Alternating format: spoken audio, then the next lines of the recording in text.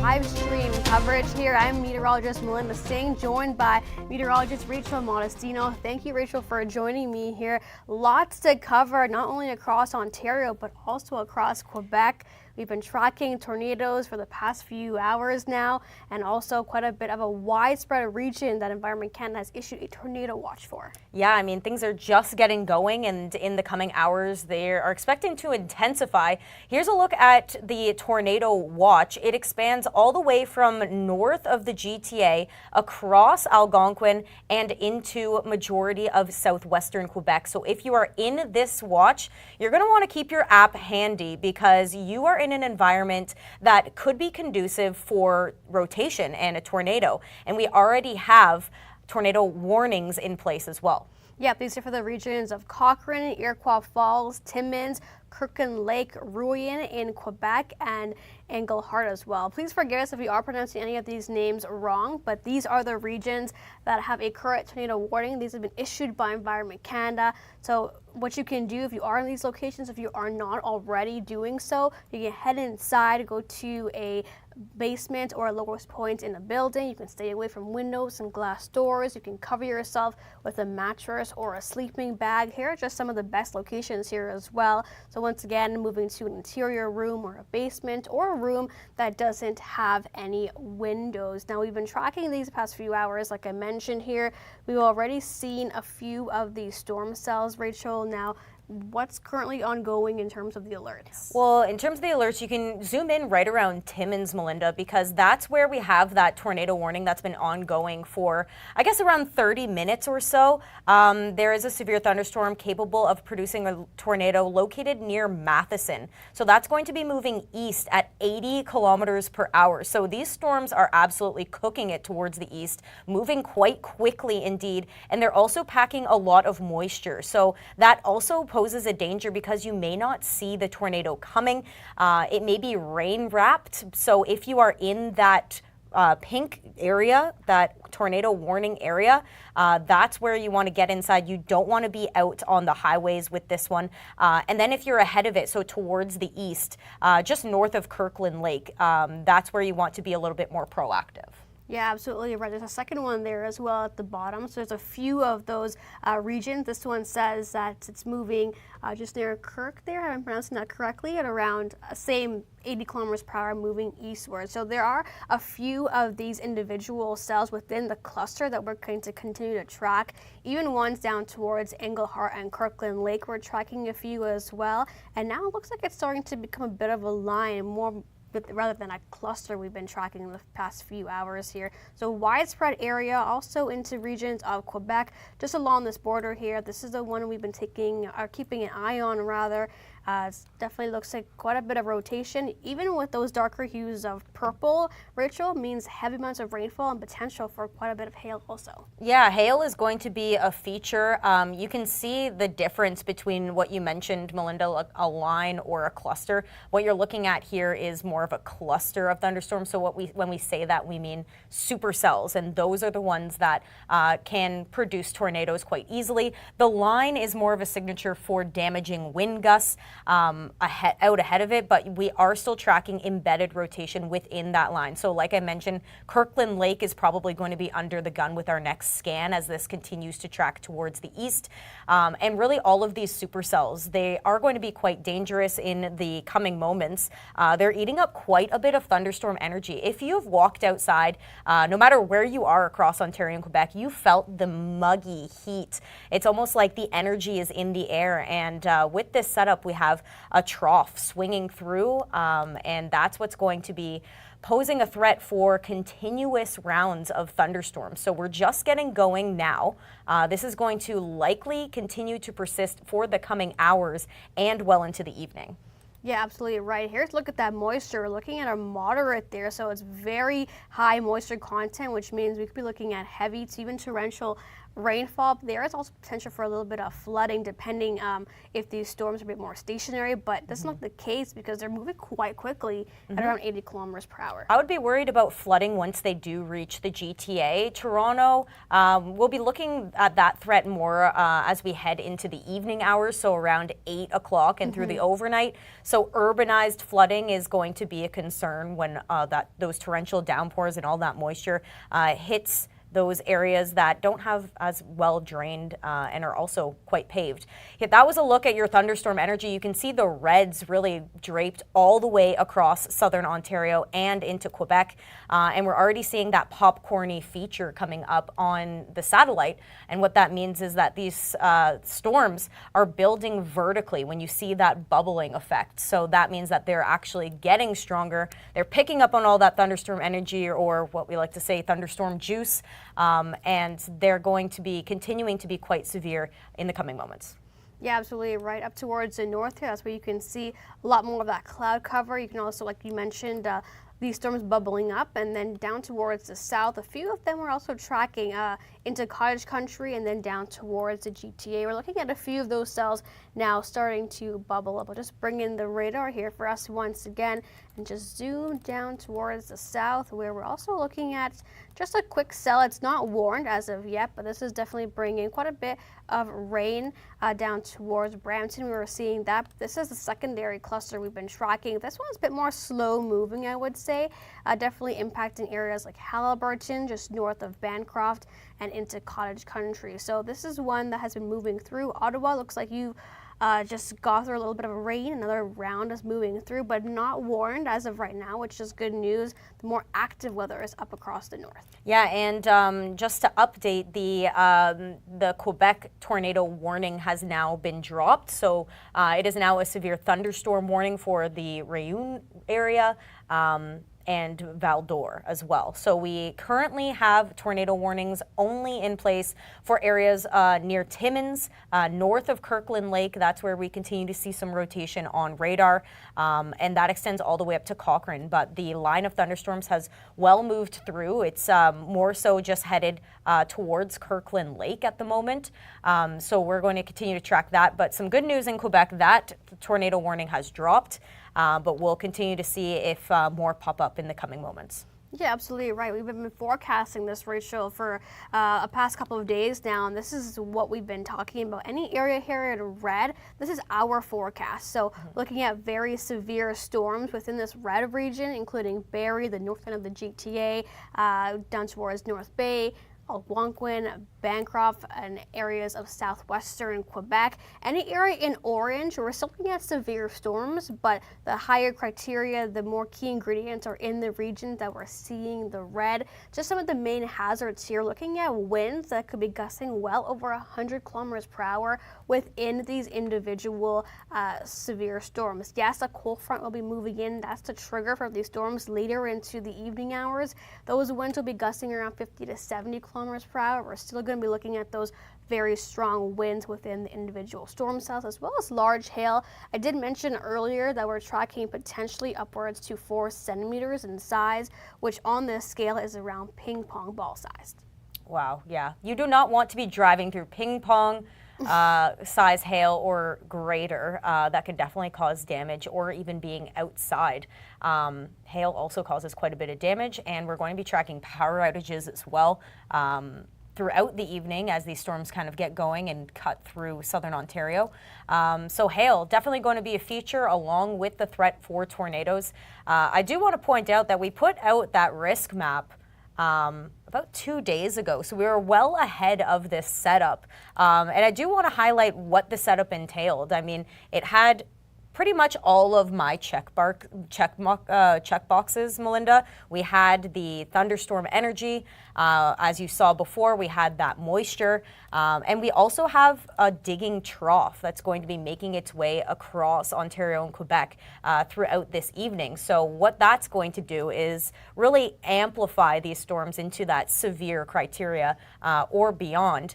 And we also have quite a strong jet stream above us. So looking at some of the soundings, a little bit higher up in the atmosphere, we had dry air. And when you see that, that allows the winds that are aloft to sink down towards the surface. So we're going to be a little bit concerned about wind gust as well. But that also just intensifies these storms. And as it deepens in the coming hours, that's where we're going to be seeing around that 6 o'clock hour. I think it'll be quite juicy. Absolutely right, especially down towards the south. I'll just quickly run out one of the models here that we've been looking at in terms of the timing as we head into the next few hours here. I'll just start it here on local time. So in the next couple of hours, there's that cold front. That is a trigger for these storms that we've been seeing. Areas like Sudbury, Barrie, as you mentioned here, just after 6-7, definitely things start to pick up down towards Barrie, just north of the 400 here, and then even down towards London. The GTA, you'll be looking at these storms later around that 8, 9, 10 o'clock hour, and it looks like a bit of a cluster down towards Windsor also, but can't forget Quebec in this, because a lot of these regions will be looking at those strong gusty winds, and of course quite a bit of rainfall to help sustain these storms. And then as we head into the overnight, it looks like it slows down a bit, so this means we're going to be looking at overnight storms still on the severe side into your pre-dawn Friday, and then Friday afternoon, Rachel, that's when the things are going to be shifting slightly more eastward. We're going to be looking at that storm threat across areas of the eastern townships of Quebec, down towards Gaspésie region, even areas of north end of Fredericton, down towards Miramichi and northern portions of Fredericton, New Brunswick rather. Yeah, New Brunswick. This is all coming to you tomorrow, so heads up. But what we're tracking currently is ongoing severe thunderstorm warnings and tornado warnings across parts of northeastern Ontario. We have one tornado warning left. It's still lingering in and around the Timmins region. That's where rotation has been picked up with a storm that could be possibly producing a tornado, as well as ping pong ball sized hail. This is making its way towards the east, so towards the Ontario and Quebec border. But if you are in this, you will definitely want to get inside. As we mentioned, Melinda, this is going to be ongoing and quite widespread. We're not talking about an isolated event. These storms are really going to be continuing to really instigate across Ontario and Quebec throughout the coming hours. So you definitely want to have a plan. If you know somebody that's up here, maybe camping, cottaging, give them a call. Let them make sure that they're getting all of their alerts. But it's just that one tornado warning at the moment, but lots of severe thunderstorm warnings. Yeah, right across the board here, down towards regions like Sault Ste. Marie. You've been seeing a few of these storms already. A few more are moving through, and then down towards Kirkland Lake as well, and even into areas of Quebec, Val-d'Or, Amos. You're seeing all these severe thunderstorm watches and warnings at play. Here is a current widespread look here.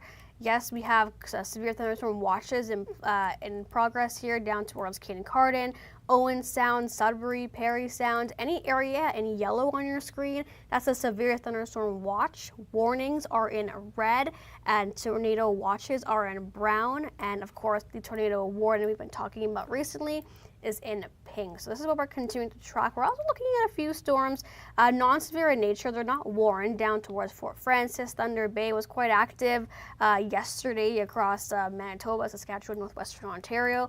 Still seeing a little bit of moisture and instability left, so we're looking at a little bit of some non-severe storms across that area.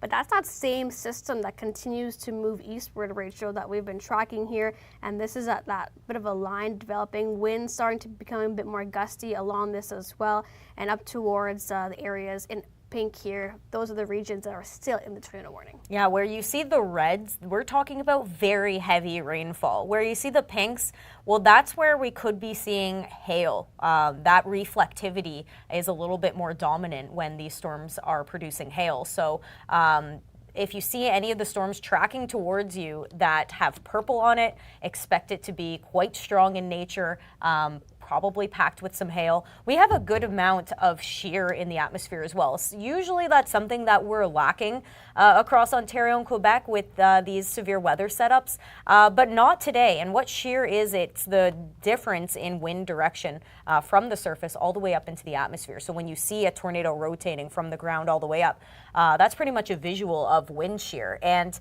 we have a lot of that in the atmosphere through this evening. So I'm really concerned about the storms that are ahead of this line, Melinda, because those supercells picking up on all of that energy, they definitely could be rotating. Yeah, you're absolutely right. Even behind it as well, with that energy, that's going to definitely continue. Here's just a quick look at the supercell potential, meaning where we could be looking at rotating storms. So as we continue into the evening hours, down towards Barrie, even upwards to Guelph, down towards Owen Sound, Cottage Country here, and portions of southwestern Quebec, even down towards the nation's capital, we have the potential for rotating storms, which could definitely lead to tornadoes. Like Rachel said, it's definitely a day where we have quite a bit of wind shear. Typically, we don't really see that across Ontario and Quebec, but when we do, it's on a day like today where we could be getting the chance for rotating storms and tornadoes. I wonder if you can pull up the satellite and kind of look near Lake Huron, where we're just talking in our chat here that there's some bubbling that's going on near Lake Huron. And what that could be is maybe a lake breeze maybe coming into play. So we'll have to watch for some storms maybe instigating along that line. What a lake breeze is when the air comes off of the lake, it interacts with the air that's on shore, and it creates like a mini cold front, if you will. And that is notorious around the Great Lakes. We have a lot of them. And if we do get that, and it's well timed with this atmosphere, we could be seeing storms really bubbling up quite quickly. So we'll keep a watch in and around Lake Huron. But Melinda, we also have a question that came to us from our YouTube stream.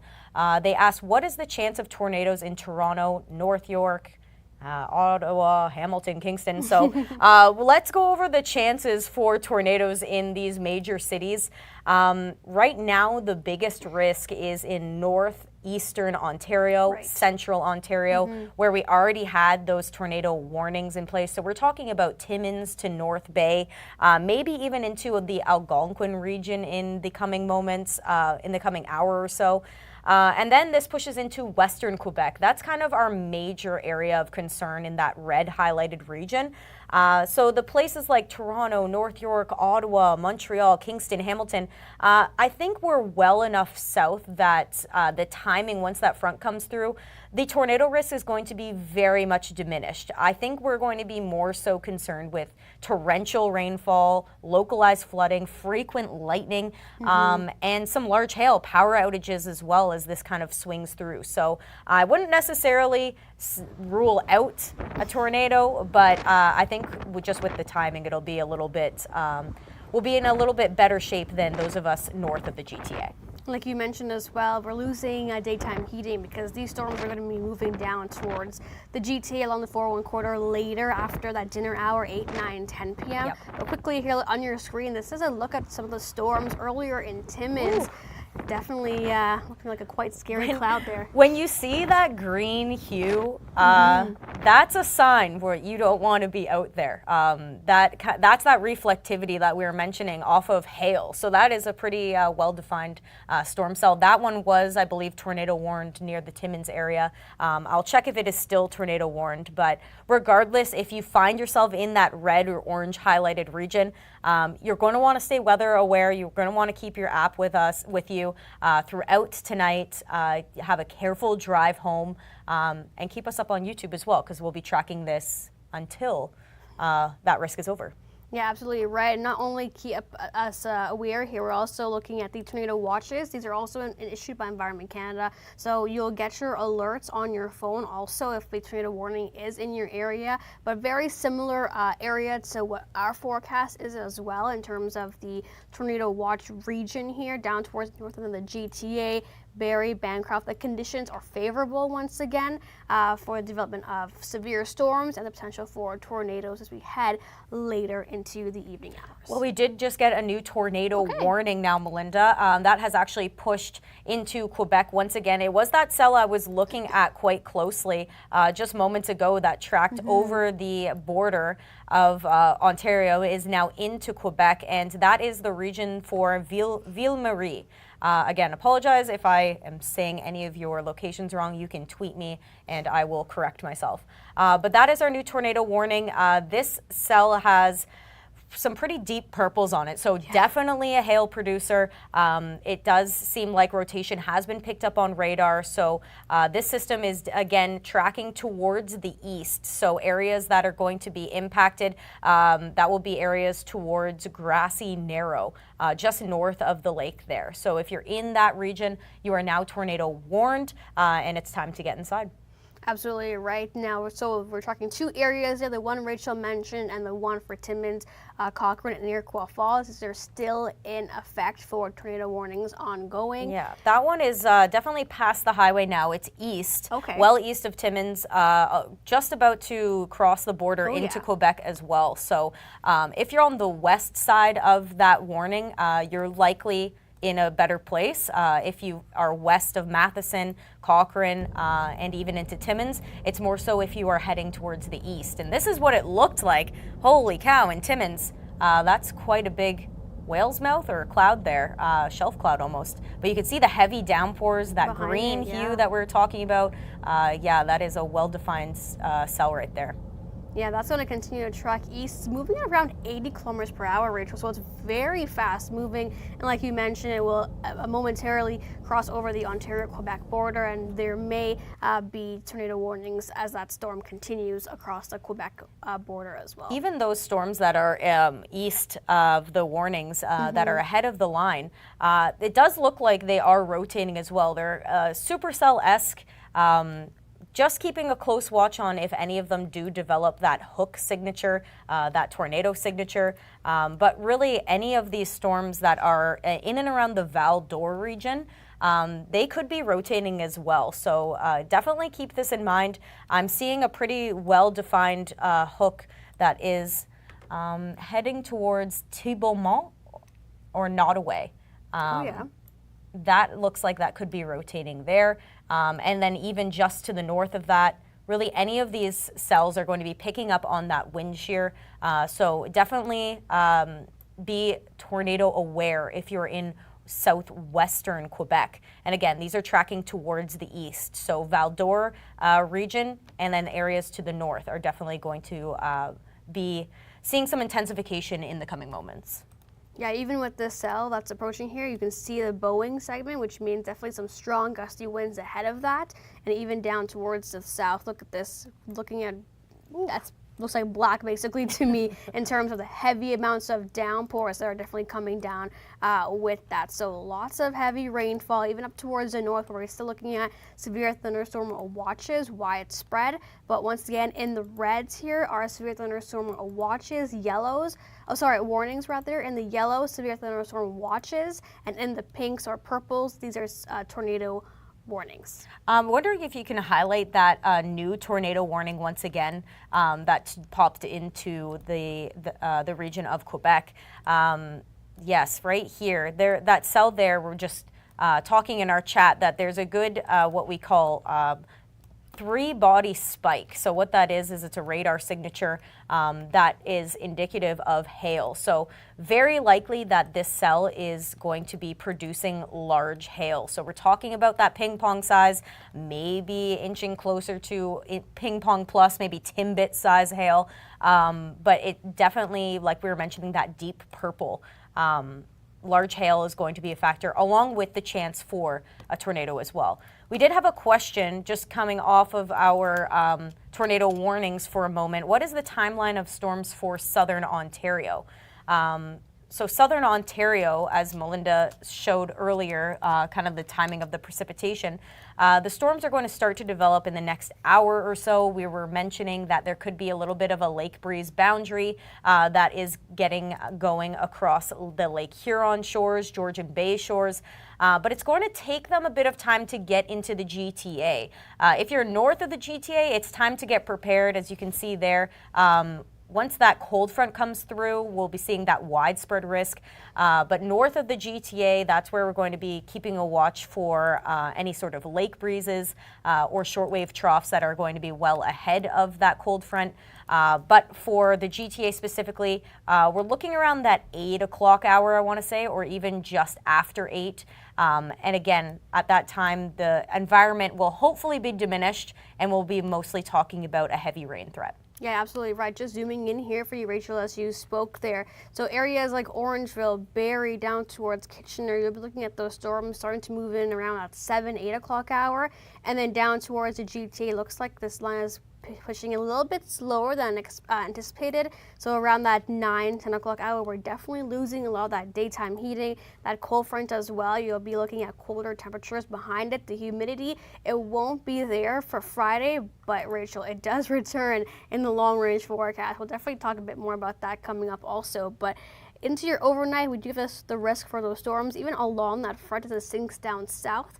We'll be looking at a threat for another round or two of some thunderstorms into your early pre-dawn Friday, and then mostly clear for your Friday afternoon. There's a chance to see a few of those cells bubbling up in nature. Non-severe for Friday, though, across the GTA and up towards the nation's capital, but the regions that we have of concern are the eastern townships of Quebec, up along the St. Lawrence River into Quebec City and the Gaspésie region also, and majority of New Brunswick, rather. We're going to be looking at the potential for tornadoes are also there. Heavy rainfall, large hail, and strong wind. So very similar setup to Thursday.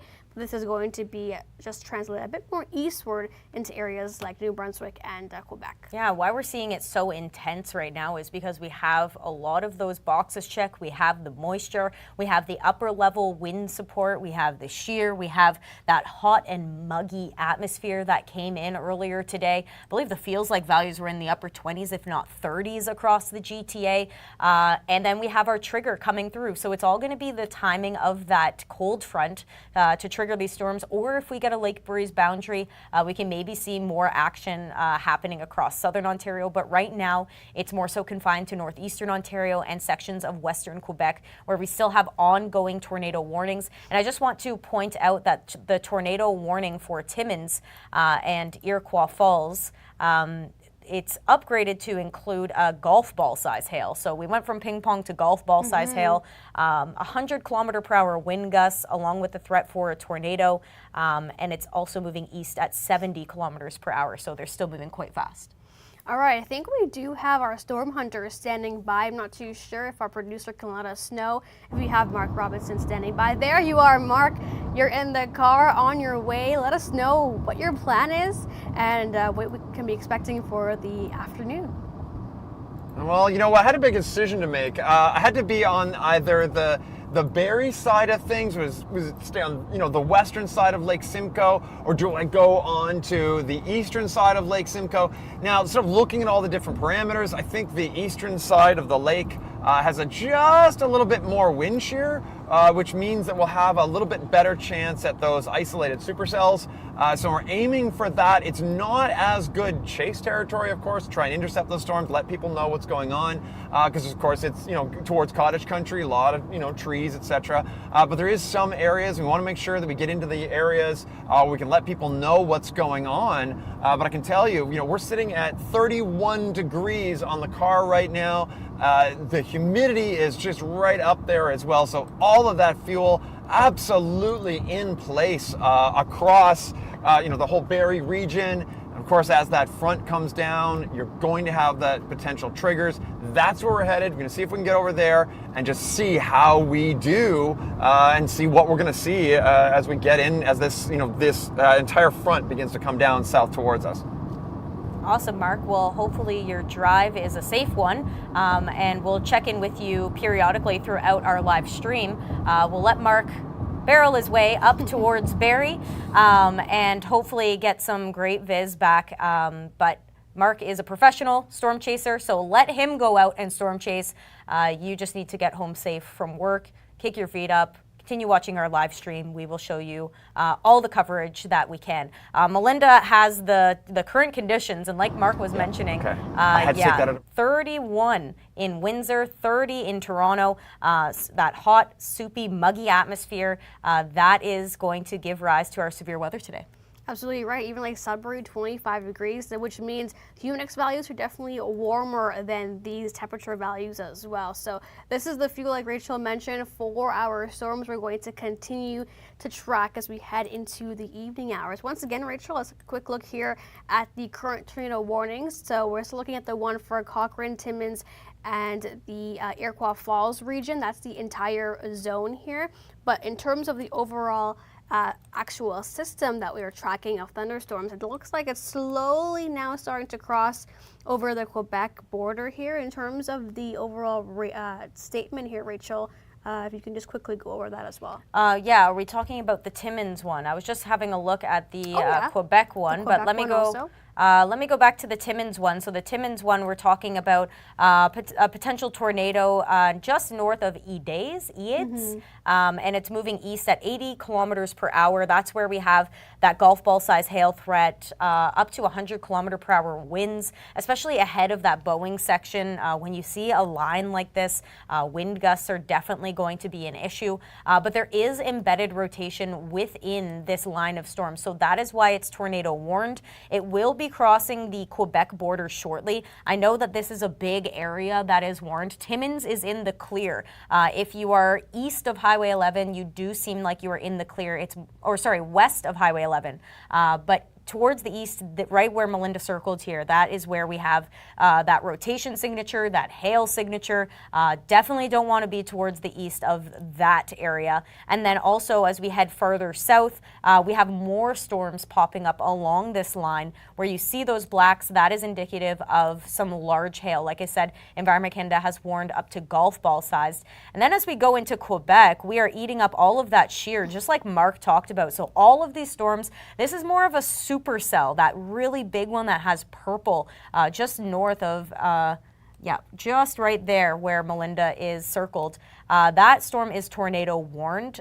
It does appear that there is rotation. We did see a very strong, large hail signature on it. Again, moving towards the east.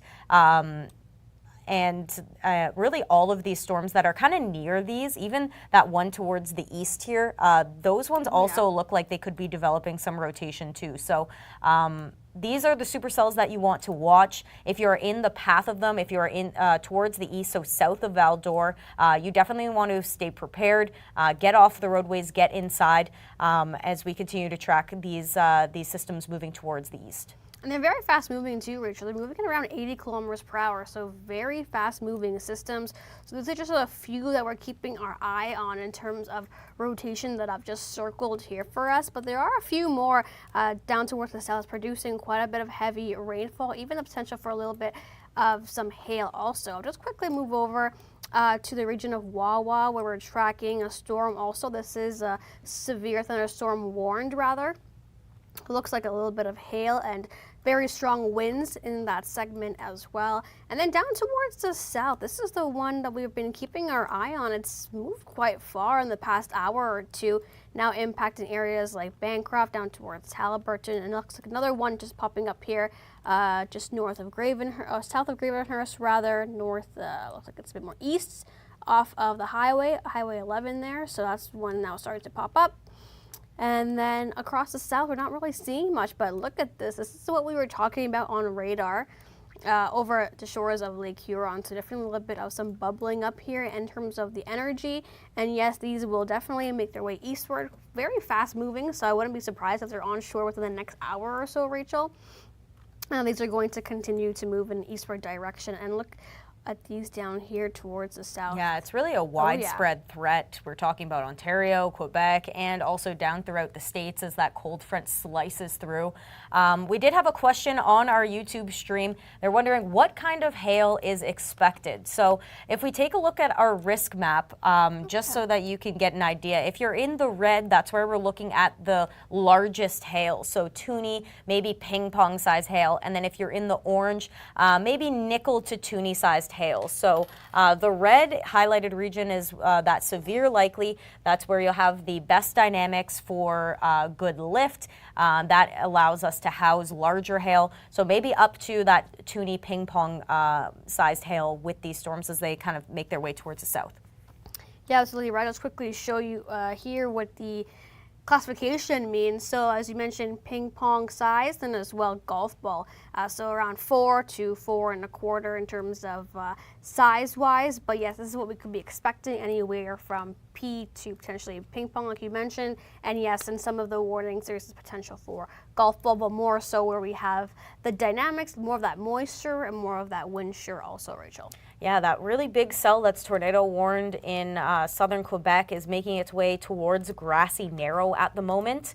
Again, like you said, moving quite quickly, so could be quite imminent if you're looking up and you see some dark skies. Definitely get indoors, away from windows. That is very important. But you can kind of see some of the radar scans. It's trying to hook, but it's more so hail spikes that I'm noticing on the radar. But it's making its way, like I said, north of Grassy Narrow towards the east. And then we'll also be looking at an area of rotation near Rapide Set. That one is the one that's just to the east of that big storm. So yeah, these ones are also the ones that I was mentioning. There's some rotation on both of them, making their way towards the east. Both of these storms are south of Val d'Or. I'm also noticing some rotation that is near Nottoway, so kind of more clustery, but farther towards the north. Lots of shear being picked up across Quebec. Quebec is definitely seeing an intensification of their supercells. Not so much Ontario just yet, but I'm assuming in the next hour things are going to be getting underway across the south. Like we mentioned, we'll keep an eye on any sort of lake breezes that come up across Georgian Bay, across Lake Huron. That's where we could maybe get an initialization before the cold front comes in. So that will be our prime concern. Yeah, absolutely, you're right, Rachel. I'm just trying to find here the satellite. Here we go, of the past hour. So yes, definitely seeing a lot more of that bubbling up here, a bit of some down towards the south. Definitely these storms are starting to initiate over Lake Huron, and they are going to move just eastward, like we've been mentioning, definitely around 80 kilometers per hour. There's that storm cluster we've been talking about. It continues to move through Bancroft. It looks like it's definitely starting to shrink as it continues to move east, and that will help with the storms that are moving in behind it, of course. I think that's why we're playing a game of how strong our triggers are. Usually it's what is our environment going to be like, are all of our parameters going to be lined up, but they're lined up, Melinda, but now we're talking about, okay, do we have that sharp trigger? The sharpest trigger is the cold front. It's a little bit delayed for southern Ontario. It is currently making its way across northeastern Ontario and parts of Quebec, so that's why we're seeing some tornado warnings. Across the south, we're seeing some rather weaker triggers, but like you mentioned, those storms bubbling up across Lake Huron, don't count those out. They're making their way towards the Bruce Peninsula, and we are picking up some rotation over top of Lake Huron, making their way towards the east. So it's that very last cell, as you can maybe move it to the earliest radar scan. There it is. So that very last cell towards the right. That one has been circled by our meteorologists, and these systems are making their way towards the Bruce Peninsula. So if you're on the Bruce Peninsula, now's the time to get prepared. Definitely start to stay inside. We're going to be watching these storms as they make their way towards you. You definitely will be seeing the thunderstorms. We'll monitor the risks for tornadoes, but those ones that were bubbling up over the lakes, definitely don't count those out. Yeah, absolutely right. So now we're watching a few of these storms, not only across the northeast there, but also that could potentially be moving over us in the next couple of minutes or the next hour or so. I'm just going to quickly change gears here and talk about what we can be expecting for tomorrow, because yes, we're still looking at the energy for the overnight hours across majority of the 401 corridor as that cold front slowly starts to sink eastward.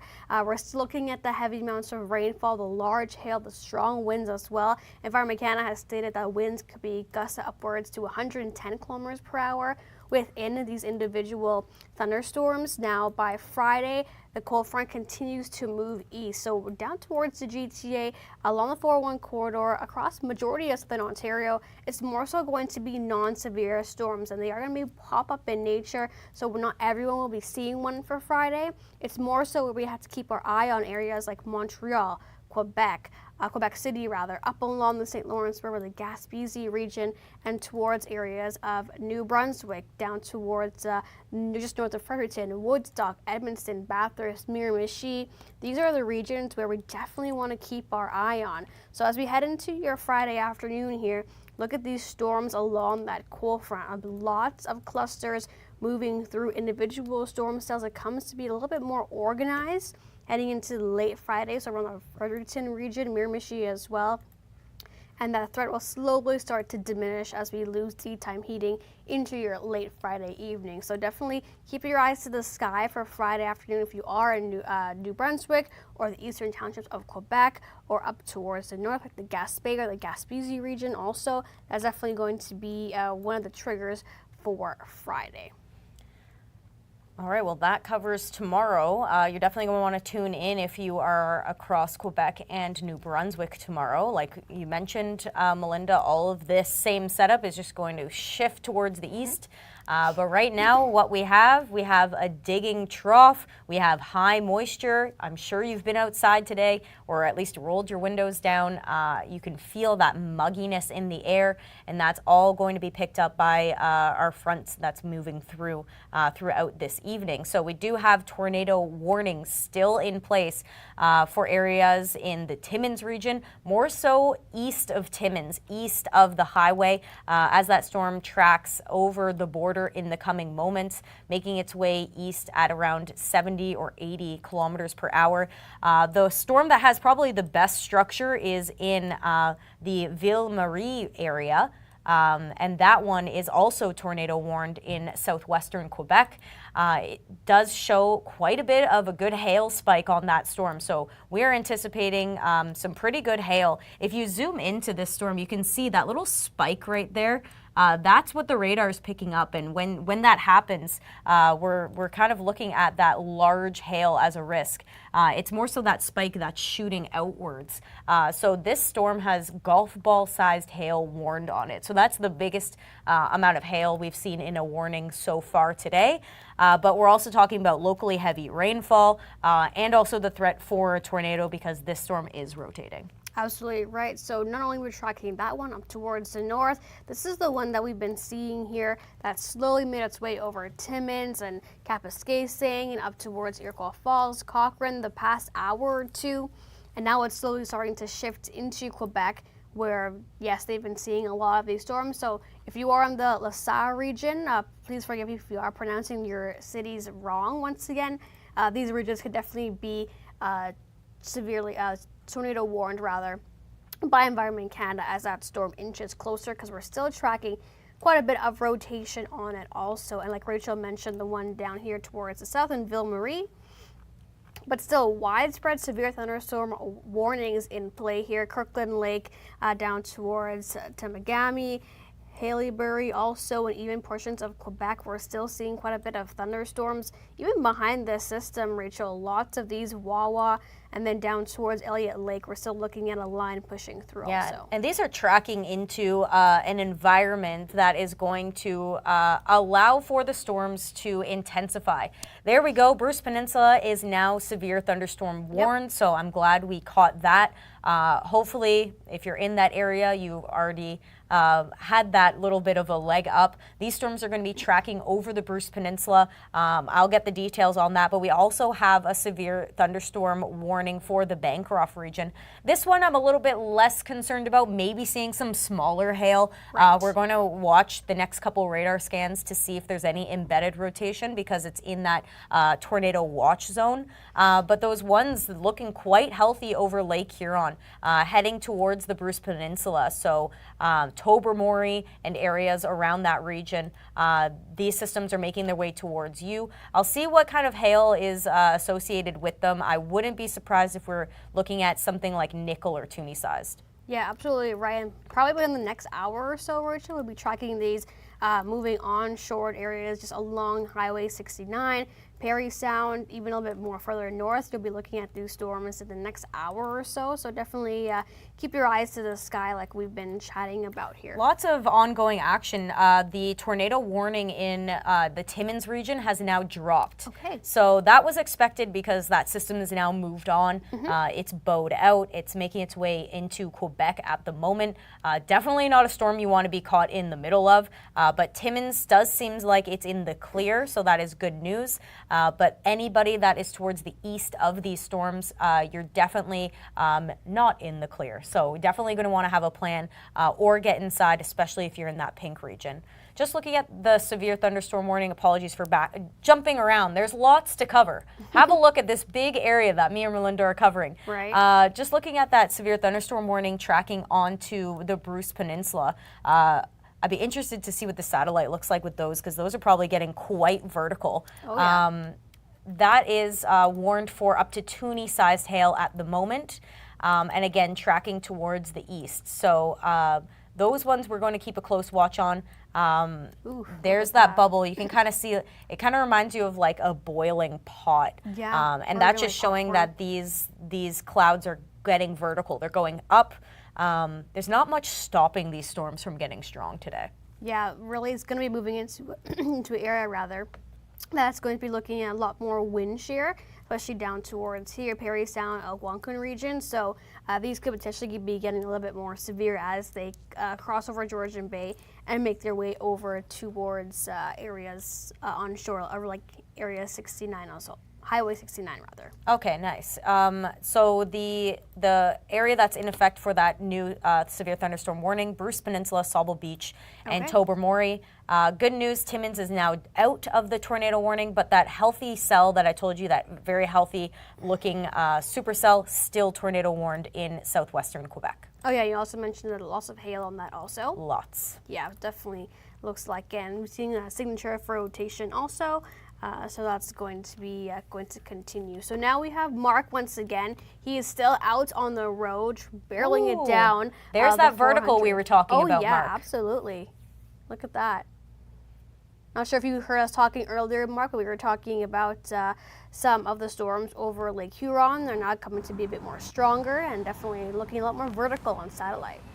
All right, I think we got you now, Mark. What are you seeing out there? Hopefully you can hear me now. Yeah. I'm in Aurelia. I've actually stopped just for a second.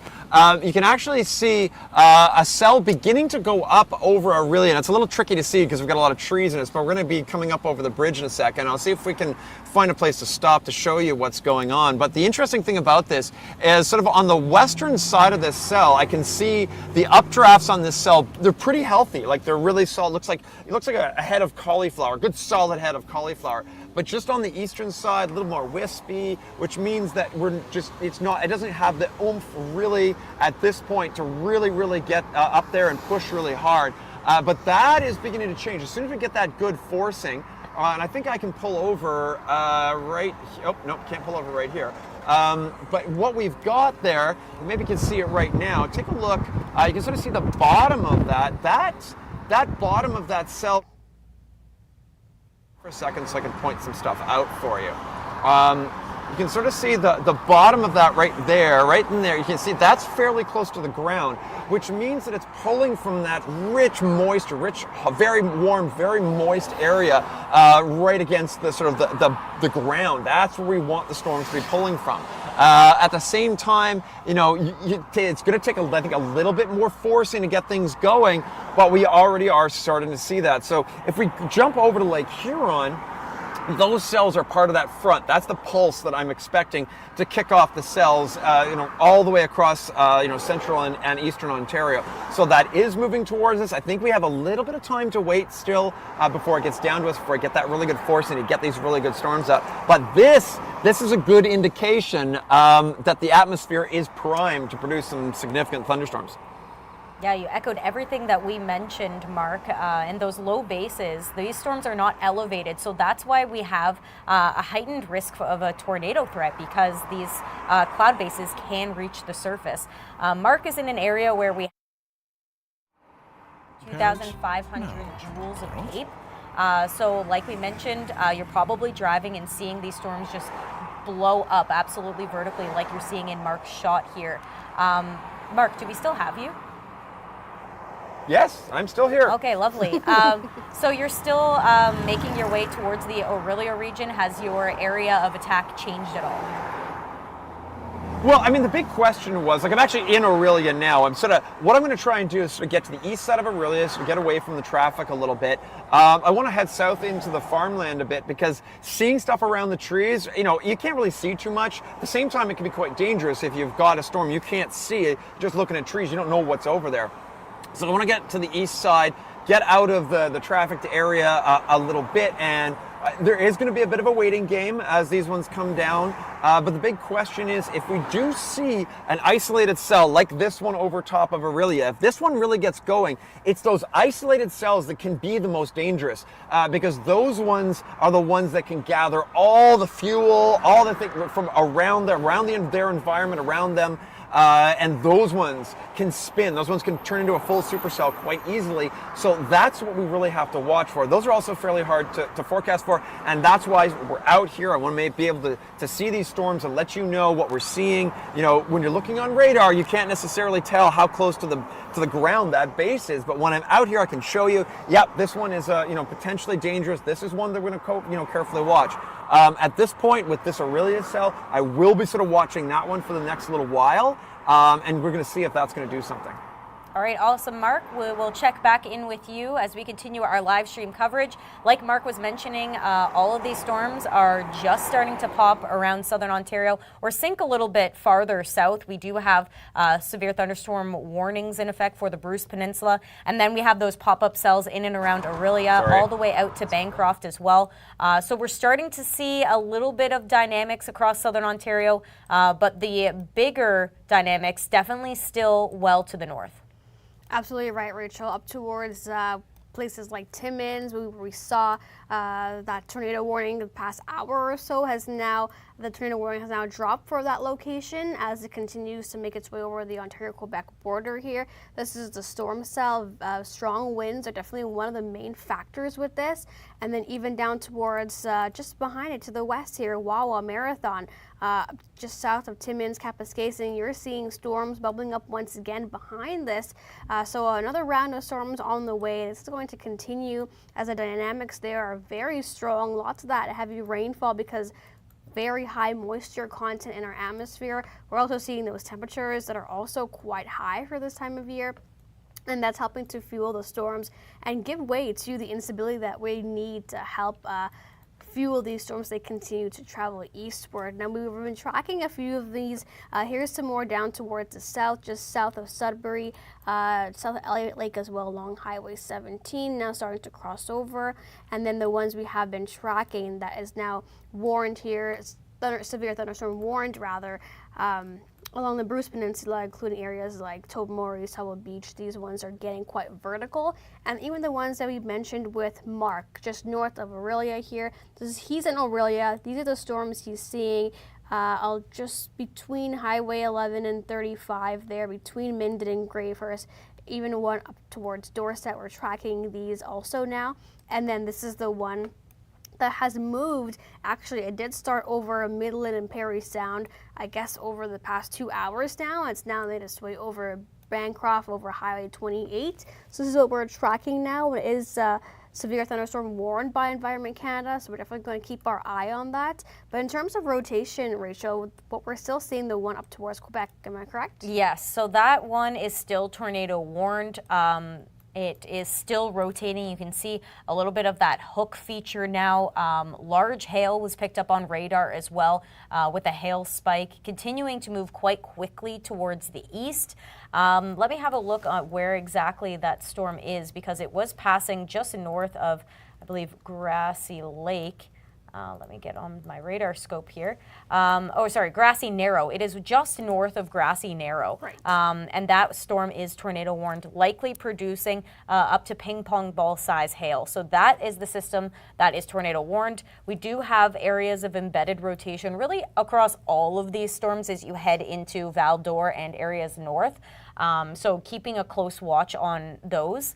But we're also going to maybe direct our focus to that severe thunderstorm near Bancroft. It does look like we could be seeing some rotation picking up on that. Whether that means any sort of tornado threat, well, it is in a tornado watch, so we're going to have to keep a close watch on this.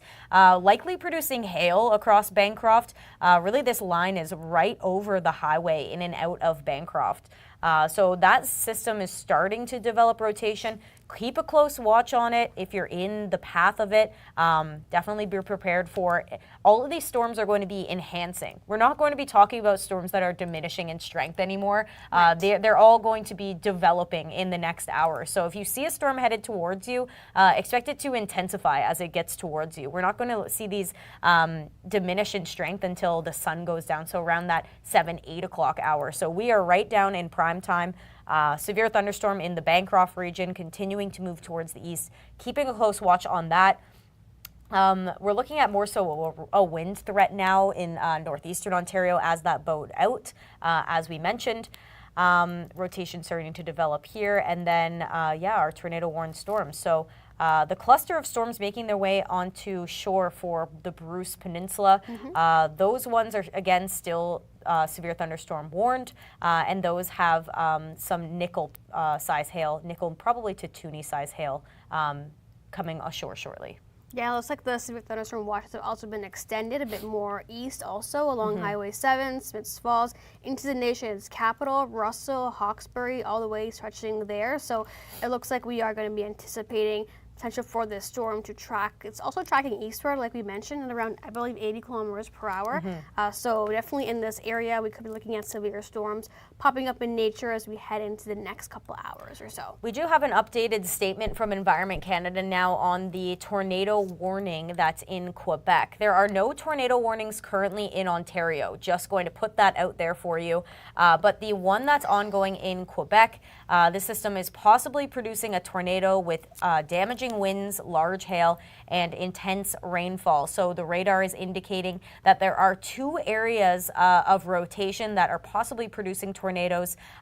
Like I mentioned, just a few kilometers north of Grassy Narrow, and another one near Rapide Set. So these are those 2 systems that we've been highlighting. That one very big supercell that had the hail spike just north of Grassy Narrow, and then Rapide Set. That one had another supercell, looked a little bit smaller in nature, but it is showing rotation, maybe a little bit of a hook, we'll see. But if you see any sort of funnel cloud or hear any roaring sound, that means that it's time to get inside. You definitely don't want to be outside.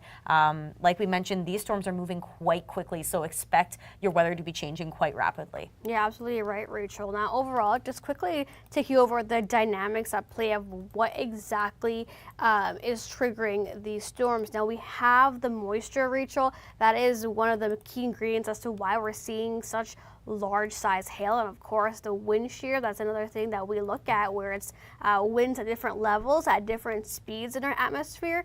And when we get that, that means that we could be looking at rotation developing along that supercell, and then, as we know, a tornado can develop from that and then make its way onto the ground, of course. But quite a bit of moisture associated with these storms. Let's take a quick look here at the current conditions, actually, as we head into, this is actually current data right now, 30 degrees in the city of Toronto, 31 degrees in Windsor. I'm glad we're in air conditioning right now, Rachel.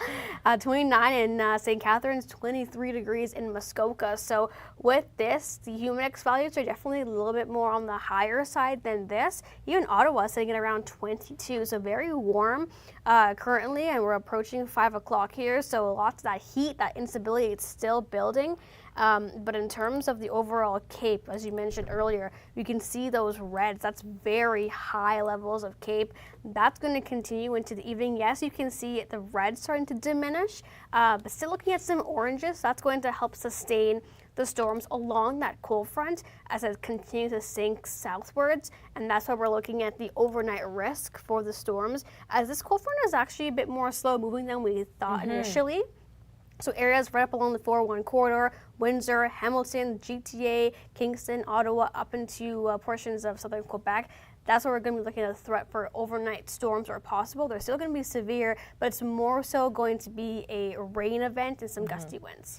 Yeah, and like you mentioned, the cold front is a little bit slow moving, a little bit lagging behind, but it's all of these triggers that are ahead of the cold front, and it's taking advantage of some dry air aloft. So what that does is it allows all of this gusty jet stream that's right over top of Ontario to funnel down towards the surface, and that's why we're seeing the risk for damaging winds, winds over 100 kilometers per hour, and also, like we mentioned, the storms that are ahead of the cold front, they're moving quite quickly, picking up on all of this wind speed heading towards the east.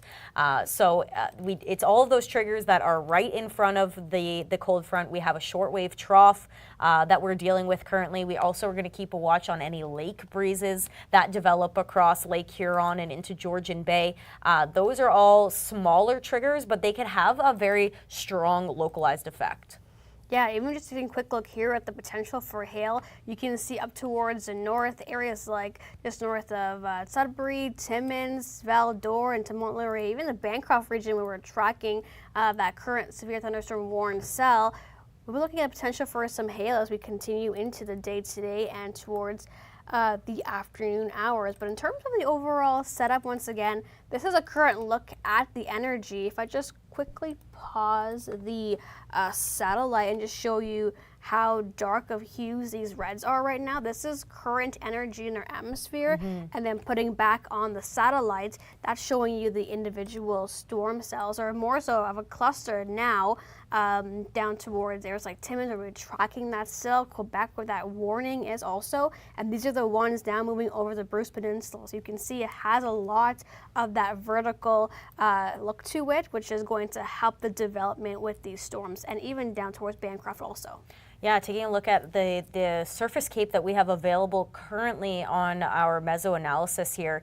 Yeah, we're looking well above 2,000 joules. And what that means is we've got energy. We have plenty and then some. So a lot of these storms are going to be popping very vertically and are going to be developing rather quickly.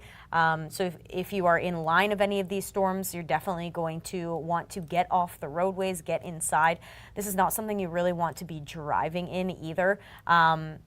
Also having a look, I believe we have some new severe thunderstorm warnings that are now popping in across areas of Ontario. Right. So we have across the Bruce Peninsula, this is just about to reach the Bruce Peninsula, north of Wyerton, over Tobermory. This is where we have ping pong size hail that is warned on this cluster of storms.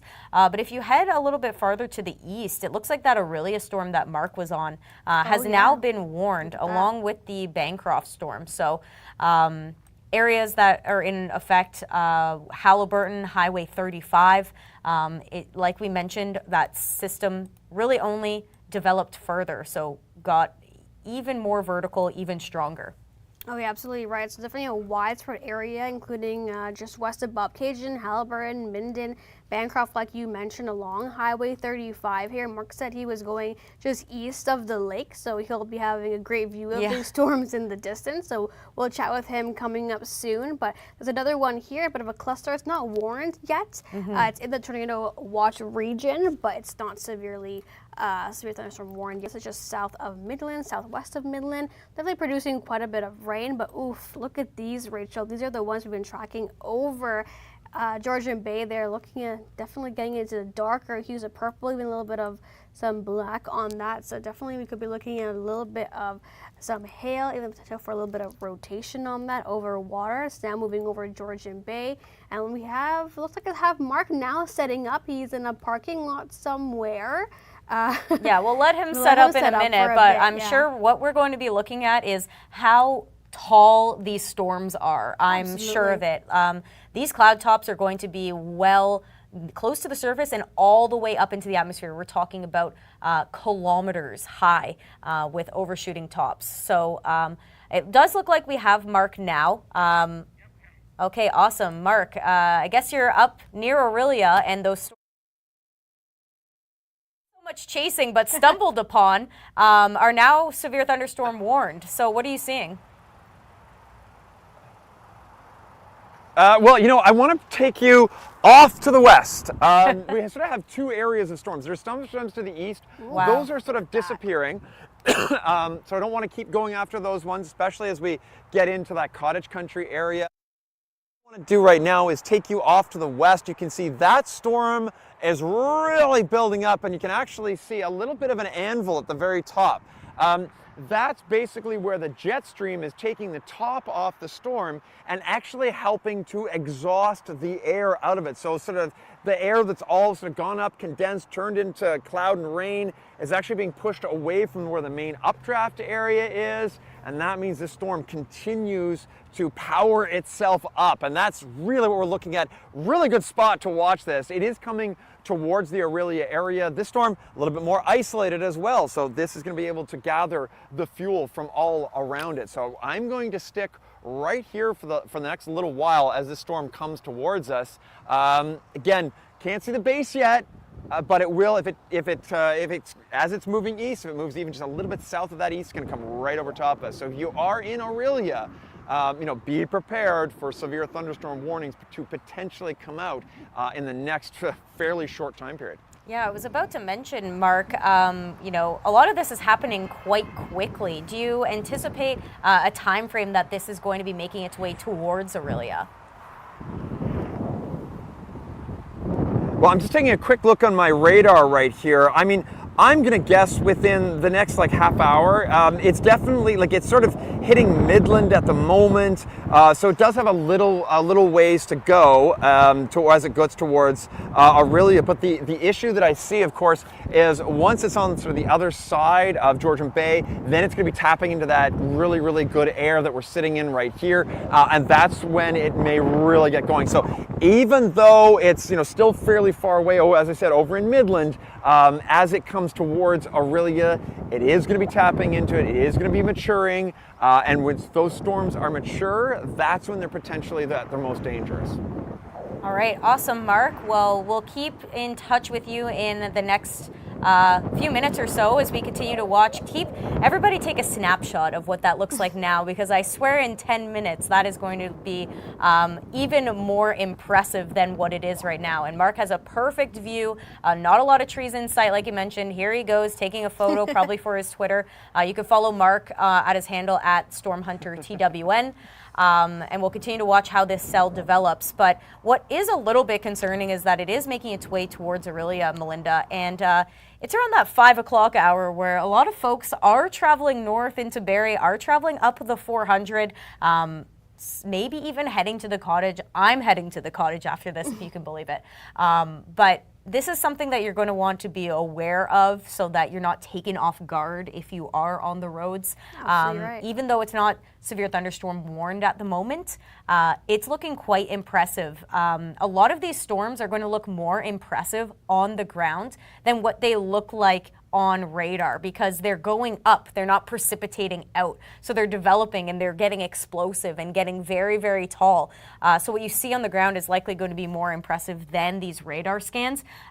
But these radar scans, I'm impressed, to be honest, especially at that Bancroft storm and that storm east of Aurelia. These ones have really picked up in the last maybe 20-30 minutes or so. Yeah, they have. You can even see like a little dot here of purple, which means quite a bit more heavier rainfall, even potential for some hail there. It just keeps getting stronger and stronger. Darker hues of red, that continues also. And the one over Georgian Grey Bruce Peninsula here, that continues also. It is looking to make its way a bit more east also. So definitely, if you are traveling in over Highway 69 in the coming hour or so, definitely want to keep your eyes to the sky, because that one will be moving over there shortly. And up towards the north, I guess we still have this tornado warning in place. Oh, yeah, we do. Make sure that's correct. We still have a tornado warning in place, and actually there's pretty good hooks on these storms that are out in Quebec right now. In the juiciest environment, they have the strongest trigger. That tornado warned storm has just passed north of Grassy Narrow, continuing to make its way towards Rapide Set. but there's lots of areas of rotation. It's kind of hard to pick one, but the one that's kind of east of that, just south of Val d'Or, that one's having some pretty good rotation on it as well.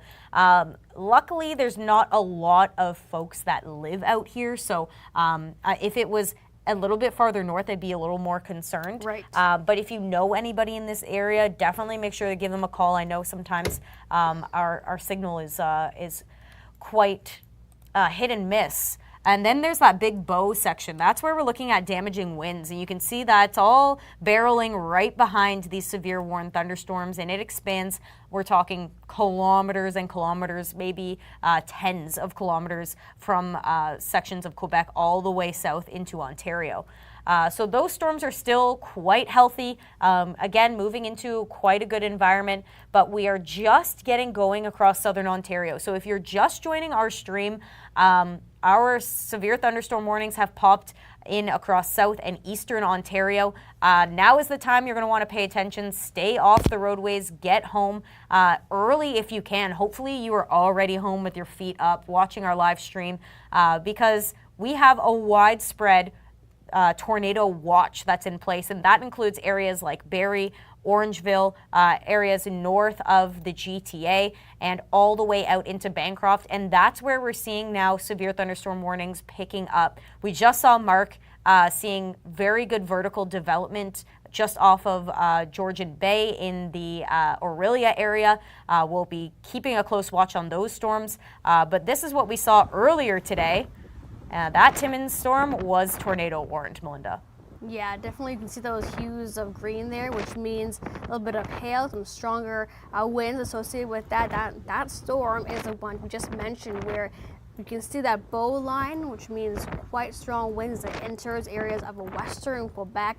So definitely it's going to be something we may see later down towards southern Ontario as we come into the next couple of hours, because things are heating up. Temperatures are into the low 30s. Look at that, 32 already in Windsor, which means humidity values are into the mid 30s there. London, 28 degrees, and Ottawa seeing a little bit of some rain at 22. So we're already, we've got that heat, the instability, and we're just going to keep continuing. And if you see a site like that, definitely stay away from windows. Right. Get inside, because that looked like quite a healthy cell. We have a new tornado warning now in effect for Val d'Or. We were just mentioning areas of rotation in and around that region. Pretty good hook on that system. Again, all of these storms are moving towards the east. It is the system that passed through Rapide Set, so it is just east of Rapide Set and south of Val d'Or. And then we also have another system that is just behind, that went just north of Grassy Narrows. So those two have the strongest area of rotation. Again, they are in southwestern Quebec. Two very good supercells. Have a look at this hook, Melinda. I know you can't see it on there, but just on this like very high res radar, that hook is looking pretty healthy if you ask me. But again, it is south of Val d'Or, so that is good news. The town is not going to be impacted, but although it will be seeing some pretty heavy rain and probably very high vertical structure as well. Again, these systems are moving towards the east, not expecting that to impact Val d'Or, but maybe areas south of Lac Simon. This cell and then the next cell that's behind it, that's making its way towards Rapide Set. Yeah, so it's definitely this one right here, but unfortunately you can't really see it on this, but on the one we're checking out now, you can definitely see a little bit of that hook signature. Right there. If you can highlight that hook right there, right in here. That's likely where that tornado, why this system is tornado warned, when you get that kind of shape. Along with the threat for large hail. We're talking about ping pong size hail out in this region. We did have a question on our YouTube channels about, let me just find it, if storms are possible in Montreal. These storms are definitely well to the west of Montreal. Right. Montreal is not in a severe thunderstorm watch or any sort of warnings, so it does look like you are in the clear for this evening, but as Melinda's showing, we will be looking at that cold front slicing through more so overnight. Yeah, overnight, that's when that cold front moves in, like Rachel just mentioned there, right up along the 401 corridor, including Montreal. So it's going to be around 11, 10, 12 o'clock in the morning there. We'll be looking at the heavy downpours. Not really going to be seeing the daytime heating because, of course, it's going to be late into the midnight hours. But we still have the instability to fuel the thunderstorm. So yes, lots of lightning, even some hail, and quite a bit of lightning, also thunder I mentioned. So we'll be looking at that continuing for areas like Ottawa, Montreal, up throughout Quebec there. And as we talk a little bit more into Friday, we'll be looking at some storms popping up down towards the eastern townships of Quebec and New Brunswick. That's where we're going to be keeping our eye on for severe storms for Friday. So areas like Montreal will be more so impacted when those severe weather ingredients diminish, so overnight tonight. But the severe weather ingredients are definitely present. We have a new tornado warning now that is just south of Bancroft. So that same system that we said that we were going to keep a close watch on, it was experiencing rotation. It is now tornado warned. So Caladar, Bon Echo Park, that is a new tornado warning that has just been published by Environment Canada. We're talking about damaging winds, large hail, intense rainfall, and a chance for a tornado. So again, if you're in this region, it's time to get inside. This system is, again, south of Bancroft and north of Matic. Maybe we can show that radar there, Melinda. Yeah, absolutely. Just quickly zoom in here for us. There we have it. There it is. There it is. Let's press play so we can see it move through. Oh yeah, look at that developing.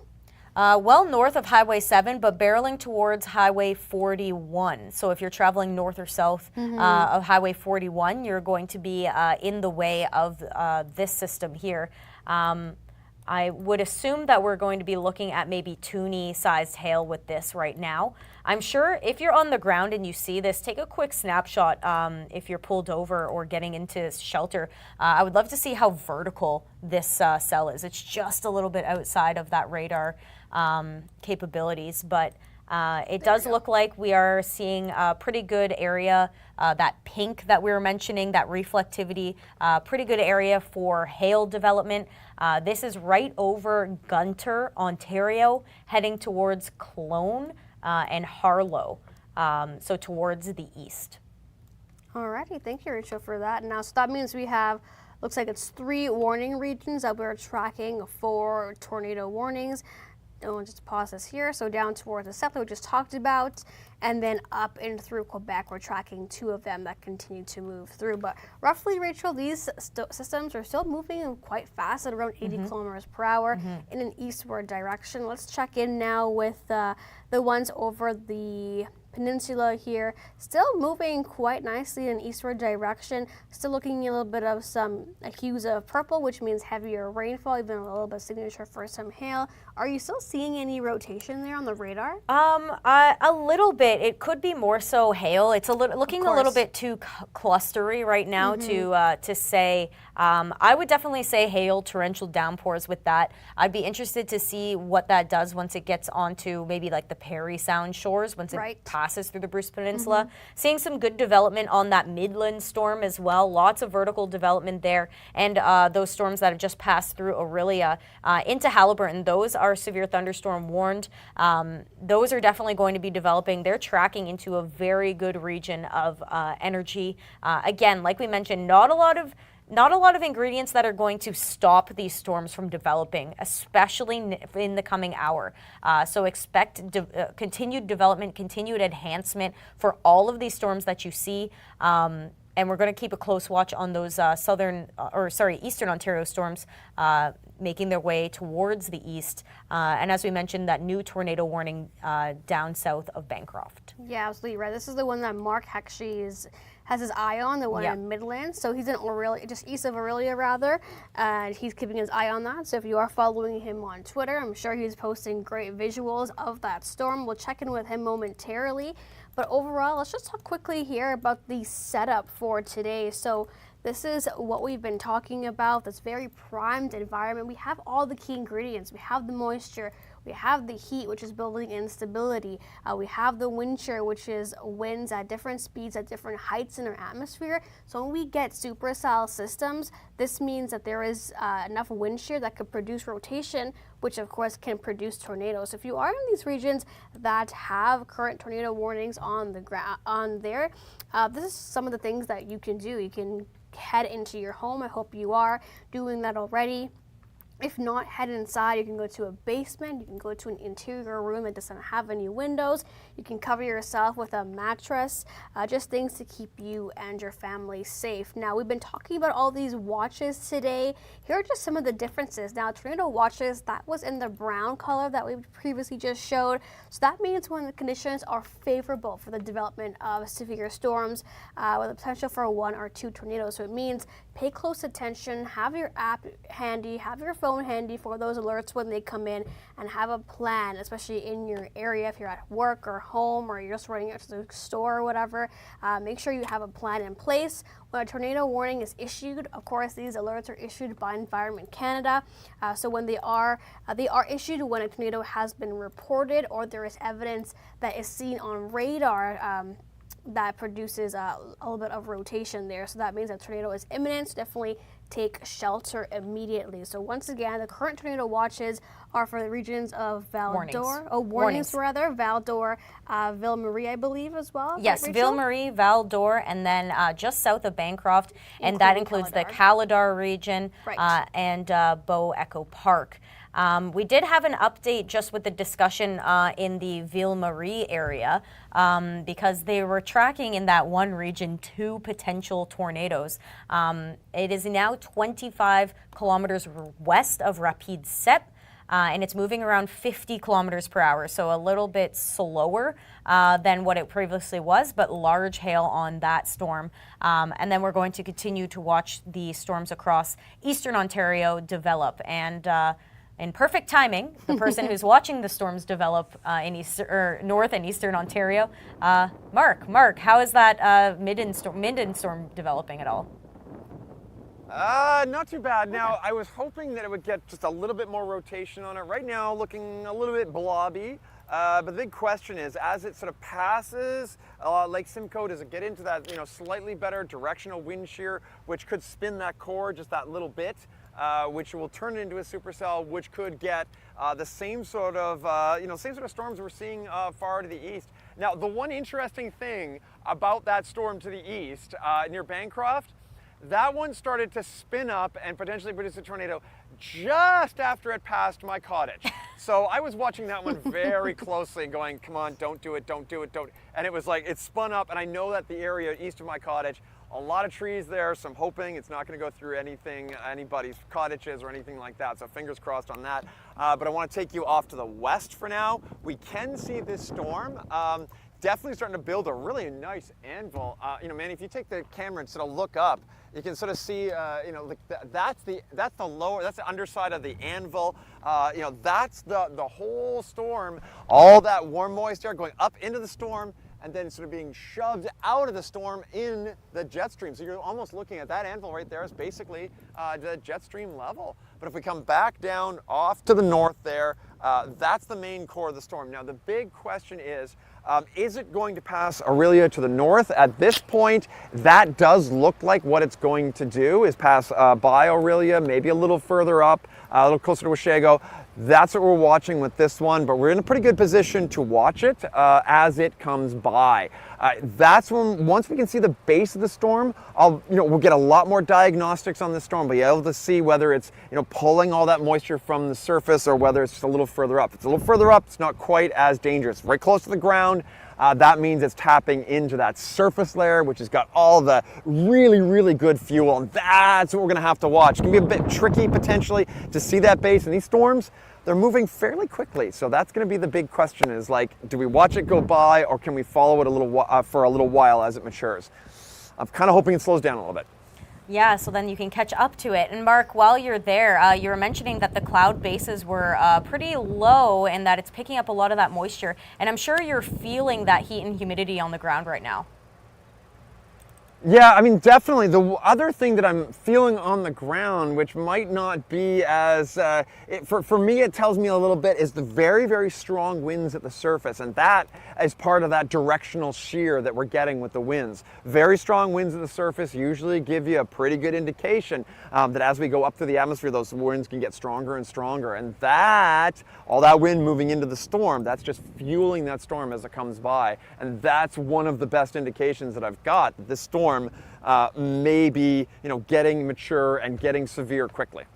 All right, thank you so much, Mark. We will keep in touch with Mark as the systems continue to move towards the east. They are impacting areas across southern Ontario, and we do have a tornado warning south of Bancroft that includes Caladar and Bon Echo Park. Now, thank you so much for that, Rachel. Now, overall, we were talking about the winds. Now, here's a quick look at the past 24 hours, the peak winds. Gusts upwards 50 to 60 kilometers per hour down towards Toronto, Windsor, London. Gusts upwards to 70 has been reported towards Timmins. I'm pretty sure that's when that system moved through. Yeah, that bow moved through as exactly. But we will be looking at some more stronger winds, especially as that cold front continues to make its way down south. Now, I'll just quickly show you here the current tornado warnings that we have in place. This is the one for Ville Marie and Val d'Or. And then if I just track down to the south, we have another one for the Caladar region also. Yeah, and that storm is just north of Gunter, Ontario, heading towards Cologne, making its way towards the east. So south of Bancroft, but heading towards Highway 41, I believe.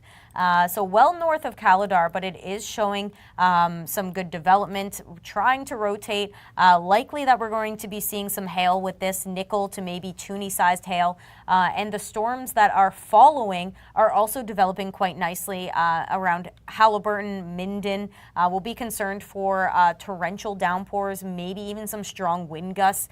Very isolated with these cells as that gust front kind of pushes through. Maybe some power outages as well with these storms as they make their way through cottage country. And then obviously that Midland system that Mark is talking about, like he said, not rotating right now, not severe thunderstorm warned. I wouldn't be surprised though as it makes its way onto shore, it picks up on that the juice that's just lingering over the region and maybe develop even further. Yeah, absolutely, you're right. It looks like in the next maybe around 20-30 minutes, it's going to be tracking over the 400. Once again, this is going to be north of Aurelia, just south of MacTier. So if you are traveling in the next half an hour along the 400, definitely keep in mind that you'll be looking at heavy downpours, even the potential for a little bit of hail as that system continues to move east at around 80 kilometers per hour. This Minden storm is definitely traveling along Highway 35 here, so if you are in these regions and you'll be looking at more heavier rainfall continuing. And then of course the tornado warning system now is starting to impact areas just north of 41 here, and we're also seeing a little bit of some rain in areas like Renfrew and down towards the nation's capital, Canada, Ottawa. Looking at some light rain. Severe thunderstorm watches are in place for the nation's capital down towards the south, but overall we're also tracking some severe thunderstorm watches down towards Kincardine and Owen Sound. But yes, tornado watches are still in place for a majority of regions like Newmarket. Yeah, that just got expanded actually in the last few, maybe 10 minutes. Eastward? Yeah, towards Newmarket, Innisfil, Barrie, all the way out to Haliburton, Algonquin. Smiths Falls, I believe. Exactly. Yeah, so perfect. A little, just slight enhancement of our tornado watches. They have been in place since 9 a.m. So hopefully that gave you an idea of what was to come, and we can see that coming into fruition right now. As you can also have a look, maybe if you can pull up the satellite. Just want to show some possible areas where we could see some of these storms initiating. If you can pull it right to maybe present, anytime you see like these little bits of cloud, that's like areas of convergence, a little bit like around Barrie down towards Orangeville, and then obviously that area towards Bancroft. But you can kind of see that line from Barrie all the way to London. That's a little bit of convergence. So we'll be keeping a close watch on seeing if anything develops. And then also kind of Barrie north of Orangeville there too.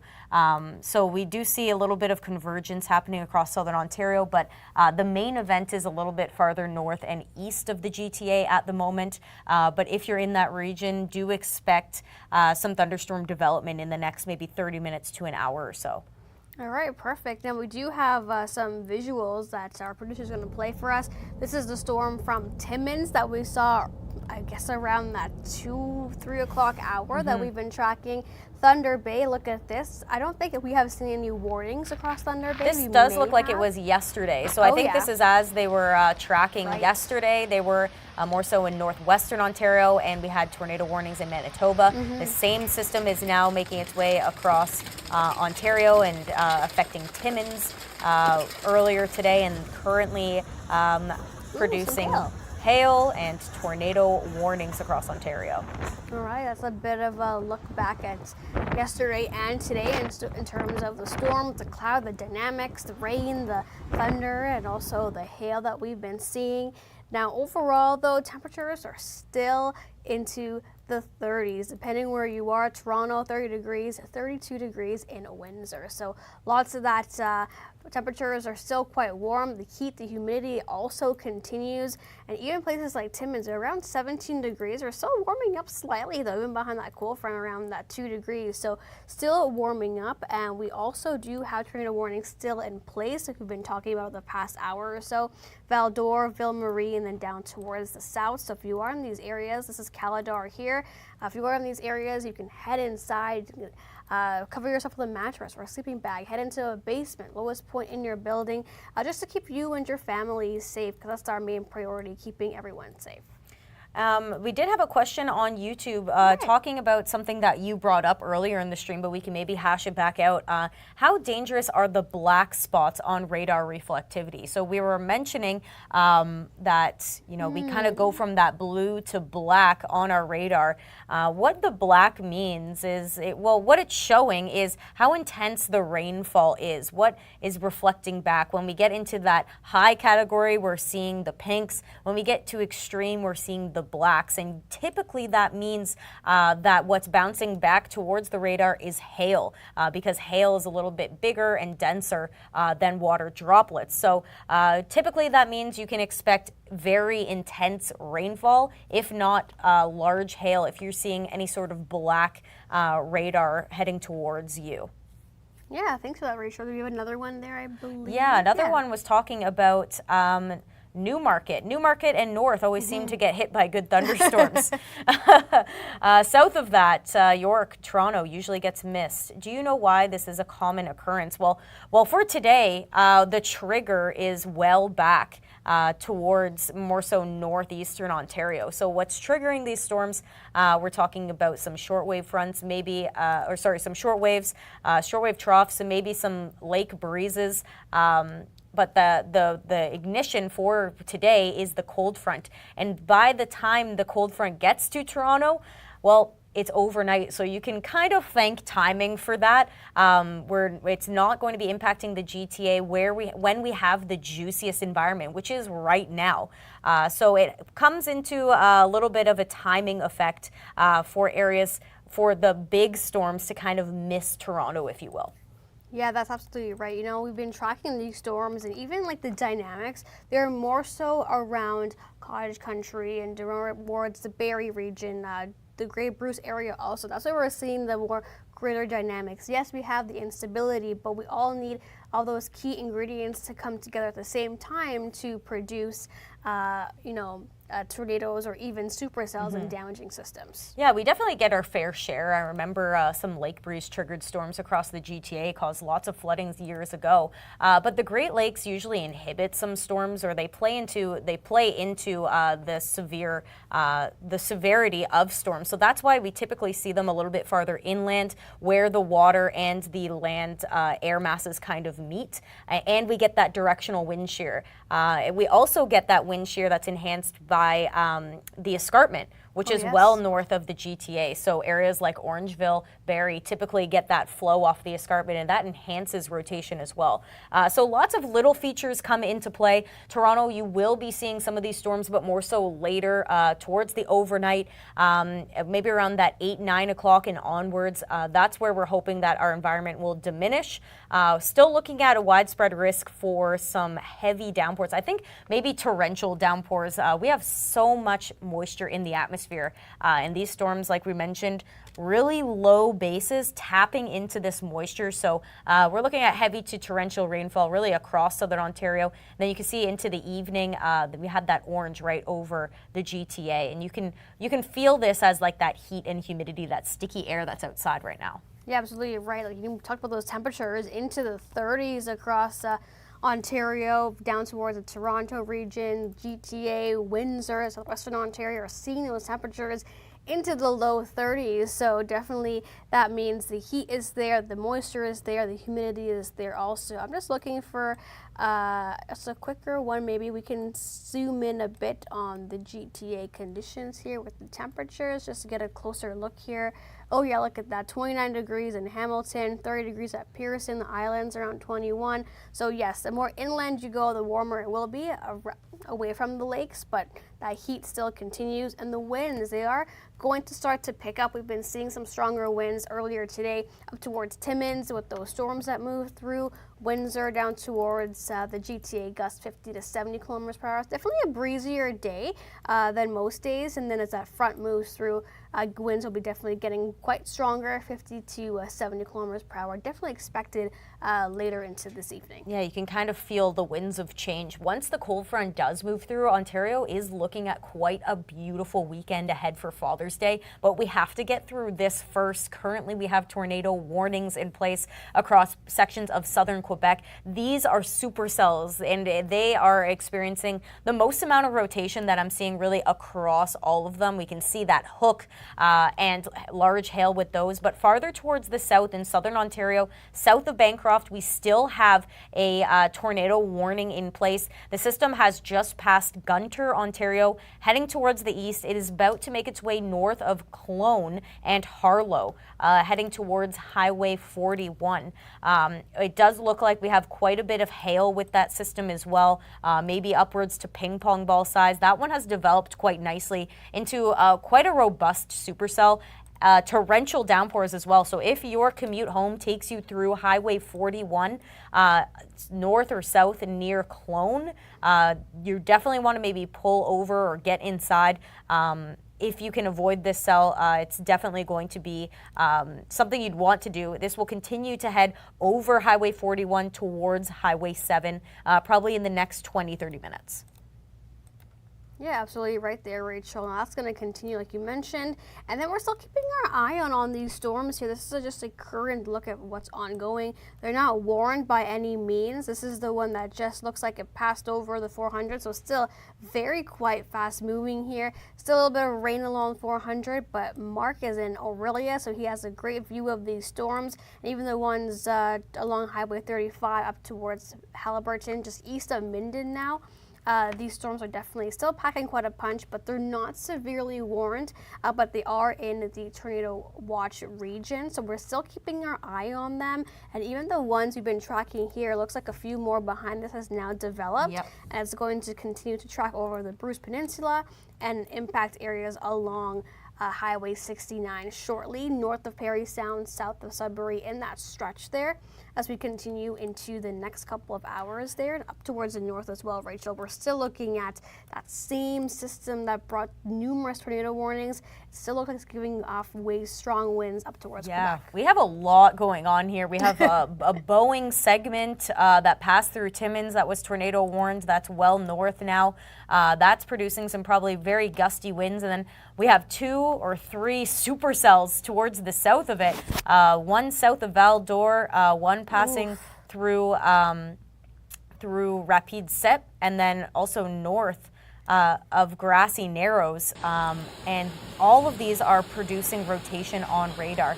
Here's some footage in Quebec from earlier today. You can see the heavy downpours, quite saturated grounds, the very dark low base clouds. That was from earlier today, and that has just persisted towards the east. These systems are moving quite quickly towards the east. But again, if you know anybody in these tornado warned areas, these cells are looking quite dangerous on radar. Yes, they definitely are. You can see that hook signature as well, Rachel, even the darker hues of purple, which means heavy amounts of rainfall. And yes, the potential for hail is also there. And this is what we're tracking. We will continue to track them as we head into the next couple of hours also. But overall, we are looking at a widespread outlook here at the storms. Numerous amounts of watches and warnings. These have been issued by Environment Canada, and we're going to continue to track them here as well. Just moving down towards the south, because these are some of the storms you might experience down towards areas like Western Ontario, Windsor, Sarnia. It looks like severe thunderstorm watches have already been issued by Environment Canada for this approaching, and it looks like these are severe thunderstorm warned and may potentially impact us here at home down towards Windsor, Sarnia, into the next couple of hours. Yeah, I'll give those another maybe 30 minutes, and they're probably going to be approaching the border there. So hopefully, again, you're wrapping up your commute home across Windsor, Sarnia, and areas north of the GTA. This is not something you want to be involved with. Like we mentioned, lots of moisture in the atmosphere. So even if we don't see a tornado warning popping up, we're talking about very heavy rainfall, and that is so dangerous to drive through with the backsplash and your wipers. It's just something you really, really want to avoid. Luckily, all of these are well north of the GTA, giving us a lot more time to get home, drive home safe. If you need an excuse to get out of work early, here it is. I will be your excuse. But these storms, again, still pretty good, juicy environment. We still have ample thunderstorm energy in the atmosphere. So continuing to watch these storms trigger. I do want to highlight those storms making their way across the Bruce Peninsula. They're severe thunderstorm warned for local rainfalls amounts up to 50 millimeters. So that is quite a bit of rainfall in such a short amount of time. I mean, they just made their way onshore probably 10, 20 minutes ago, and we're talking about buckets of rainfall falling in that short period of time. Toonie-size hail and also 100-kilometer-per-hour wind gusts associated with that line. Again, continuing to move towards the east, so Bruce Peninsula National Park, any sort of national park, Lions Head, Miller Lake, Dryers Bay, lots of places that are very frequented, especially this time of year. If you're out camping, if you're trailering, it's definitely time to seek shelter because these storms are going to be quite intense. And then, as you can see here, Parry Sound getting severe thunderstorm warned before they roll onto shore. Yeah, it's a good call we made there because it looks like they are going to be moving in. Environment Canada picked up on that also, so that means they issued that warning, which is amazing. Thank you to them for issuing these warnings on time just to help keep everyone safe. So yes, along 69 there, we'll be looking at the storm is moving through momentarily. They're very fast moving, Rachel. They're all pretty much moving at around 80 kilometers per hour in an eastward direction. So that's what we're going to continue to track. There's a few more just south of Sudbury here. They're not in a warning, but they're in a watch. So not meeting severe criteria as yet, but definitely making their way over the lake here. Sturgeon Lake, North Bay, you might be seeing a few downpours coming up. And even towards Kirkland Lake, just to the south here, Haileybury as well, Haileybury also, we're still looking at quite a bit of heavy rainfall. And of course, the ones we keep tracking, the supercells in the Val-Marie and Val-d'Or region. Yeah, those ones are rotating, possibly producing a tornado. They look the healthiest on radar, especially with that signature and rotation. Just going to move back to southern Ontario. I just want to highlight some of the updates for the tornado warning that's south of Bancroft. It does say that there's possibly producing a tornado with Toonie-size hail, and the cell is located near Mephisto Lake, moving east at 60 kilometers per hour. So I see Mark Robinson is setting up here, and Mark has the smartest play, I think, of all of us, because like we were mentioning, these storms are moving fast, so you're going to need like a jet to keep up with them. But you're really smart here, Mark. It's not your first rodeo. You're sitting and waiting. Yeah, I mean, the storm that we can see to our north, now I don't believe this one is severe warned yet. We've been watching this one for a while, and it is beginning to build a little bit to the south. The storm may be splitting a bit, which means that that southern split may begin to come a little bit south. The big issue is that you are literally looking at as far as I can go north before it just becomes trees and you just can't see the storms anymore unless you take a boat out in the middle of the lake, which you do not want to do in a thunderstorm. Please don't do that. Right now, though, you can kind of get an idea. You can sort of looking at the southern edge of that storm, a little bit of lightning, a little bit of thunder in there. This may be it for this line. I may have to watch this one go. The second line, though, is coming in. This one is the one that the models have been sort of showing as potentially being the strongest of the day. Now, we have another decision to make. Do I go west towards that line that's as it's coming down to see it before it gets dark, or do I wait here and sort of have it come to me? I'm leaning towards heading west, back towards the 400, just to see what that one's going to do. Now, this storm, as it gets towards the Bancroft area, may spin up, may do the same thing we've already seen. The big question is there going to be enough fuel out there because of that first storm that's gone through, puts out a bit of a cold pool down there, and really that air's already been worked over, so it's not as good fuel. So that's the big question as this one makes its way there. But for now, though, this is about as close as I can get to it. So there it is. It's a little bit gray, but again, as I said, it's that line coming later that may be the big one to watch. And that one's going to be racing the light, going to be racing that time period to have all that moisture and heat in place. We will see, because we have had very severe storms even after dark. And with these storms that you're seeing now, are you feeling any of the wind gusts, the outflow of the storms? And are you seeing any frequent lightning, or is it more so just the rain draft? Yeah, I'm really just seeing the main core. I've heard a little bit of thunder, but I haven't really seen anything. But what I can take, man, if you can just sort of, go down across these, they can sort of give you an idea of across the grass there. See that? That is not inflow to the storm. We're too far south for it to really be inflow. So that's just that low level, very strong winds that are pushing these storms, pushing that fuel into the storms. And that's part of what's going to be fueling the storms, like the really nasty ones that are coming across Georgian Bay and even parts of Lake Huron. That's what we'll be watching for a little later. If this jet keeps up, those storms could be, be a little bit supercharged with that. All right. Well, we're on our toes to see what your next attack plan is, Mark. Thank you. We'll be checking in with you throughout this live stream. And thank you for joining us. If you're just tuning into our live stream, we are tracking severe weather across Ontario and Quebec. As you were seeing with Mark there, severe thunderstorms and even tornado warnings are in place across sections just south of Bancroft, and also are in effect south of Quebec. Numerous systems are just flaring up across southern Ontario, and Mark is on one of them. We'll expect continued development throughout the next hour. We're kind of playing that waiting game right now, Melinda, with the timing of that front. If it sped up just a little bit, we would be way more busy than we are now. But we do have an update to our Quebec tornado warnings, and I'll just read it out here. It has been expanded into the Santerre area. So that is areas that are east and north of Val d'Or. We have a tornado warning that has been expanded into your region, and that's just because the system has continued to push east. Right, so I'm pretty sure these are the warnings here. These are the storm cells that we're tracking here over the region. So definitely looks like a little bit of some spin we're seeing here on the radar off to our side. Yeah, this one has quite a hook. You can see look right there. It's well south of Val d'Or.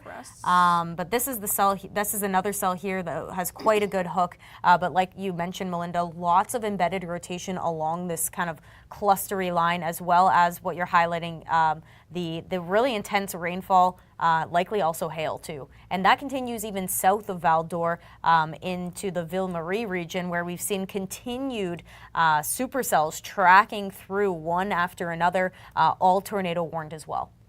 Yeah, we can even still see this bow segment here that we've been tracking. This was moved in from the Timmins region. Now it continued to track eastward. It looks like it's just a severe thunderstorm warned at this point in time, but it's bringing in some very gusty winds, and it continues to hold its momentum as it continues to track eastward, as well as these individual supercells within the tornado warned regions like Val-d'Or down towards Ville-Marie. We're continuing to track that not only in western areas of Quebec, but also in the Caledar area. Looks like the storm system is now moving right over Highway 41. So definitely if you are in this area, you may want to pull over or continue driving at a slower rate because rain is definitely coming down quite a bit. Yeah, this one's looking quite clustery, so there is a rotation I'm seeing on radar. Likely producing hail, I would say Toonie to ping pong size. It's just north of Clone and Harlow, Ontario. Again, heading towards the east around 60 to 70 kilometers per hour. Like you mentioned, Melinda, right over Highway 41. It will be east of 41 in the coming moments, and then continuing to track north of Highway 47. There's our next radar scan. So as you can see, not as well defined of a structure as the cells that we saw in Quebec with, that big hook arrow. But this could be still producing a tornado, and the rotation is kind of embedded within the torrential rain that you're seeing, which makes this system arguably more dangerous because it's hard to see and pinpoint where exactly that tornado could be occurring. Yeah, so we call something like a rain-wrapped tornado, where we can't really see it because there's so much moisture content in our atmosphere that these storms are just producing torrential amounts of rainfall. We're also tracking another one, not warned by any means, but it continues to move through just south of Haliburton, just east of Highway 35 here. And the other one that Mark had its eye on, now moving over in the next few minutes over Highway 11 into Gravenhurst, and looks like the ones that we have been tracking over Georgian Bay slowly making their way onshore. Areas like Parry Sound, definitely the rain is on the way, and definitely looks like a little bit of some hail also. So anywhere from Highway 69, 400 as well, north of MacTier. Keep your eyes to the sky because it's going to be getting dark really fast, and that rain is going to be barreling through, and it looks like this cluster just keeps getting longer. So the rain will continue for maybe half an hour or so in one spot. But we're just keeping our eye on all these storms. So much to keep an eye on right across Ontario and Quebec, and we're also looking at portions down towards the southern, the northern United States rather, where we're tracking in some severe thunderstorm warnings that, yes, may make their way into Windsor. Environment Canada has already issued a severe thunderstorm watch in place for these storms that may approach within the next half an hour to an hour, starting at Chatham, Leamington, Windsor, along the south end of the 401 there. That's just a few to name, and then even down towards the city of Ottawa. We're looking at a little bit of a cluster of storms moving in now, but just only under the severe thunderstorm watch. Yeah, and that tornado warning that was just south of Bancroft in the Caledar region has just been expanded as we expected because the system continues to move east. So it has been expanded east, Sharbot Lake, western Lanark County, and Penelva. Yeah, Pelvina maybe? Pelvina. The tornado warning has been issued for your region with that same system that's passing north of Caledar, right over top of Highway 41. Quite a dangerous situation to be in. You definitely don't want to be out on the roads. If you know anybody that's camping, cottaging, maybe RVing up in this region, make sure to give them a call and make sure that they're safe. I know there's lots of trees in this area, so it may be difficult to see the system coming. And then we're also talking about the fact that it may be rain wrapped. Hard to see if this is producing a tornado, but this system is definitely one to keep a close watch on, again, heading towards the east. Yeah, so I'll just zoom in here quickly. So any area north of Highway 7, 41, you're already seeing the heavy amounts of rainfall, like you mentioned there, Rachel, but it will continue to move east. This one's moving a bit slower at around 60 kilometers per hour. So anyone in these areas definitely take shelter immediately because the tornado warning has been expanded into your region. You can head into an interior building. Of course, the lowest point in a building, cover yourself with a mattress, head into the basement.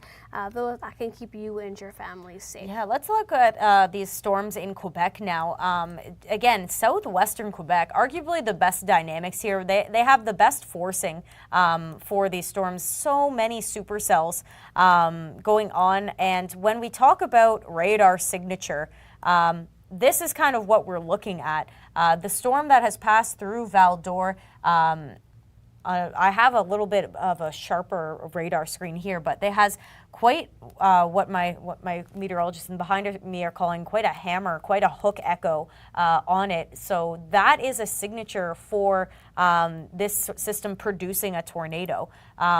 So again, this is kind of what we're looking for, is that kind of hook. I wonder if I could just, right here, this kind of hook. Yep. That's kind of the signature when we're saying, oh, we see rotation. That's what we're seeing.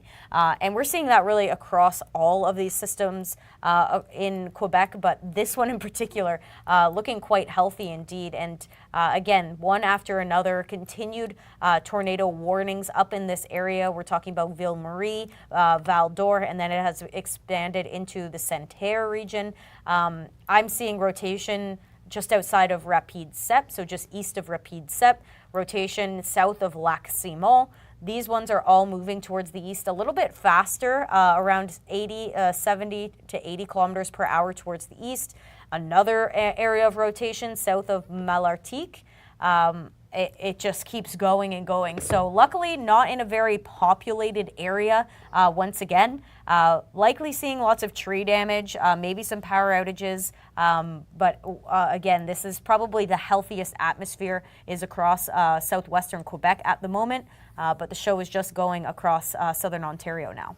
Yeah, let's take a quick look here at where currently the cold front is. So it continues to drape down south. It looks like it's going to be impacting areas like Sudbury shortly. So definitely things are going to be cooling down behind this front, but that's definitely going to be the main trigger is this cold front, especially into the next coming hours. Yeah, and where that low is sitting, that's where we're talking about. It has a good dynamics. You have the cold front, you have the low, we have that area of rotation. And earlier today, farther north near Timmins and Kirkland Lake, have a look at this ominous looking cloud. And you can even see how fast it's moving on this video. That is quite a shelf cloud. That is again, supercell characteristic. Have a look at that beautiful structure, so ominous. Earlier today, this storm was severe warned. It is not anymore, so that Timmins, Kirkland Lake area is in the clear. But wow, not something you want to see barreling towards you at 80 kilometers per hour, Melinda. Yeah, definitely true, but quite a bit of a nice structure on that.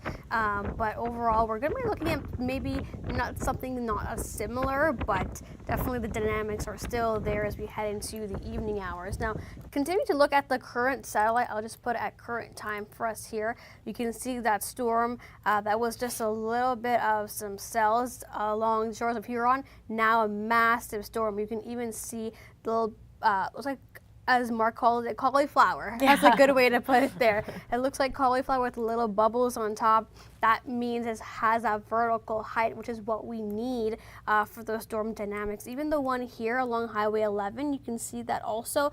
And oh yeah, the one that I believe this is the one that is warned. That's the tornado warning. Yep, that one just north of Highway 7 there. Lots of the vertical depth there. Oh, up to the north, wow. You can just see it. Yeah. You can see the You can see how much stronger they are a little bit farther north. Again, likely producing a tornado. It's been indicated on radar for several scans. We actually have an update for the Quebec tornado warning for Val d'Or and Louis-Court area. Again, apologies if I'm pronouncing your area wrong. But we do have an update there that is, again, a thunderstorm possibly producing a tornado. The system is 20 kilometers southwest of Lac Simon and moving eastward around 50 kilometers per hour. So slowing down now as they continue to progress east. But again, that was one of the ones that I pointed out that had some pretty good rotation, again, just outside of Lac Simon. That tornado warning has been just updated. All right, so this is the current look here. I'll just zoom out at the entirety of what we're tracking now. areas across cottage country down towards just north of the south or west rather, the nation's capital, in the Bancroft area and up towards the north. These ones, we're not really seeing the dynamic anymore across northeastern Ontario rather. Looks like the first storms really took the brunt of it and took a lot of that energy. We're still seeing some thunderstorms, but they're not severely warned except for this one here that's starting to move through just southwest of Kapuskasing here. But even the one that moved across the border, a little bit of that bow echo is still in place, and like you mentioned, the ones we've still be keeping our eye on here with the individual supercells within this entire cluster. Yeah, I wonder if we can just take a look at how long these supercells have been tracking across Quebec. I mean, go back like 2 hours. I swear these, maybe an hour or so, but I swear these systems were, there they are. We're talking about long track supercells across southwestern Quebec. Again, luckily not in a very populated region. If that was the case, it would be a much more dangerous event. Still very dangerous and life-threatening if you are in that area.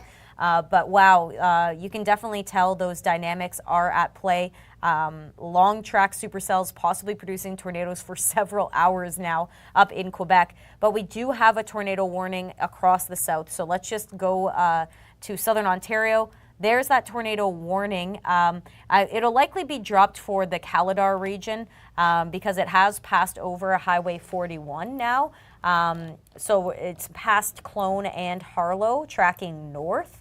It is going to be making its way north of Charbot Lake, Mountain Grove, kind of near the Adoche region, again in Ontario. So making its way towards the east. We'll likely see that area, that tornado warning drop west of 41, but it does continue towards the east. So picking up some pretty good rotation and a signature that is conducive for hail. So we're talking about nickel-sized hail, maybe ping-pong-sized, if this system can cycle through once more and get a little bit stronger. And then the severe thunderstorms all the way back towards the Georgian Bay there. Have a look at that boundary, that little shortwave trough that we were mentioning, starting to spark up some thunderstorms across southern Ontario. Yeah, so there's the one that we've been tracking. It looks like it's becoming a bit more elongated across the Huron and Georgian Bay, now starting to make its way into Parry Sound, rather, where they have now issued a severe thunderstorm warning for that region. So just north of McTier, along the 400, we'll be looking at heavy amounts of rainfall in the next couple of hours. Wouldn't be surprised if Huntsville gets added into that as well. The storm continues to barrel through within the next half an hour or so. And then areas like Gravenhurst, we're now seeing this storm. It's not warned as of yet, but just bringing in heavy amounts of rainfall. Gravenhurst, Bracebridge, and then the one that we were tracking as well, that is severe thunderstorm warned, just southeast of Haliburton, now potentially making its way into Bancroft. Lots of heavy rainfall, even a little bit of some hail on that also, Rachel, we've been tracking, and then down towards the south here. So the next half an hour or so, we're looking at some of these cells moving down across southwestern Ontario. Yeah, I think that my next area of concern that's also been pointed out by our meteorologist behind the scenes is the shores of Parry Sound. I mean, we saw those storms being quite clustery. They're kind of merging together, and they're also pushing onto shore. So what that's going to do is provide a changeable wind direction. So we'll see if that develops any sort of rotation as it pushes its way into Parry Sound. But heavy downpours and some hail imminent for Parry Sound, the 400 through that stretch. So this is an area to watch closely. Gusty winds as well, as we're kind of forming that line in behind that that cluster that's going on right now. But the biggest takeaway here is, you know, we have the severe weather ingredients across Ontario and Quebec, but it's so much more severe farther north, and that's because we have those stronger triggers.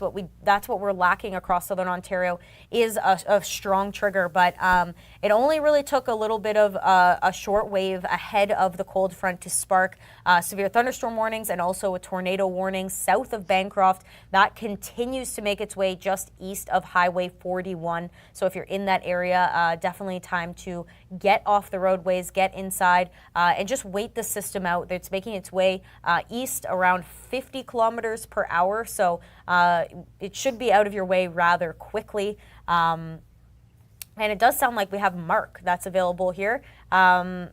We'll see him set up in just a moment. I believe Mark is still around the Orillia region. Hopefully that is the case. And it looks like, Mark, you have some pretty good clouds behind you once again. Whereabouts are you located? Yeah, we're still sort of in and around. I'm just taking a quick look here. We're just sort of northeast of Orillia, watching these storms to the north. Now, these storms didn't do too much. We were expecting potentially a little bit more. But what we are watching now is a cluster of storms a little closer to over. I'm just going to take a quick look at the radar right here, near Owen Sound, sort of just north of Meaford. They are headed in this direction. Those are, isolated storms. But behind that is the line of storms that's really got quite an oomph to it. That one still making its way, but it may not come as far south, like all the way down and around the barrier. That may be a little too far south for these ones. But I know that a lot of the computer models did have it moving down through there. So we're debating, and I think I'm going to take us west, back towards Barrie, to watch these storms as they come in and just sort of be in that spot for this line of storms to come in. Because if we look at the radar there, it's very potentially very strong winds within that. These ones not as likely to produce tornadoes because it is just sort of a line of storms, but you can still get some spin-ups in there. And any of those isolated storms, those are the ones I'm watching very closely, and especially, if we go very far east, back towards Bancroft, there's another set of storms that are in that area.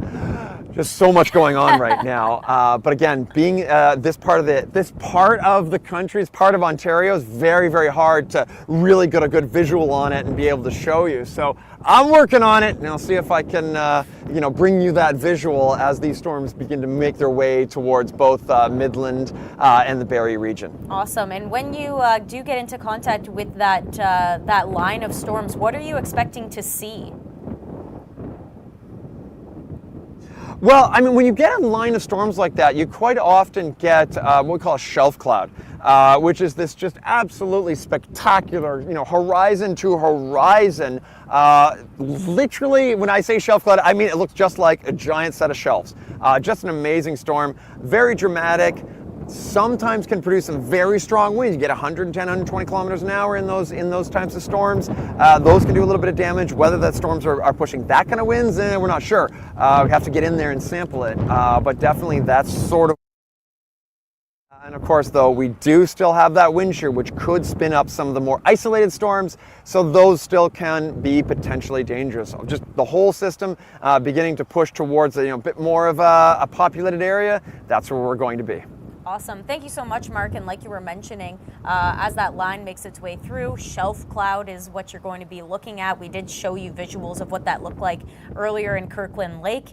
But when you do get that line of storms, Melinda, we've been talking about damaging wind gusts and very gusty winds indeed. So we'll be concerned as that line comes in with what the wind speeds are going to look like, especially as it hits more populated regions. Power outage numbers are likely going to be climbing through the night across the GTA. But something to point out is, although we are concerned about the tornado warnings, yes, but this very long bow line is a concern because of, like we were just mentioning, some very gusty winds damaging, in fact, especially when you look at the radar signatures, it is indicative of some evaporation, some cooling behind it, which is a signature for damaging winds across this area. So lots of trees likely down in southern Quebec. Yeah, definitely along this line here. That's what we're talking about. So you see that bow signature, and especially what you just said, Rachel, that is because of the going to produce those strong, gusty, damaging winds. Now, I'll just backtrack here quickly. Thank you for joining us once again for our live stream coverage. We have a few tornado warnings in place across Quebec and southern Ontario.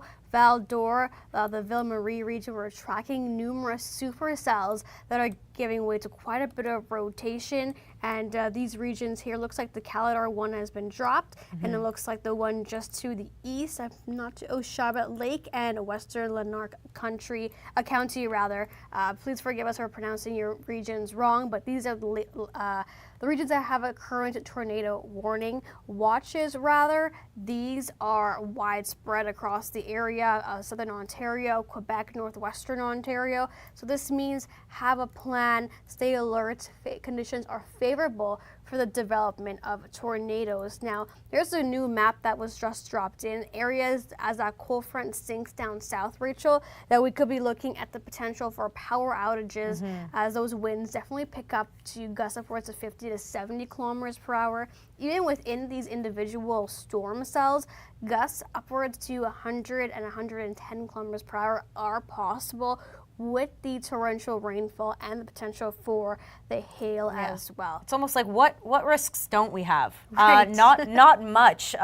We do see systems firing up across the Bruce Peninsula, making their way onto shore for Parry Sound. Those are going to be a concern for the Barrie region as they continue to press towards the south and the east. So these are the ones that we're going to keep a close watch on for the Barrie region. Hopefully you're already home. It is 6 o'clock. So hopefully your commute has already taken you home. But this is the line that's going to continue to develop and make its way into higher populated regions, I would say in the next 30 minutes to an hour.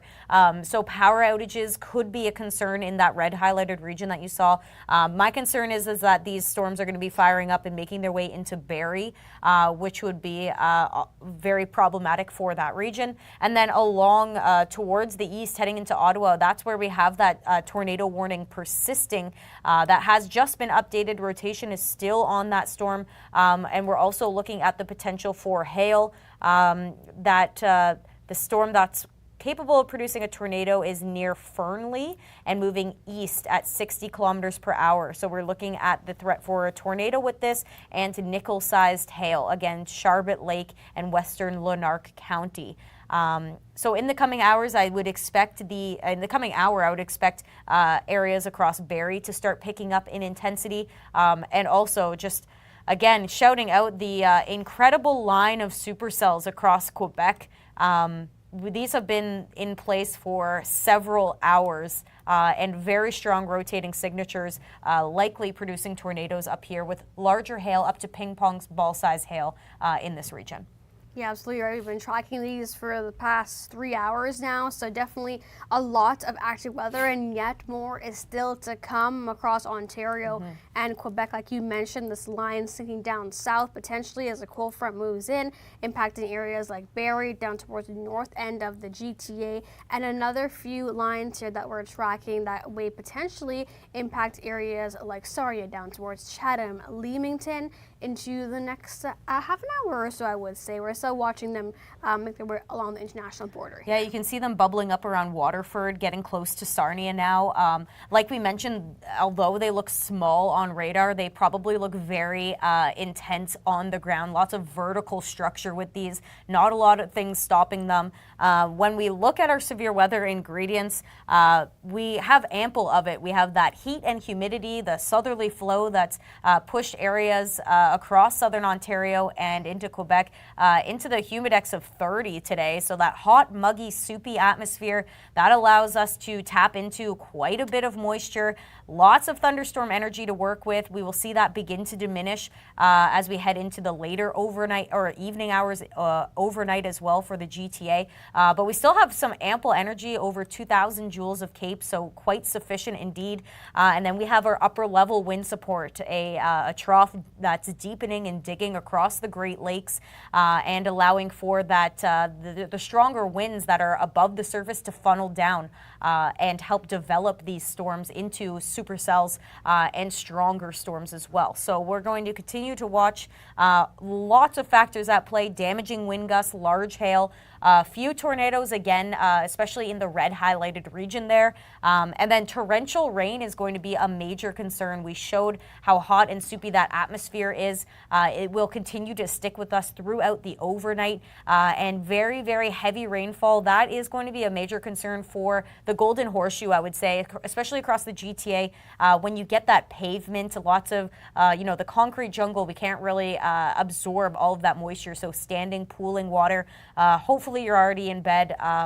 Maybe a little bit of a light show, but that is going to extend all the way into the Ottawa region as well. And then this same system does push east.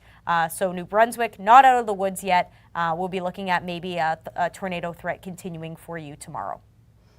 Thank you, Rachel. Now, overall, we still have a few tornado warnings in place. The Ville-Marie region, Val-d'Or, and areas of western Quebec. Looks like we have a bit of an update here, Rachel, if that's possible. Yeah, the Ville-Marie area just got updated moments ago. And again, still in a tornado warning, tracking multiple systems, supercells, like we were mentioning, continuing to push east. There's one that's situated 20 kilometers east of Rapide Set. Once again, and it's moving approximately 50 kilometers per hour. So there's many threatening thunderstorms that will continue to affect the same area within the next hour. So it's been several hours already. Expect another hour or two of this. Definitely stay inside. Get into a basement if you can. Get off the roadways. Again, luckily not a very big populated region, but where is populated as we head closer to Ottawa, this supercell here is still tornado warned in southern, south and southeastern Ontario. We are looking at radar indication of hail, maybe nickel, maybe toonie size. It's right over, it's north of Mountain Grove and Charbet Lake. Continuing to track towards the east at 50 kilometers per hour. It's heading towards McDonald Corners, staying north of Highway 7 at the moment, but we are going to continue to watch if the system continues its strength as it pushes closer and closer to Smith Falls. Awesome, and that's going to continue, as you mentioned. They are slowing down, the ones across northern Ontario. They are slowing down. They were moving it around 60 kilometers per hour, now around that 80 kilometers per hour. So definitely losing a little bit of its speed there, but we're still tracking a lot more. Here's a look at the overall tornado watches that have been in place by Environment Canada. So areas like Barrie, Bancroft, Algonquin, northeastern Ontario, and southwestern Quebec, all of you are in the tornado watch. So that means have a plan, stay alert. Yes, we are tracking storms and tornado warnings in these regions, but just a heads up, if you are located in these areas, just have a plan, stay alert, keep your phone on you, keep your phone charged as well.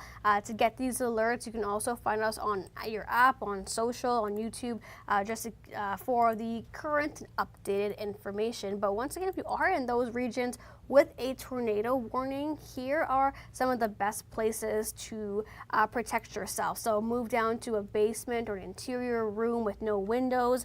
Top floors are not great, especially rooms with windows are not also great. So definitely a room without a window, a basement, or the lowest point in your home or a building. That's going to be some of the best places. Now quickly, I'll mention this once again.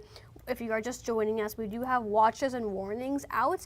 These have been issued by Environment Canada. So what exactly does this mean? Tornado watches are when conditions are favorable for the development of severe storms with the potential for 1 or 2 tornadoes. So this means have a plan. Pay close attention to the weather and the warnings and watches in your area. When it comes to a tornado warning, when a tornado has been reported or we're seeing that signature of rotation like we have been seeing the past few hours on radar, this is when you should take shelter immediately if you haven't done so already. So that's just the main differences between a tornado watch and a tornado warning.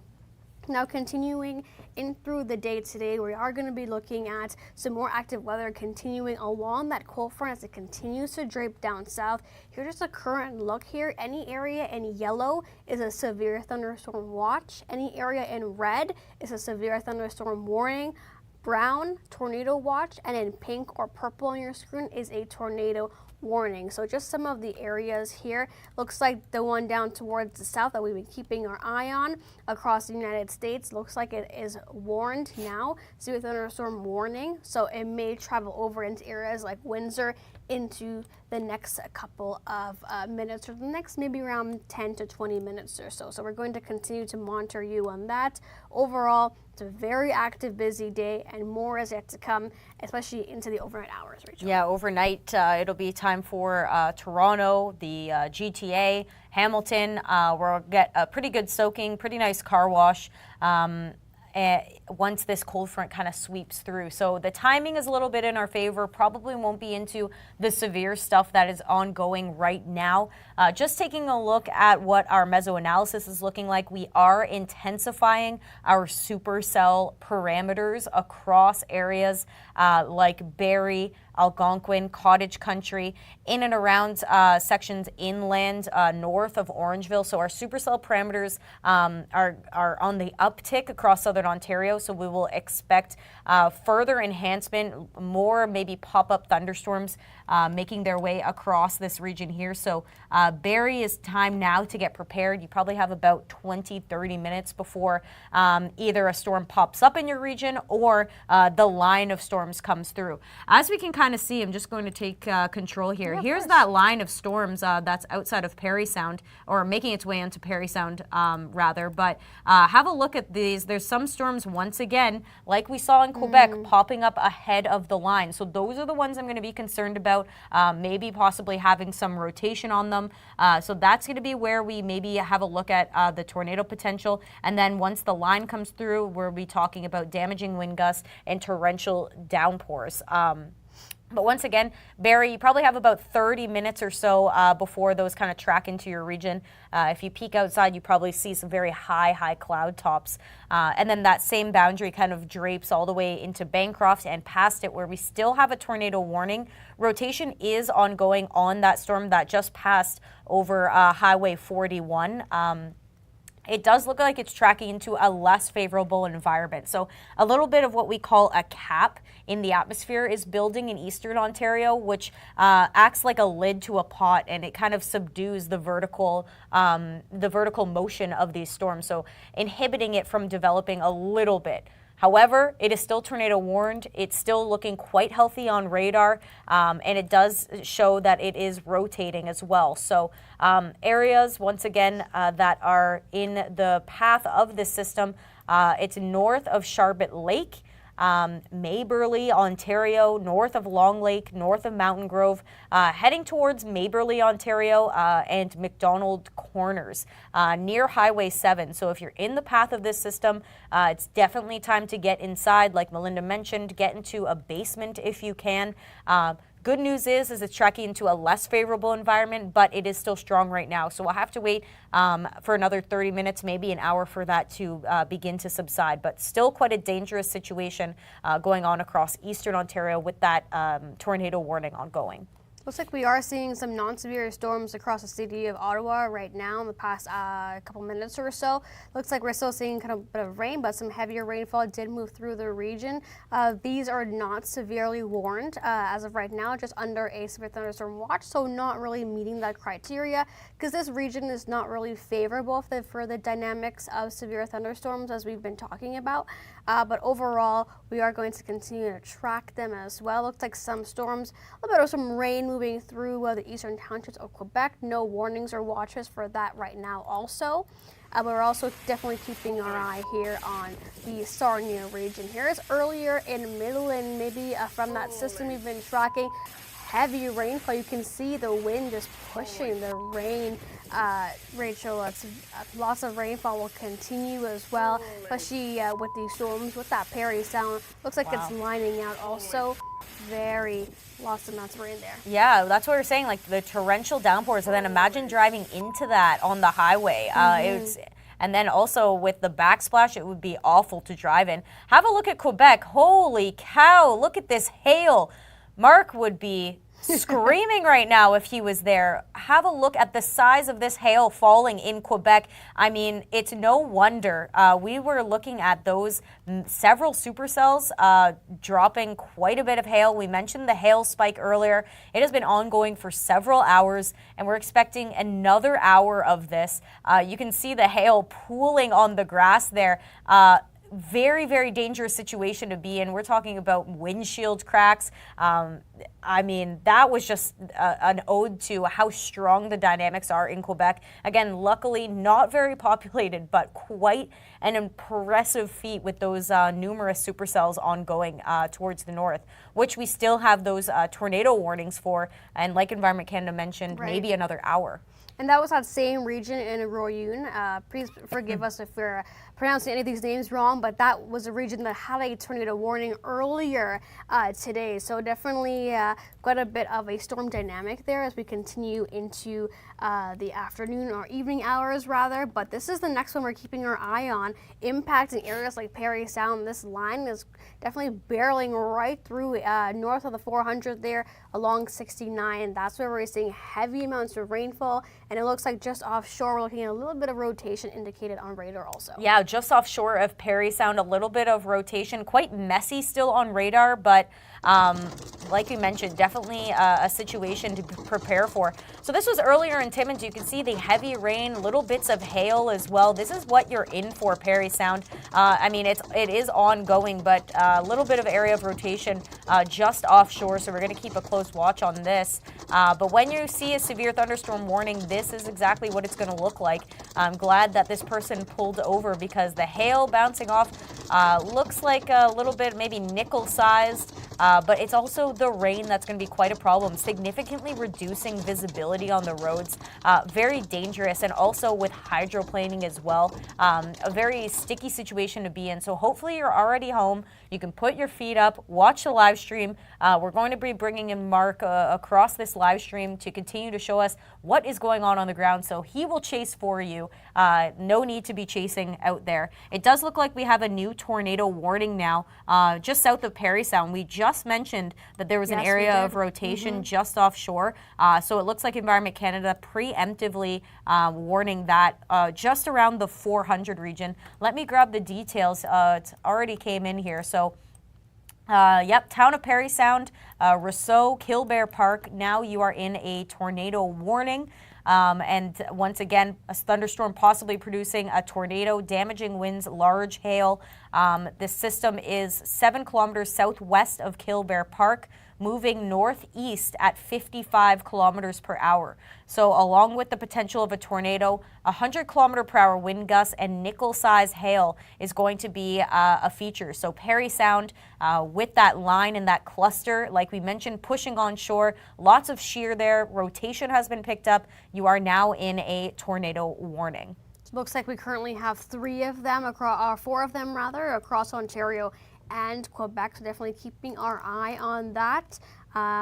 But overall, this is what we're continuing to track here, and this line of storm, I'll just quickly zoom in here for us along the Parry Sound region. Let me get some smaller cities where this could be impacting. Oh yeah, there we go. Holmuir, Rose Point, Badgers Corner, Humphrey. Yeah, pretty much anyone along the 400 there. Lots of little bits of areas of rotation. So we'll continue to track this, and lots of lightning on this, which is not something that we've seen with a lot of these storms. Right. But I'm picking up quite a bit of lightning all across Parry Sound, all across that line, that bow echo that's ongoing.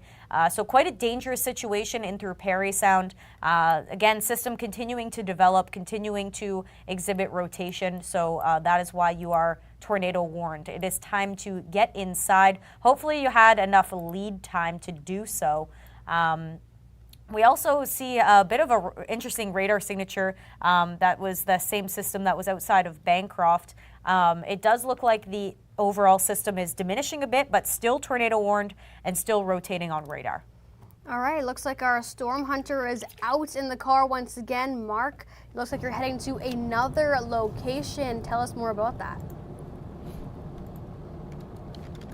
Yeah, I'm headed up actually towards the Midland area, and I'm sort of shocked at the amount of lightning that I can see on the radar, which means that, you're probably going to have some big hail in this line, potentially some rotation. I do see that is tornado warned. I'm not sure exactly where because I'm driving. I don't want to be taking a look too much at the radar, but definitely this line is extremely powerful. When you have lightning like that on the line, you get what I like to call strobing. If it's at night, it just looks like a strobe light is going off like that. And to get a chance to actually see that, to be able to see the storm itself, that lightning is going to be, I think, the big show with that. The question that I've right now. We're having a little bit We're going to get as close as we can. There. Of course, we're in. Here he's back. Or not. Looks like we're losing a little bit of connection there, so we will get back to him shortly. We're definitely going to be having technical issues. Yeah, definitely. So we'll get back to you in a moment, Mark. Let's just quickly look here at the current radar once again, and we'll let Mark get back into an area of better service. But this is the one we're tracking here, Parry Sound. It looks like a line is developing, a bit of a cluster here. That's going to continue to barrel through and potentially even sink south. So Mark is heading from Aurelia to the Midland area, so I'm assuming he's heading up one of these highways. So maybe he might get a good view of those storms, potentially if there is a little bit of a shelf maybe developing on it, he might get some good visuals on that. So definitely, if you do have him on Twitter, if you don't, follow him because he always posts the most amazing visuals, and sometimes I'm seriously jealous of him. He gets to go out and storm chase, meanwhile we're here, but neither is the facts. It's all we are here safe and sound. Absolutely, Rachel. Now overall, this is what we're going to continue to track here. This thunderstorm that continues to move through Parry Sound with rotation signatures on it, and another one in Bracebridge, which looks kind of a little bit of interesting also, and the one now moving into Bancroft here. So no tornado warnings on these. They're just severe thunderstorm warnings also, but the one over here that we're continuing to track definitely looks like it's moving a little bit more southward than anticipated here. Yeah, I wonder if you could bring up the Franktown radar, because it might give us a better, a sharper visual on that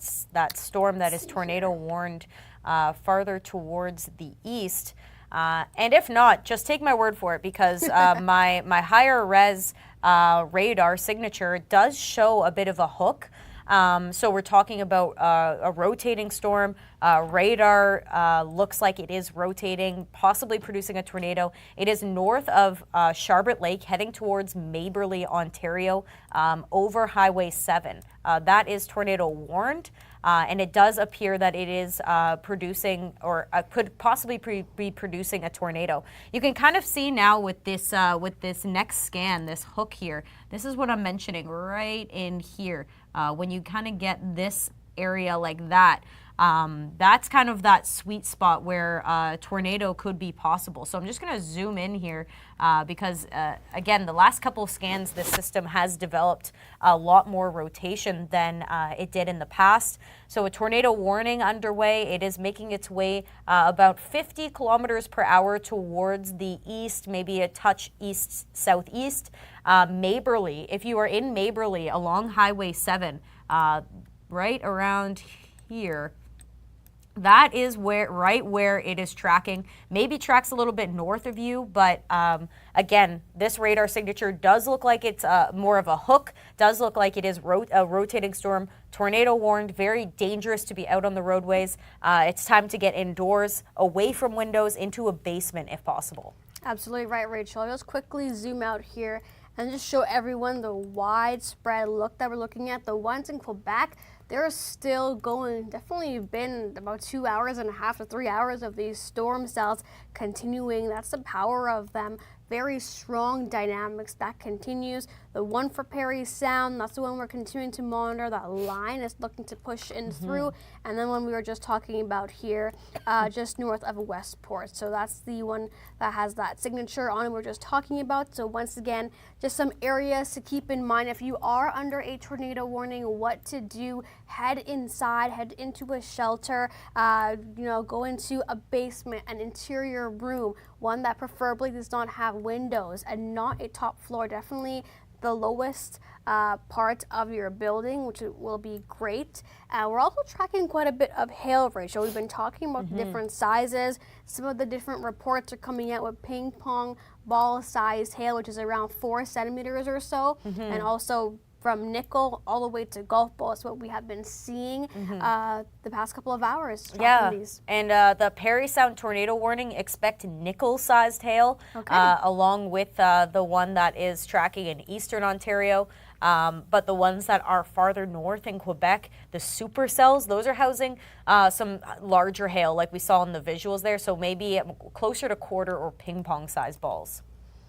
All right, now looks like this region here is now out of the tornado watch. So this is just northwest of Val-d'Or, but we're still tracking a widespread region, and now it looks like this area down to the south here, including Owen Sound, I believe, is now in a severe thunderstorm warning. That was the area that I think Mark is kind of gunning for. He kind of said there's a line and things bubbling up in and around Owen Sound, so it's kind of these clusters that are sparking before that big red line that you see. That's also dumping up to 50 millimeters of rainfall in a very short time frame. So very, very saturated indeed, very gusty winds. But the storms that are in front of that, those kind of more isolated storms, those are the ones that could maybe suck up all of that moisture, suck up all of that instability, and start rotating. So the ones that are pushing onto shore just north of Midland, around the 400, I would be concerned about those developing, probably very vertical again in their structure. Meanwhile, the line just behind it is going to have that very, very pronounced shelf cloud look, very gusty winds, maybe damaging winds once it pushes into your area. It does look like it has passed Tobermory now, continuing to head south, so Owen Sound is going to be under the gun, Highway 26, maybe Collingwood, Midland, so anyone along the shores of Lake Huron, Georgian Bay, and then as well we have that new tornado warning up in Parry Sound as well. All right, and it looks like a few more are now developing along that as well. So Port Elgin, Kincardine, you may be getting into a severe thunderstorm warning shortly also as these individual cells continue to track southward. And like Rachel mentioned, we're still looking at a few, even some pop-up ones here down towards the new warning of Owen Sound, just west of Collingwood as well. And I believe Mark is going to be tracking into Midland. So that's the region he's looking at. But overall, we are continuing to track this. Here's a smaller one here down towards the south. Also, can't really see a name, but it's just, I'm not too sure I if can you get know you. the name. Perfect. I can get you something here. Let's see.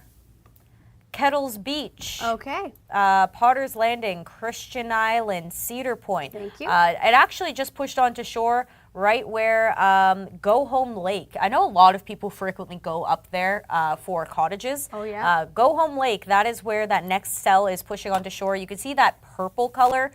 We were talking about the radar reflectivity. We're in the high to extreme when you see purple and black. So likely producing some pretty good hail, torrential downpours. We're talking about nickel to ping pong size hail just north of Go Home Lake. You're likely seeing a very, very tall system pushing onto shore. Very dangerous situation as you also head north into Parry Sound along Highway 400. I'm looking at multiple areas of rotation in between Falding, Horseshoe Lake, and Humphrey. It's once again rain wrapped kind of within this cluster, Right. But kind of just outside of the 400, just towards the west. We'll be pushing over Highway 400 shortly, but that's kind of the area I'm seeing rotation. You could kind of see that. I mean, I don't want to call it a hook, but you can kind of see where that indents just around the 400 region right there. That's where I'm kind of seeing a little bit of rotation. Again, you are tornado warned. If you're north of Parry Sound, I would say that you're in the clear. Killbear Park, Brooks Landing, all the way up into Shawniga. But if you're south of Parry Sound, that's where I am seeing a rotation. So around Parry Sound, south to Humphrey, along Highway 400, and then we're going to keep a close watch once again around Go Home Lake with that next kind of more discreet looking cell by itself. Pushing onto shore, taking up all of that energy, and then, that shoreline does help to get a little bit of rotation if it needs it. Again, just want to reiterate, we do have quite a dangerous looking system in eastern Ontario as well. It does look like rotation has diminished, but again, multiple scans did have this system with a pretty good hook north of Maberly. It is just about to make its way towards Maberly. So hopefully you are already inside a dangerous system. The supercell is tornado warned. It does look like rotation has diminished, but I would still take shelter, basement, Maberly, and it's going to pass over Highway 7. So that is our supercell in eastern Ontario ongoing at the moment. Yeah, I wouldn't be surprised if areas like Perth and Smiths Falls gets added into the tornado warning also, because it's barreling right towards there. So as you mentioned, crossing over Highway 7 shortly, we're already seeing a little bit of some rain there, and then down towards Perth, that's maybe our best guess of where this system could be heading to next. But it looks like it's definitely changing a bit of a direction, not really due east, but maybe a little bit more south, especially as that cool front is starting to make its way southward. Yeah, and something that we haven't mentioned is just offshore in Georgian Bay, there are marine warnings in effect. Right. And the Environment Canada has issued a marine tornado warning there. So if you are in a boat or hanging out by the shore, not a good time to do so. I'm sure you've already gotten inside because you've probably seen that shelf cloud and those popcorny systems popping up. But there is a marine warning for all of the shoreline of Georgian Bay at the moment. Alrighty, now up towards the north, Rachel, if you just check the current alerts, there's a new one there. So it looks like that rotation has now moved out of the Ville-Marie area. It's just continuing to push eastward, and a few more are actually popping up also. Yeah, it looks like that has moved into Dorval Lodge area. So the tornado warning has ended for Ville-Marie, but it is moved into Dorval Lodge. So again, it's those same supercells that have been nonstop for several hours now, pretty much when we started this live stream. And it does look like a potential tornado is 35 kilometers southwest of Lac Simon. I think I've said Lac Simon about 50 times today. But again, it's moving at 50 kilometers per hour towards the east. And again, the same area, expect ongoing storms, lots of rotation once again being picked up on these systems. If you just want to highlight here, I can do it. It's this one, I want to say, right there. Oh, that was fancy. But it does have that hook effect on it. Even the one ahead of it does still have a hook on it as well, right here.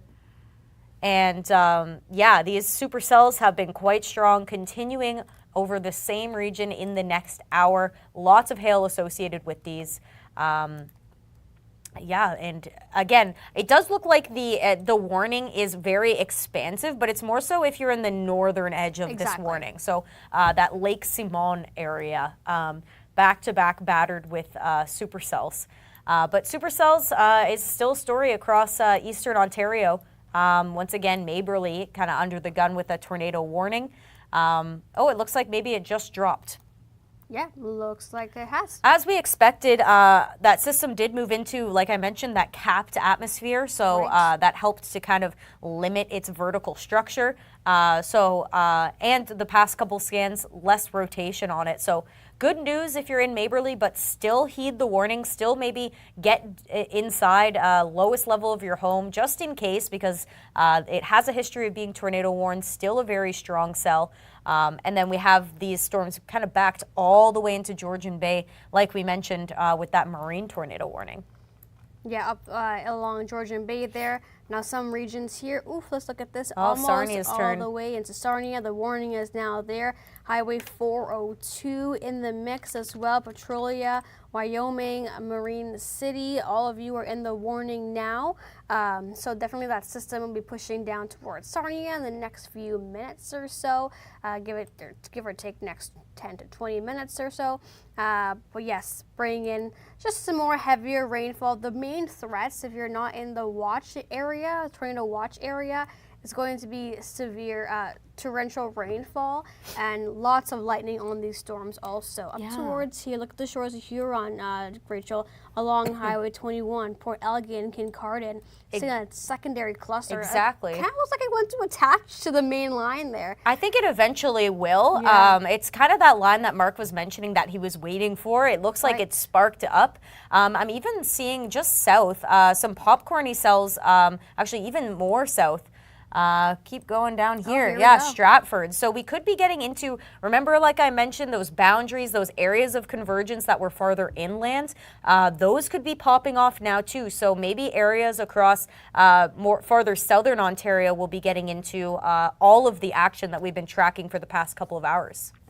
Yeah, that's definitely going to continue there. But this line definitely has my eye, especially as we continue. Look at this now starting to come on shore also. A little bit of some more thunderstorms rolling through, but still, we're still seeing that rotation signature on that tornado warning system here that we're continuing to track. Even up towards the north, seeing a little bit more of that cluster. Not warned by any means, still into a severe thunderstorm watch, but yes, still continuing to be heavy rainfall. That's the main takeaway from these storms I want to mention is the torrential rainfall, because the amount of precipitation that is in, or moisture rather, that's in our atmosphere is off the charts. Oh yeah, it's, I mean, when you see temperatures getting into the 30s with the humidex well into the 30s, that soupy atmosphere, that's the energy that these thunderstorms love to feed off of. And by the way, heading into next week, we're looking at quite a bit of a heat wave across southern Ontario. So get prepared for that. That hot, soupy air mass is going to continue once we follow our lovely Father's Day weekend that's going to be ahead. Quite dry for Father's Day. I know my dad's happy about that because he'll be bringing out his barbecue. But it's going to take this cold front to make its way through in order to get the drier weekend, and then heading into the past the weekend. Have a look at this. We're looking at a U.S. heat dome building across the U.S. southeast. That's going to be pushing into Ontario, parts of Quebec, maybe even Atlantic Canada. And we're maybe thinking into the 30s, humidex, well, maybe well into the 30s, if not 40s. So if you're not a fan of the humidity, I'm telling my sister right now, get your air conditioning fixed now. It's been so many weeks because it's going to be a hot one heading into, I guess that's what, the third week of June? Oh yes, that's going to be a Tuesday, Wednesday, Thursday story. Potentially even lingers into the end of the week, not only for Ontario, Quebec, Atlantic Canada. You're also going to be seeing some of this heat and humidity build into next week also. Awesome. Well, let's take a look at our atmosphere right now. I'm having a look. We still have quite a bit of thunderstorm energy in and around the Parry Sound region, areas across Cottage Country, Barrie, Orangeville, the shores of Lake Huron. I'm talking about 2,000 joules of CAPE. And what you need to know is that's enough for thunderstorms. Well, that's plenty. We do have a little bit of a cap building in more so to eastern Ontario, so that's why we've seen some of those thunderstorms subside in their severity. But definitely looking at this line of storms and the storms bubbling up across Georgian Bay, those are going to be the ones that are going to have quite a bit of an impact, maybe damaging wind gusts in through Barrie once that does make its way onto shore. But we do still have an ongoing tornado warning for Parry Sound. Once that did make its way onto shore, it played into, it looks like that has dropped. All right. Parry Sound is now out of the tornado warning, so a little bit brief. Once it makes its way onto shore, kind of like that friction helps to turn and enhance the shear and the rotation of these storms. So this is our last tornado warning, well, for now at least, Val d'Or and areas towards the south. Taking a look at the rest of the evening, we are still going to be tracking severe thunderstorms along with some power outage risks. Here's a look at where you can see the power outage risks. Areas across Barrie all the way up to Val d'Or. That's exactly where we're seeing those severe thunderstorms. They will continue and bow out. So like we were mentioning, Melinda, the line of thunderstorms is going to be the issue once we get into this evening. Hello. You know, we're going to let Melinda take a little bit of a break here, and Rachel and I will now continue. Thank you, Rachel. Just give me. We're just doing a little bit of chair shuffling here. That's what happens when you're live for how many hours? Now we're going on to hour number 3. Who's counting, Kim? None of us. Who's counting? Time has flown. Time is flying when you're having fun. No kidding. Well, we continue to have tornado warnings, so welcome to the fun, Kim. Yeah, thank you. Tornado warnings, tornado watches. It's been quite a day.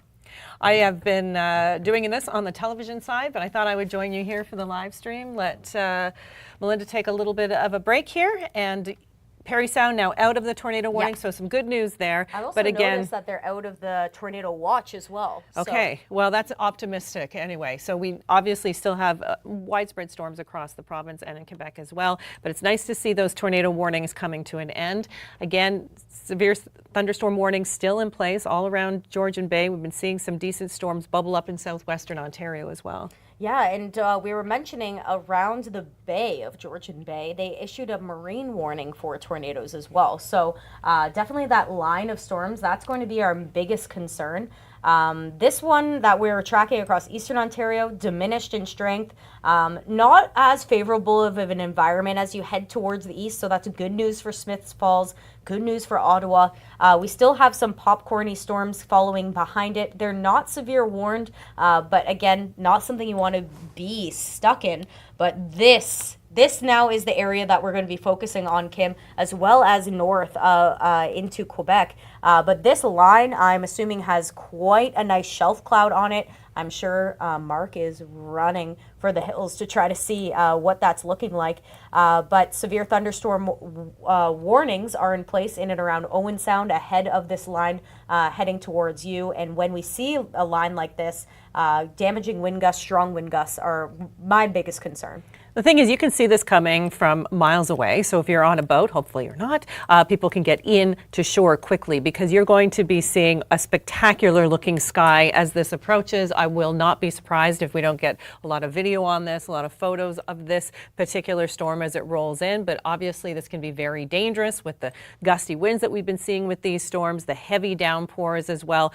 I'm sure that visibility will be poor if you're doing any kind of driving because this rain is incredible with the amount of moisture that's in the atmosphere. It's insane. I mean, we typically have a lot of moisture across the Great Lakes, but when it's timed well with the thunderstorm energy and all these triggers, that's where we're getting into that severe criteria. So it's now Southern Ontario's a turn at the severe weather. We can see our severe thunderstorm watches have been pushed into London, Kitchener, Waterloo area. So that is new. That is now expanded. We were watching these little popcorny systems of an area of convergence. Again, they may just look like little blips on our radar here, but they are going to look incredibly tall when you see them, maybe if you're driving along the 401. Yeah, this will look very intense, and especially because they pop up so quickly. You could be driving along. It seems like a calm kind of summer day for a lot of folks. They're outside because temperatures are so warm. It feels like the middle of July. Then all of a sudden, these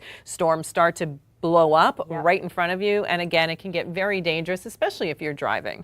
Yeah, and like we mentioned, like I think driving in the torrential downpours is the scariest thing. And then with the wind gusts, it's a combination you really don't want to see. So severe thunderstorm watches making their way in, warnings issued as a system moves just north of Sarnia. That will continue along the 402 north of Petrolia, maybe into Wyoming or Forest, Ontario. We're talking about nickel-sized hail at this point in time. And then I'll be interested to see what these storms do around Highway 8 as they head towards Kitchener. We do still have ample thunderstorm energy to work with, so I would expect these to develop in the next 10-20 minutes.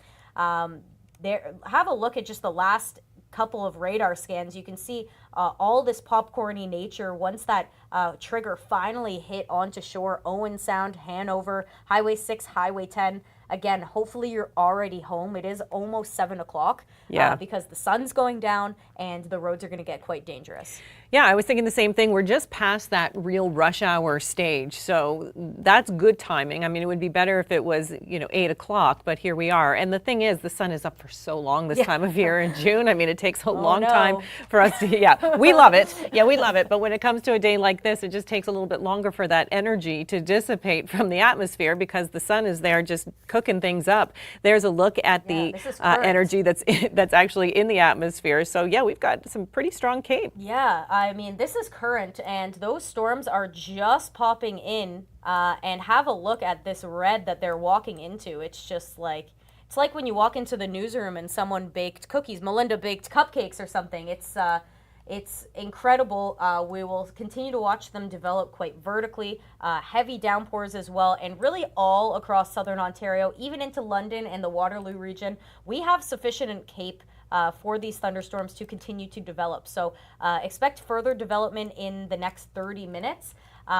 Again, it's not so much the cold front that's causing these storms, but we're looking at lake breezes and some shortwave troughs that are ahead of the cold front. The cold front's more so triggering that very strong line over Georgian Bay. It will slice through the GTA more so overnight, but have a look later this evening around 9, 10 o'clock, how much less thunderstorm energy we have to work with. But we'll be talking about torrential rainfall, I would believe, across the GTA at that time. Yeah, and I'm thinking there's going to be quite the lightning show as well with these storms as they move through. And that's the thing, at nighttime, that's what's most dramatic usually about these storms is the nonstop lightning. We're not expecting really tornadoes around the Golden Horseshoe, but certainly we could get some pretty decent storms. And a lot of people, again, on the roads. I mean, this is the most populated area of the country, so when you get big storms like this, they really do have an impact. Oh yeah, they have quite an impact, and Kim, they're going to have an impact on me because I'm trying to drive up to the cottage where all of these are, and I'm going to have to drive through this, so I'll let you know how it goes, but I'm sure it won't be a smooth ride, that's for sure. No. So once again, tracking severe thunderstorm warnings across Ontario and Quebec. Let's have just a peek at what our warnings and watches are looking like. We still have a tornado warning up in Val d'Or and areas towards the north or the south and east rather. Those have been ongoing since the stream has started. So I know. I mean, we're probably going to be looking at training thunderstorms, hail, and the rotation signature was just off the charts there. But luckily, only severe thunderstorm warnings at the moment across southern Ontario, which includes Parry Sound, Owen Sound, the Bruce Peninsula, and also Sarnia. I would assume that we will be seeing some severe thunderstorm warnings around that Kitchener-Waterloo region shortly. And the thing is, like any severe thunderstorm can produce a tornado. The possibility is there. So if you're under a severe thunderstorm warning, you're going to want to be extra cautious as well because they can produce, again, the heavy downpours, the hail, the lightning, the damaging winds. We're talking about winds to 100 kilometers per hour. We're talking about hail, 2knee plus size. It could be as high as golf ball size. So any severe thunderstorm has the potential to produce a tornado. Tornado warnings come up very quickly, and that's why we are, we urge people to get indoors as soon as that happens. But again, even under a severe thunderstorm warning, you need to be extra vigilant because these storms are popping up very quickly. Yeah, we're about to lose satellite, but I did want to show that just that area of convergence inland. That's in that London Waterloo region. That's where we have our winds kind of coming together, and that's popping up those little bubbles of thunderstorms. Again, that's going to continue to persist. And then we have back here our stronger line. You can see lots more bubbles across Georgian Bay, and even a brief tornado warning. Like you mentioned, they pop in and out. But Parry Sound was in one, not in one anymore, which is good news. But I would expect some pretty torrential rainfall with this. Like, just have a look at, this is our, how much moisture is in the atmosphere, and this is current. So we're already kind of in that mid to high as that pushes into the GTA later this evening. Yeah, it's not going to be until after that front passes through that you're going to get the relief. Less humidity for sure, a much drier day. But these storms are going to continue into the overnight. They won't be quite as strong as the late afternoon, evening storms. But still, this is going to linger a little bit longer. Yeah, and that's where we'll be looking at impacts coming to the Golden Horseshoe, Ottawa, still much of Quebec, and then eventually pushing into Atlantic Canada tomorrow afternoon. If you know anybody that's in New Brunswick, give them a heads up because the juicy tornado ingredients may be spilling over into tomorrow too. This has really taken a cross-country trek. We had tornadoes in Manitoba last night, now tornado warnings today in Ontario and Quebec, and again, eastern Quebec and New Brunswick on tap for tomorrow. Look at the dramatic difference between temperatures in the south versus behind the front. This is what we're talking about, this completely different air mass. Yeah, today was a play of the triggers. I mean, if we had that cold front, like maybe 10 kilometers south, we would be talking about tornadoes across southern Ontario widespread. But because we didn't have as strong of that contrast, we still saw those severe thunderstorms that continue, but that cold front, that dramatic contrast between cold and warm air, that's what we really needed to take full advantage of this environment. But we're starting to see that now. Just taking a look at how these storms have developed. There we go. The one heading towards Kitchener, getting a little bit more robust. We're not talking about rotation just yet, but we're probably some pretty heavy downpours and some nickel-sized hail. Yeah, for the most part today, the storms have been happening in less populated areas, but areas that are really popular for camping and for going to the cottage. Makes them more dangerous. Exactly, out on the boat. If you started off the day without really paying attention to watches and warnings, you would have thought, well, this is a decent day to be outside. Clearly that has changed. But now these storms are moving into more populated areas, more densely populated areas, and again, areas where people are going to be on the road as well. Yeah, and we're getting into the summer, so lots of people are heading up to the cottage, just like myself. And in through the Parry Sound region. Have a look. We've been talking about the torrential rain, and here it was. As that line pushed on shore, we did have a brief tornado warning in the area, but this is what you can expect. And again, if you're driving out on the roadways, imagine driving into this in 50 kilometers per hour in backsplash. It's going to significantly reduce your visibility. But again, heavy downpours. I think the rain is going to be the biggest threat once it makes its way towards the GTA. Maybe some pooling and ponding if you do have to do any sort of driving. But here's where the line is sitting right now, kind of heading towards Bracebridge, Huntsville, Midland, kind of the shorelines of Georgian Bay. I would like to see if we have a good shelf on this. I haven't heard any word from Mark yet, but hopefully he'll be able to show us what this structure is looking like. And then we have our popcorny storms ahead of it, and we'll be expecting these to have quite a bit of vertical up in the atmosphere, looking probably more impressive on the ground than they do on radar right now. But those are heading towards Alliston, Barrie. If you did not say the Weather Network told me to go home early and you're on the 400, well, be prepared because these are making their way towards them. Yep, this is on the way, and this is the place where people travel to and from their cottage as well. A lot of people commute from Barrie to Toronto, and if they lingered back, there might be into some trouble. We've got Mark Robinson. I think we're going to go to him. Is that right? I see him out. Yeah, there he is. The big, the nod. our storm hunter. Mark, you're out in it. Tell me what you're seeing. You know what, Kim, not too much at the moment. I'm really watching this thing on radar. The biggest issue that we've had with these storms is they are so far north, and you can see them in the distance, which is great, but if you've got lots of trees like you can sort of see over there, that's no good. You can't see much. But over here, you've got the horses in the field, and you can see to the west. That's sort of where you want to be. So getting up into cottage country, you can't see these storms very well. I want to try and show you the storms, what we're dealing with. That line of storms, though, that is coming towards, I'm going to say a good chunk of southern Ontario, is definitely producing, I think, more lightning than I've seen in southern Ontario for a very long time, which tells me there's going to be some big hail in there. Likely some high winds. Tornadoes, not as likely when you have a line of storms like that. Usually you need those isolated storms. At this point, we're not really seeing that. But It is coming towards, you can see the gray skies. It's slowly going that gray blue. And that does tell me those storms. Now, they are pretty far away. I may head a little further west to try and get there before it gets dark.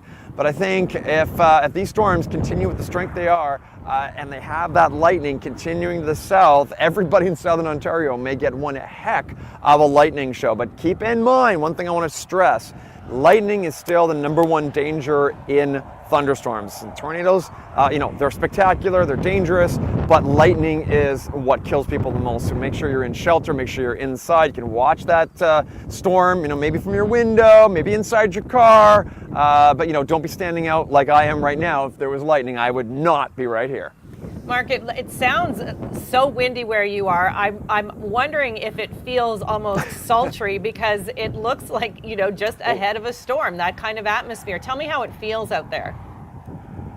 Oh, I love that. This is that feel. I love this ominousness before the storm. Yeah, it's definitely extremely humid. The winds are still going, which is something I find really interesting because that means those storms are still able to really feed on the good atmosphere to the south. They're being sort of force-fed by the winds. But yeah, it's that humidity that definitely tells me I'm still sitting in the middle of the fuel pool. So lots of fuel for those storms as they come into southern Ontario. Okay, thanks, Mark. We'll be checking in with you soon enough. We didn't see the shelf cloud we wanted to see there, Rachel, dang. but we can still see that the storms are in the distance and on the way. Obviously, from radar, it's looking very dramatic. Maybe not right over where Mark is, but if there's a storm to be found, he'll find it. He will find it. I'm sure he's going to gun it a little farther west and meet them right in the middle. But again, let Mark go out and let us talk. That's right. You put your feet up and stay inside because things are getting quite active. If you started the stream with us, we were talking about tornado warnings up in Quebec and near Timmins, and have a look at how things have progressed. It's moved farther south. We've got that trigger in place. The storms that are now under a severe thunderstorm watch in and around the Kitchener, Elora region, north of Orangeville, these ones I would assume would be getting into that what do you call that? Juice pool or thunderstorm Fuel energy pool? fuel pool. That's it. So expect these to continue to develop. Maybe a severe thunderstorm warning coming to Kitchener. So be careful along Highway 8. And I believe that is this one's Highway 10. So Highway 8 and in the Kitchener-Guelph region, those are the ones that I'd be worried about. And then have a look at how this developed. That's that line. It's not looking very linear, so this is where we could be maybe seeing some embedded rotation along the line, which is quite dangerous. But once it gets going, I would expect it to take more of like a bow shape. And then that's where we're going to be looking at damaging wind gusts. One of the ingredients of these storms is large hail, and we've got video from what happened earlier in Quebec. Check this out. Yeah, what do you think? Ping pong? Maybe a little smaller, but boy, they're making a lot I of like Timbit. Timbit. They're just a little harder than Timbits. Yeah, so we've been getting a lot of video of this kind of thing. Wow. I mean, I'm glad this person's inside videoing this and not outside, but I think you'd be taking cover pretty quickly if hailstones this size started to pound down. And this is exactly what is part of these really significant storms. Yeah, I mean, we still have a tornado watch in place, so that means the ingredients are still present. Mark is out there. He says it's still hot and humid. Even though the sun's going down this time of year, it does help, but I mean, the energy and the dynamics are still there. Looking just north of Bracebridge, we can maybe see a little bit of rotation developing along this cell here as it continues to head towards the east or southeast. Let me play this out so we can see the direction that this is moving. I think I got it pretty good. So areas through Bracebridge heading towards Minden. This is an area that could possibly get into some rotation. So definitely want to keep a watch on that storm. We'll have a look at what the next radar signature looks like. That was eventually, that used to be over Parry Sound, so that could be what was tornado warned. And then you can kind of see these pinks here along the 400. That means we're talking about the torrential rain that we saw, if not the hail that we were just talking about. Yeah, this is one of those messes. If you're driving, your windshield wipers are going to have to be working like Full blast. triple time, because I've been in storms like this where people are just pulling over to the side of the road because they can't see. It's just as bad as a snowstorm in some respects. If you can't see, you can't see, whether it's rain or snow. So this is going to be torrential. It's not going to last long. These storms are moving pretty quickly, but when you're in it, it's going to be dangerous. And we still have a tornado warning that has expanded across a big chunk of Quebec. Like we were mentioning, these have been with us since the beginning of the stream. They've continued to be with us throughout the stream. It's these supercells that have exhibited rotation for scans for several hours. They continue to make their way across Quebec. So that warning has expanded towards the east as they track around 50 kilometers per hour. It's a big warning zone, but it's more so areas that are closer to Val-d'Or, closer to the northern edge. Parent is now in that warning. So Val-d'Or continues to be in it, Louvencourt area as well, but most recently is Parent. So that is the newest area added to that tornado warning in Quebec. So yeah, this area has been hit time and time again. These storms, they just aren't letting up. Same places getting hit with all this rain and wind, and I'm thinking there's likely going to be some localized flooding. I think so, and maybe some wind damage too. The bow feature of this line has kind of diminished a little bit, but at least in the north, I'd be a little bit concerned about once this line gets a little bit more linear down here. I would expect there to be some sort of wind damage towards the north once that made its way through. But again, have a look, and it does appear that Quebec is maybe settling down a touch. I mean, we still, I mean, I'm saying that with a grain of salt because we still have tornado warnings in place. Right. But have a look at the contrast, the deep reds that are popping up across Ontario. Again, torrential rain. We're talking about heavy downpours. We're talking about 20 to 50 millimeters of rain all at once.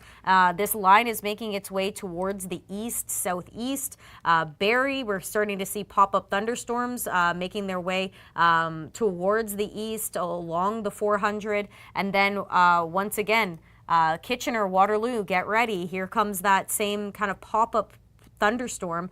Again, probably looks a little bit more dynamic on the ground, but that one could maybe produce some pretty heavy downpours as well. Yeah, no warnings in this area, despite what it looks like here. So obviously under the severe thunderstorm watch, but maybe not enough to issue a warning. Another one coming in off of Grand Bend. They're just training off of Lake Huron right now. And again, there are those storms that are moving from Michigan into past Sarnia now along the 402. So again, we can see how many are popping up. It's one of those things where it's not just the big line of storms that we're seeing across Georgian Bay and northern areas of Lake Huron, all these more southwestern areas that are used to these storms coming off the lakes. They're the same places that get the lake effect snow in the winter. So the lake's playing a big role in the kind of storms that we're seeing today. Again, when we look at the satellite, we can see that the highest clouds, those are the ones that are really evident. And when you see high clouds, those are the ones that are producing the heavy rain, potentially the hail as well.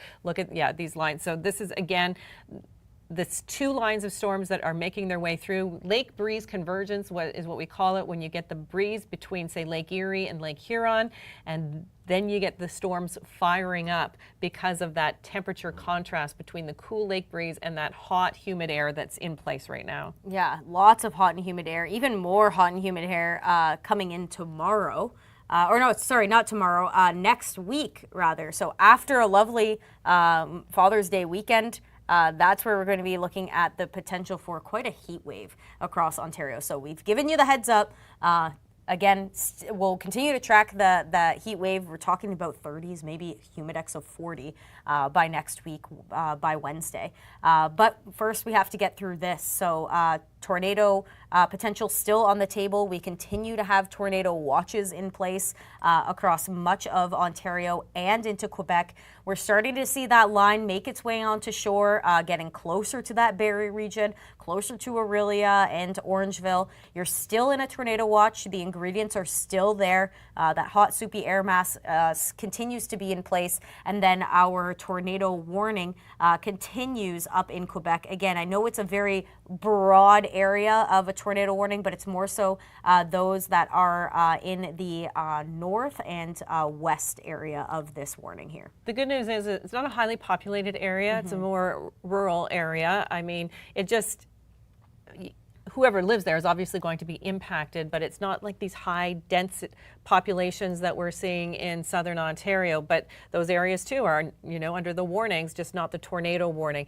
Kind of like what we saw in Manitoba. Most of those areas that were hit likely by tornadoes, we saw video evidence of that yesterday, are rural areas, wide open areas, which is the ideal scenario. You don't want these moving into neighborhoods. We've seen this before, obviously, in places like Barrie and certainly in suburbs of Ottawa. Right now, we're just looking at severe weather across southwestern Ontario. It's bad enough. May do some damage to your homes with the strong winds, localized flooding. We can see that as well. And certainly, if you're driving, you have to be very cautious in weather like this. Yeah, and that trough is going to continue to deepen across Ontario, and then the severe weather is going to make its way into Quebec and New Brunswick tomorrow. So we have our upper level dynamics that are going to help these storms continue throughout this evening.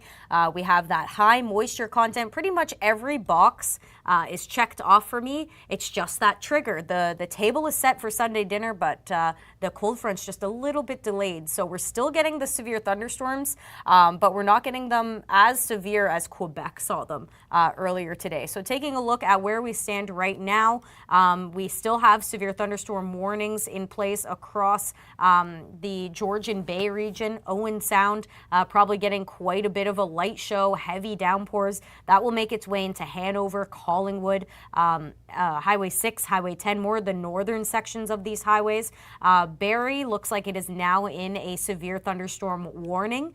So that is new. That's an update. A couple pop-up showers making their way towards them and then towards Highway 400. Yeah, a lot of areas now getting into the severe thunderstorm warnings. Basically, it's following the storm. So as they move from west to east, warnings mean basically that these storms are either happening or are on your doorstep, so are imminent. And that's why severe thunderstorm warnings are put in place right when you need to see them, and then they are dropped usually when the threat is over. So Barrie now, not surprisingly, in that severe thunderstorm warning. We're talking about this cold front moving through. The later it moves through, the less dangerous these storms are likely to be, which is good news. The problem too, if this was, say, early May or something, we'd never have this kind of heat, but the sun would set a lot earlier and these storms would have died right off. But because the sun is out for much longer this time of year, we may still get some pretty strong storms. Yeah, and we get some great southerly flow all day today, so it's still quite sticky and humid. Let me take a look at what the temperature is currently, if I can find it here. So this is our current temperatures. 7 o'clock, still almost 30 degrees in Toronto. You can see the cloud deck also starting to move into the city. London, also St. Catharines. So we're kind of probably seeing those cirrus clouds, maybe some mid-level clouds making their way in ahead of the cold front, just giving you a little bit of a heads up. But thunderstorms through Sudbury, Muskoka, showers down through Windsor, Ottawa. Those ones are not severe, just a little bit of showery activity. And then that cold front eventually makes its way into the GTA. We can time that out for you. In the next hour or so, concerns in and around the Barrie region, Cottage Country once again, Orangeville.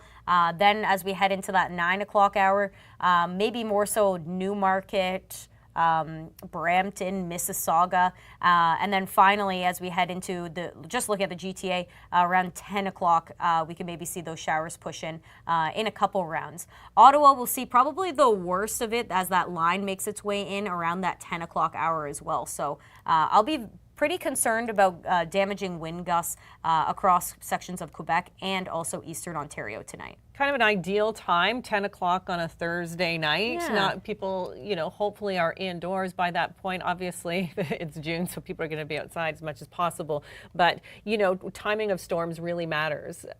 Are people going to be outside? Are kids going to be, coming home from school? That kind of thing. So we have to pay attention to timing when it comes to these storms. And again, a lot of them just lingering into the overnight. Even in the morning hours, we may see a few left. This is a look at lightning as it continues through the overnight. And again, once you get lightning at night, that's when you really see the show. And it looks like many areas across southern Ontario, along the shores of Lake Ontario, even into the Hamilton region, are going to get this lightning. Yeah, hopefully you're not a light sleeper. I know I'm not, because it will likely be loud. This entire line that's just off of Georgian Bay, I would really like to, you know what, I can find out how long this is. Okay, let's measure it.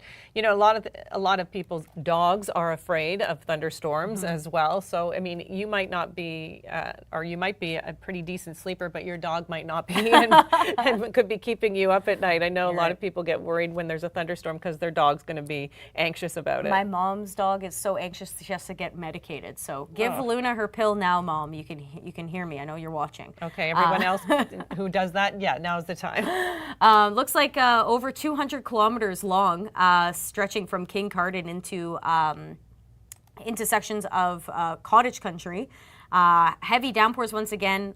I would say some nickel-sized hail with this, some gusty winds. It's trying to take shape, so we're still looking at areas of embedded rotation. I would be still a little bit concerned about areas north of Bracebridge, just because it's still quite clustery. It hasn't quite figured itself out, so the dynamics could enhance the rotation along with a little bit of topography in this area. But overall, I mean, this is going to be quite something once it gets its way in towards Barrie.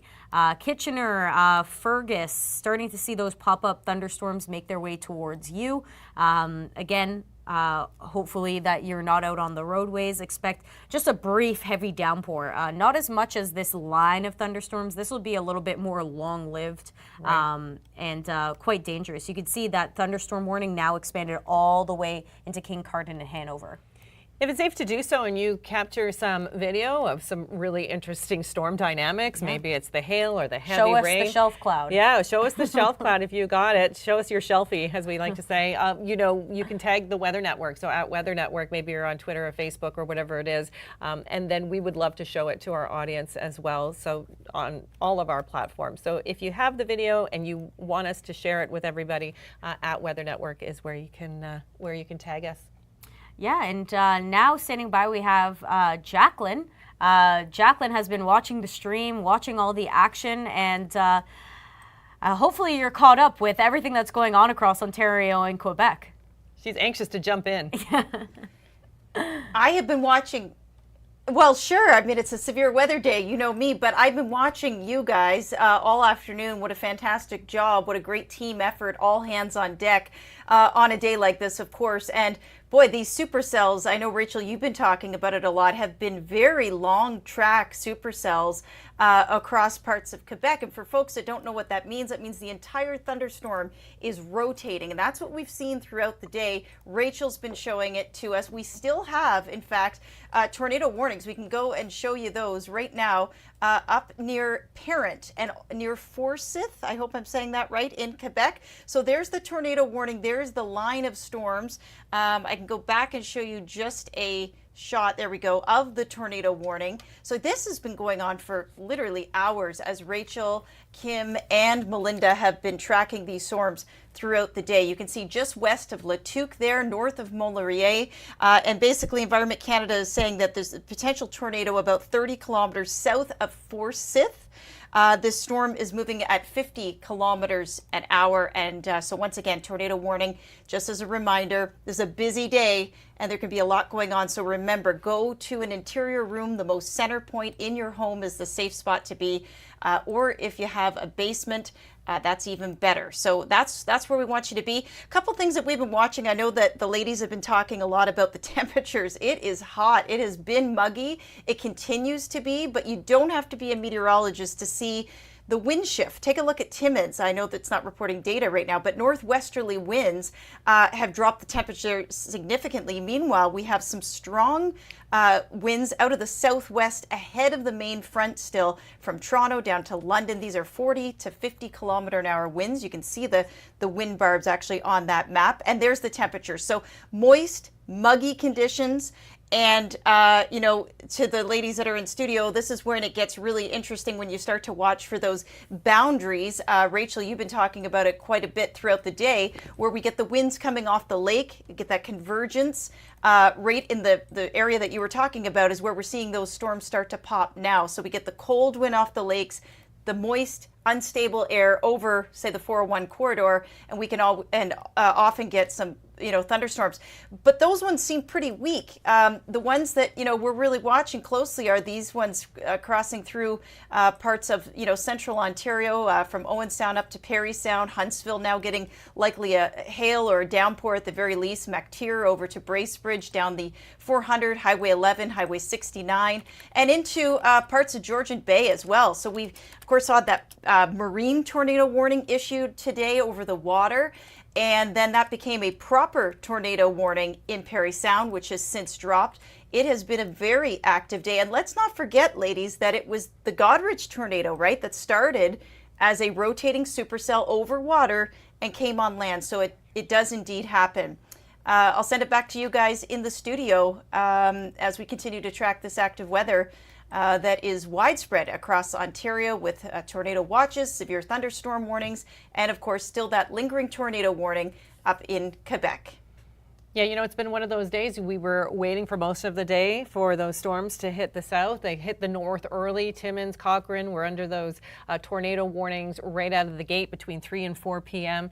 Now that front is slowly making its way into these more densely populated areas, Kitchener-Waterloo, for example, these pop-up storms. And then we've got this long line of storms that we keep talking about that's extended across the Georgian Bay, Lake Huron area that is moving right into cottage country. But the threat is still ongoing for the next little while. Yeah, it definitely is. I mean, I think the environment is slowly going to diminish in the coming maybe hour or so. It's still present, but it's not as juicy as it was around that 4 o'clock hour. If we had this timed maybe an hour or two ahead, we would be talking about pretty much what we're talking about in Quebec, long-lived supercells.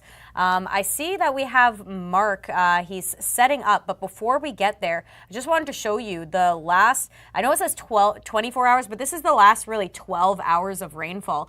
You can see those long track supercells that we were mentioning near Val d'Or, probably dropped about 50 to 75 millimeters of rain. Where you see the yellow, that's near 50 millimeters of rain in probably 3 or 4 hours. And then across southern Ontario, we're in that 20 to maybe 30 millimeters of rain with that line of storms. Again, that really only came up within the last hour or two. So quite substantial rainfall. Expect this to begin to make its way into Barrie and Toronto. And then we're also tracking lots of hail, Kim. Yep, the hail's going to be a problem for some. We've seen a lot of visuals of the hail.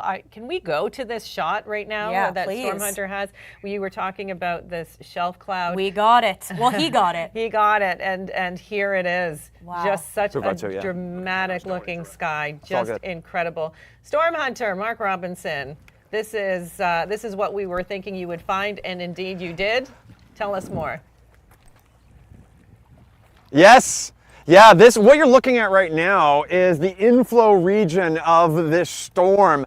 Kim, if you look over there, I mean, it might be a little bit hard to see through the camera, but you can see a little bit of it almost looks green. It's got that greenish blue. That is likely the large hail. I mean, there's definitely hail in there. Haven't seen any sort of cloud to ground hits yet for the lightning, but definitely it's flashing pretty good. And if we just turn if you just turn it down, you can sort of look straight down that shelf cloud right there. Absolutely amazing. This is what we sort of were waiting for, to sort of see this, and we had to go a lot further north than I originally expected. I thought I might have to go, maybe as far as Barrie. Looks like a little further up, I'm in Wabashine, so we're just looking right out over the water, perfect spot. Now, the way we might tackle this one is as this one comes a little closer, we may sort of go south down the 400, back towards Barrie and continue on as this one begins to push through. does, it's still feeding on good air. That's the one thing I want to emphasize. We're still sitting at 30 degrees here, very humid, very sticky. So lots and lots of fuel for this storm. It's going to continue towards us. We're going to stick around. It's not racing, so we'll have some time to sort of watch this and get an idea of like just the spectacular aspects of this storm. Just absolutely amazing to be able to see it out over the lake like this. Yeah, where are you exactly, Mark? I'm in Wabashine right now, right down on the water. So that's just sort of north of Moonstone, almost due north of Barrie right now. Okay, what a scene. And we've been seeing the lightning in that storm right around the green area that you were pointing out. Yeah, we don't want you to get too close to that storm. When it comes to lightning, I know you never take any chances, but what a dramatic shot. And this is exactly the kind of image that we were anticipating with this line of storms. It's one thing to look at it on radar, Rachel. It's another thing to witness it firsthand. Yeah, it's crazy. We're looking at the radar. We're seeing. I'm like, it's got to be a nice looking shelf, and then actually seeing what Mark is seeing, it's absolutely incredible. And again, remember, that is spanning over 200 kilometers across southern Ontario. So this is a site that places like Hanover all the way to Huntsville are looking at. Just incredible. Wow. Okay, so these storms have been bringing in some heavy rain. We were talking about that. The hail as well, and the green is an indication, and certainly the lightning. Obviously, lightning is extremely dangerous, no matter if a thunderstorm is severe or not. It's always going to be dangerous with lightning. There's the line as it looks on radar. This is what is producing that shelf cloud, and it is just an incredible length, over 220 kilometers long, and moving in a southeasterly direction, and again bringing that heavy rain, those powerful winds along with it. Anywhere along that line is currently under a severe thunderstorm warning. I don't think we have to worry about rotation on this. It's so linear, but still dangerous weather nonetheless. Yeah, and in the warning, it talks about from Saugeen Shores, Hanover, Dundalk, Barrie, Collingwood, Midland, Owen Sound.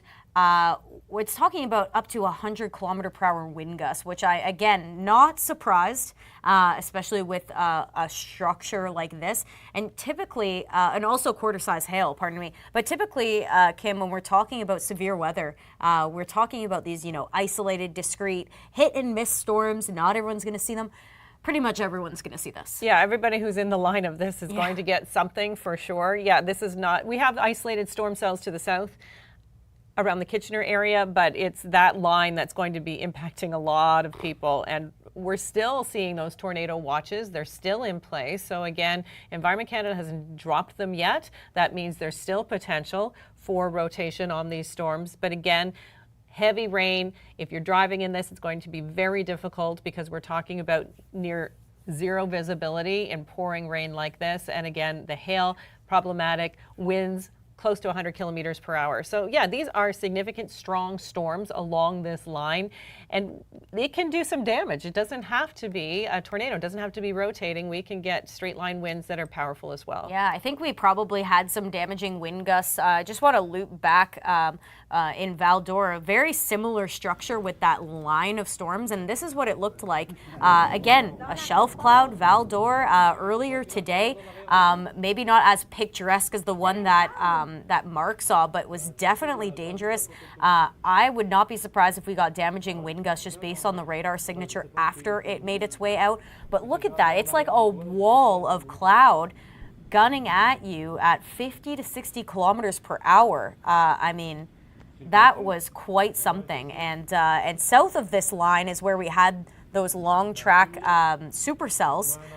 We continue to see those be tornado warned, but they've been in place for, I want to say, 3 to 4 hours, and they dropped this. We were talking about nickel-sized hail. Yeah, this is about, I want to say, ping pong in Quebec. Yep. That's significant. I'm glad they're shooting from inside the house because that can get really dangerous, if not painful. Hopefully nothing gets broken as a result, but people's cars may be dented with hail this size, and there's not much you can do if you don't have a garage. I mean, if your car's outside, it's outside, unless you cover it with a sleeping bag or something. I don't know what you're going to do in storms like this, but if you do have a car where you're concerned about its paint job, you're under a severe thunderstorm warning, I would do whatever you can to maybe protect it, because there's nothing else we can tell you to do when it comes to hail. It's going to be problematic for farms, for gardens as well. Hail can be very damaging. Not my tomatoes. No. They were just doing so well, but hey, it's the nature of the summer.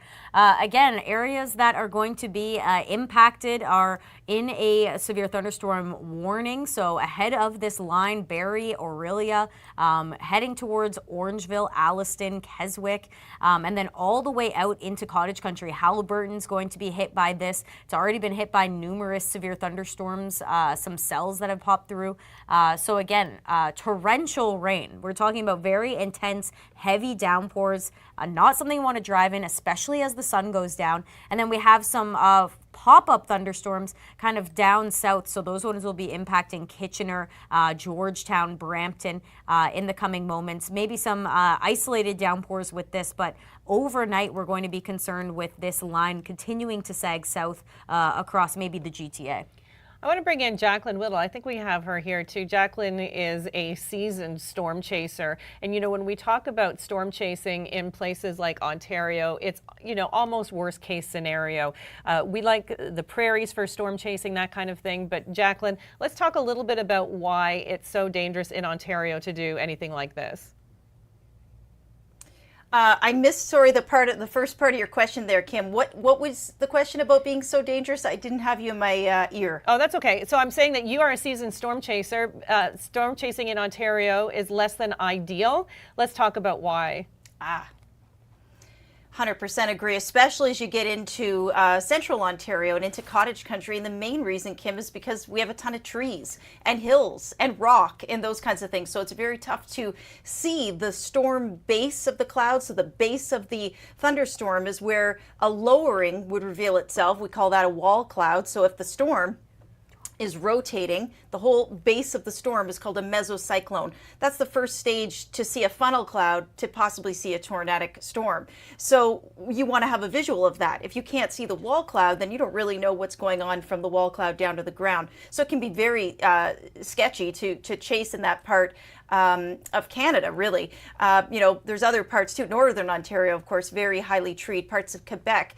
Speaking of Quebec, we still have these ongoing tornado warnings, and Rachel Modestino would, and you, Kim, you guys been talking about this for hours. It's like the never-ending supercell, or at least cluster of supercells. So we still have this one near Parent and Forsyth that's still in place. You can see east of Amos, east of Val-d'Or, almost as far east as La Tuque. The good news is this is not I don't think a terribly populated area, but again, a lot of trees, potentially lightning strikes going on. So we do have a tornado warning in that area. Just a reminder to everyone to take shelter in a basement. If you are watching us from that region, get to the lowest level possible in your home, and that's where you want to be. Now, kind of a recap for anybody that's been joining us, maybe just in the last, I don't know, 15, 20 minutes. We've been talking about the severe threat throughout the day. And we have had tornado watches in place. So not warnings, but watches. This was our risk, our thunderstorm forecast put out by our team of meteorologists. And the red was indicating severe likely potential. Look at where it includes. Val-d'Or over to Mont-Laurier, Bancroft, we've seen a tornado warning there, back to the west in Kincardine, and through areas like Parry Sound where we have had tornado warnings. Now at this point, again, the only tornado warning is the one in Quebec. You know, a real muggy air mass is really what set the stage for this. I know Kim McDonald and Rachel have been talking about this. Temperatures, because of daytime heating, because the sun sets so much later this time of year, we still have a lot of energy. We call it CAPE. It stands for convective available potential energy. All it means is how easily can we get air to rise into the atmosphere. So look at this, 29 degrees, that's muggy, that's hot, there's a lot of moisture. We have strong southwesterly winds in southern Ontario right now. So let's just go to the radar before we take it back into the studios, because there's the storms that are tornado warned still. You can see there on that last shot, that's the big magenta color. That's the tornado warning up in Quebec. Of course, a lot of these are embedded, likely embedded areas of rotation, because they have all these storms have kind of joined hands and they've become a line of storms, a squall line. And that's what we have also been seeing down through cottage country. If you live in Bracebridge and Huntsville and then east of that area like Minden and over to the Kawarthas, heads up, because you've got a pretty powerful line of storms coming your way, as Kim and Rachel have been talking about, and Melinda today. Hail is a big threat. If you've planted your annuals like we all have, and we're as Canadians so excited, like Rachel said, my tomatoes, it's true, because this can come through. A heavy downpour can shred those annuals, unfortunately. If you can protect them, now's the time to do it in areas like Halliburton over to Minden, but you don't have much time because these are moving fast. Gravenhurst, you're still in the clear at this point. Southern parts from, say, the airport, from Bracebridge down to Gravenhurst, down in through Washago, and all the way down south on Highway 11 to Orillia, you're pretty well in the clear. You've got light rain, but you can see that line of storms, and this was the same storm line that was tornado warned up through Parry Sound. We saw a view of Mark Robinson and showing the shelf nature to that. That's basically because you've got, this is why we get a shelf cloud. You've got this tight reflectivity gradient, right? Whoops, it just, of course, updated as I did that. But we've got this, see where the reds go to yellow, go to green. That's indicating precipitation, the red. So it sharply drops off. So that says that there's nothing, and then there's a lot of rain or potentially hail. That's where the shelf begins. So that's where the cloud is moving in. Cold air is coming out of it. Strong winds are coming out of that shelf cloud, and they can often be damaging at this time. So we'll watch, ladies, to see, what kind of output is coming from this line of storms. Is Collingwood going to lose power? Is Elmvale and these areas, Stayner, Creemore? We'll watch this line closely as it gets a little bit closer and inches its way through the rest of Ontario. Yeah, it's going to be one of those days where there might be some damage, and the next day you go out and you see what happened. I've been in a cottage where we had a downburst once. You wake up the next morning, all you hear are chainsaws because there were so many trees down there trying to get them off all of the pathways and all the roadways. I'm hoping that this is not the scenario with this particular storm. But again, a lot of people would be impacted. Not that it's highly populated area, but because it is just such a massive storm. It's just such a long line of severe weather. Here's another look at our temperatures. Again, look at the contrast between what's happening ahead of the cold front versus what's behind the cold front. Temperatures, yes, it might be a bit deceiving to see Toronto at 29, but it feels like the low to mid 30s. I would think so, especially with the amount of thunderstorm energy that we have still in the atmosphere. This is a current look. We still have those reds and oranges inland, in and around Barrie. So that long front is going to be creeping farther inland and still has ample thunderstorm energy to work with until we get into the overnight.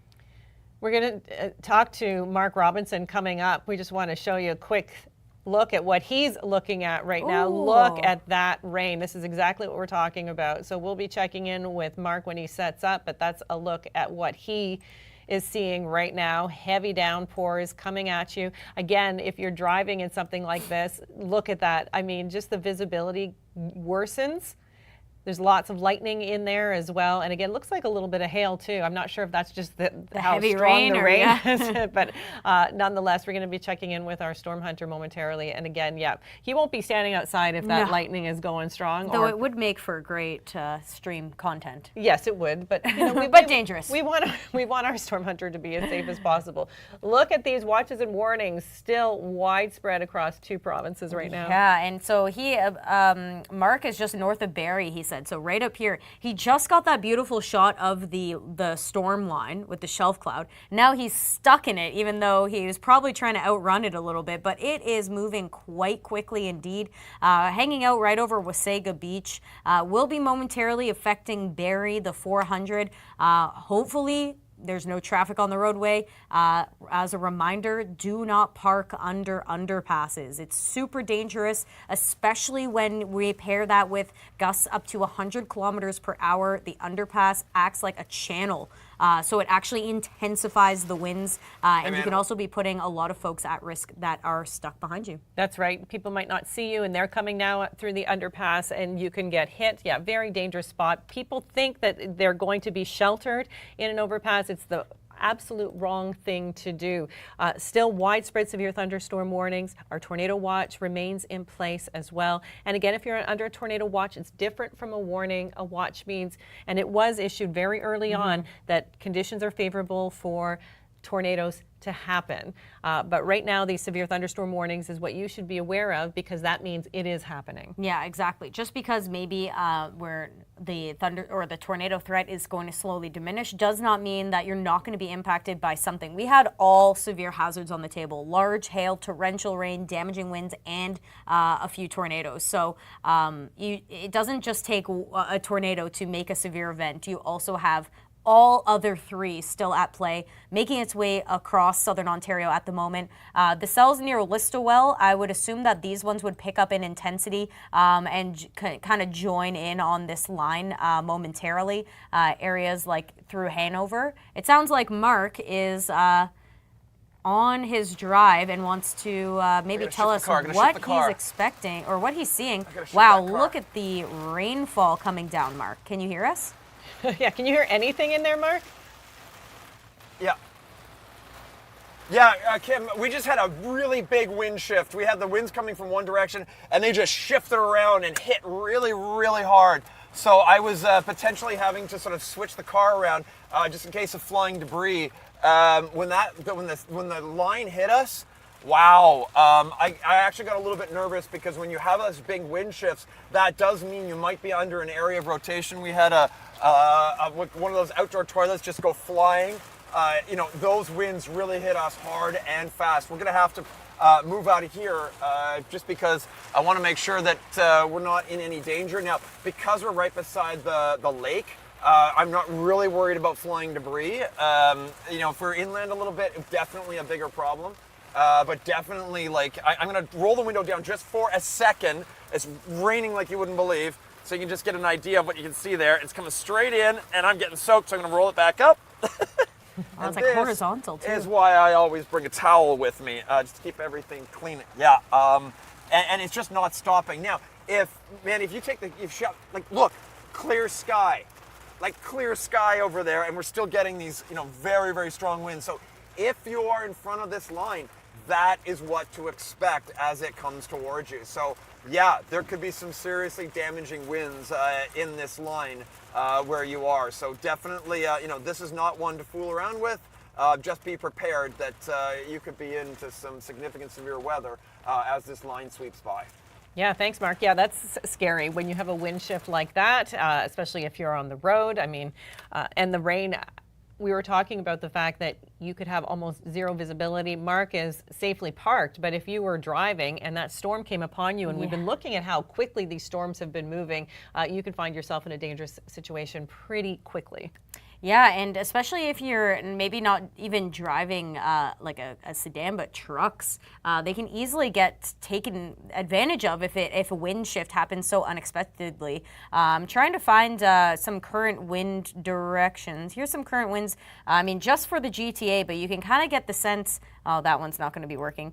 But you can kind of get the sense we're still in that southerly flow, and then that change up kind of happens just north of Barrie there, where that short wave and the trough is going to make its way through. So expect that sudden wind shift. Expect some very gusty winds ahead of this line. It'll continue as we head through the overnight hours into eastern Ontario, potentially affecting the GTA later tonight. And then that sideways rain. I mean, we knew it was coming. Right. You could see it coming. Look at this line of storms, and we can tell too by the colors, the deeper the red, when we're getting into those dark, even purple colors, that's how heavy that rain is coming down. It looks like we have a tornado warning, a new tornado warning that's issued. I believe it's going to be the same Bracebridge storm that we were mentioning a couple of times, probably somewhere here, but I'm going to bring in Jacqueline, who's been keeping a watch on Ontario's cottage country. And there's the new tornado warning, Jack. Yeah, you're bang on, Rach. We're looking at tornado warning for Fenelon Falls, Balsam Lake Park, Northern Kawartha Lakes, Bracebridge, Gravenhurst, Haliburton, Minden, Southern Haliburton County. So you are correct. That is the area there. If you live along Highway 11 from Bracebridge down to Gravenhurst, you want to be taking shelter. If you live anywhere near Haliburton and over to parts of the Kawarthas, as far east as almost Bobcaygeon, this is the time to make sure you go into shelter. In the basement of your home, the lowest level possible. If you don't have a basement, take the best spot in an interior room, in the center point of your home, closet, hallway, bathroom. Get under a piece of sturdy furniture. Cover yourself with mattresses, blankets. These are the kinds of things. Take it seriously, folks, because these storms have shown rotation throughout the day. I don't know that any of us really saw that one was going to become warned because, well, let's just go to the radar here and show you. This is a line of storms. So you can see now the purple, the magenta color there that you see is the tornado warning. But this is what they're warning. It's these storms. It's this isolated storm here, likely. So it could be some embedded rotation in some of these notchy areas. Sometimes we can get some rotation happening, but it's not a typical isolated supercell per se, because this is a line of storms that is all connected together. So like I said, sometimes you can get these embedded areas of rotation, and it's possible that this one could be showing signs of rotation. Let's just show you the loop here. We'll zoom back out. So once again, those tornado warnings in effect for Bracebridge over to parts of the Kawarthas. Haliburton is included in that. Minden. Let me just go back to, okay, so we've got a couple tornado warnings. We've got the one still going strong up in Quebec, and this is the newest one here. So Gravenhurst, Bracebridge, Haliburton, all those areas, Balsam Lake Park, Northern Kawartha Lakes, Haliburton, Minden, Southern Haliburton County. So my brother actually lives in Bracebridge, ladies, and he said, oh boy, it's getting kind of crazy here. And I said, well, maybe you should think about going indoors. And sure enough, the tornado warning was issued just shortly after that. So something that we do need to keep a close eye on, the difference, by the way, between a tornado watch, because you're saying, wait a minute, we've had tornado watches all day. Yes, you have. That meant that conditions are favorable for tornadic development. Now you have a warning. That means we just upped it a notch, right? Or Environment Canada did. This is when there is evidence based on radar, or maybe someone has seen something, even a funnel cloud potentially, that kind of thing, a spotter, a Mark Robinson in the field, where a tornado is imminent. So now is the time to take shelter. So I'll throw it back to you, ladies, in the studio, but that's a look at the tornado warning, kind of hot off the presses here at the Weather Network. Thanks, Jacqueline. We're looking right now at what forecasters and meteorologists would have been looking at from Environment Canada to issue this particular warning. Yeah, I'm trying to look here and see some embedded rotation along the line of storms. Near Matthiasville. It does look like there is some radar indicating some rotation. And then also towards the south and east, so extending out to Horseshoe Lake. These areas are all north of Minden. So I'm going to just zoom into the area that I was just noticing. That was the tornado warning. I mean, it does expand into, again, a very wide area. If you're south of Minden, you should be in the clear. But Minden, Haliburton, right where my cottage is. At least this is happening now, but it's kind of these two pockets that I'm keeping a close watch on. So it was that same kind of Bracebridge system that moved towards the south and east, and we were looking at maybe it could get stronger, maybe it could rotate, and it does appear that there is some rotation on it. So again, if you are in Minden, you're probably going to want to get inside. Rotation along this section, more the northern edge of this very big line that Mark was just experiencing. Yeah, if you're not familiar with this part of the country, this is prime place for people to have cottages. Beautiful area, and again, so many trees. That's a problem again when it comes to tornadoes or possible tornadoes and trees coming down. That's what would be most concerned about. Losing power, that's obviously a problem as well. So again, the Fenelon Falls, Balsam Lake area, Kawartha Lakes, Bracebridge, Gravenhurst, Haliburton, Minden, and Southern Haliburton County are all currently under that tornado warning, which was just recently issued. But when we look at this line of storms, I mean, a lot of people are in some severe weather right now. Yeah, all the way from cottage country across Barrie. It's just on your doorstep. You're probably seeing that intense shelf cloud, but like Mark said, and we saw him experience just 10 minutes later, you're going to be in the thick of it. And then this expands all the way out into Highway 6.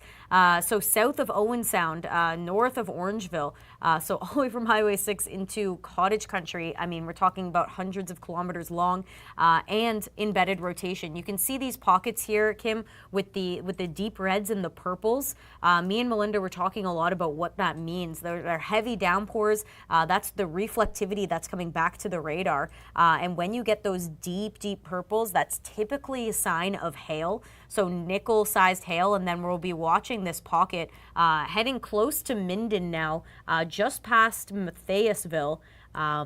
Again, this does look like heading towards Halliburton. So again, if you know somebody who's maybe already at the cottage, give them a phone call. Make sure that they got that alert. Yep. I was thinking, you know, a lot of people want to say, okay, I'm going to ditch the cell phone. I'm going on vacation, but you need it actually for alerts. That's why you needed to have it nearby. Sure, don't use it. Don't do the social media, but please have your cell phone nearby when it comes to anything like tornado watches and warnings, especially when you're out in the middle of nowhere. Maybe you're on the lake somewhere. Maybe you're just camping, that kind of thing. So that's why it's important, and to have a plan to know where to go in case severe weather does happen, like it's happening right now. Yeah, I always have to text a friend or family member once I get there, kind of every day during and after severe weather, just to check in, because it's so dangerous. You're so isolated when you're kind of away from home and in these very forested areas. Maybe you didn't see the shelf cloud as dominant as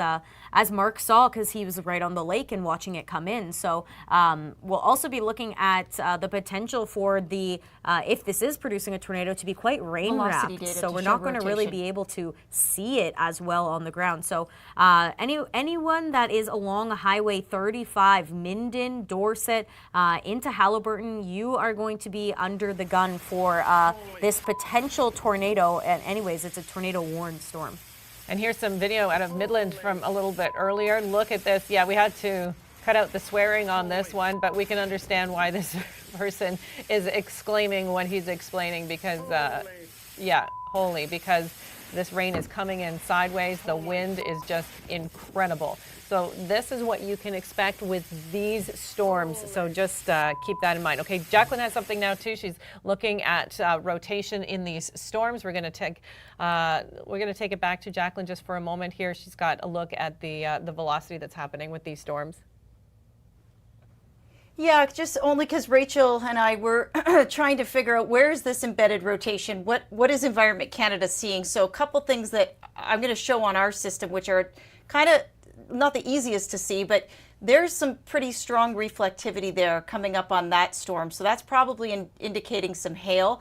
And I just want to show you the velocity data, because you can see over here where my cursor is toward the radar and away from the radar. So basically the radar is down in King City, in Buffalo. So we've got basically winds coming this way and winds going this way. So that means that a storm is potentially rotating. Now, this is not a for sure thing, but it gives me an idea that yes, there is some velocity, there's some radar data that supports the fact that that is likely rotating. If I go back out to our normal view, it corresponds with exactly where we thought that little notchy area was, Rachel. We were looking at that area, and now if I go back to the velocity data, it comes up in the same area. So that is where the rotation is. That's where Environment Canada is concerned about the rotation. In terms of the overall motion of this line of storms, we can see they are slowing down, but you can see that this is moving kind of east-southeast.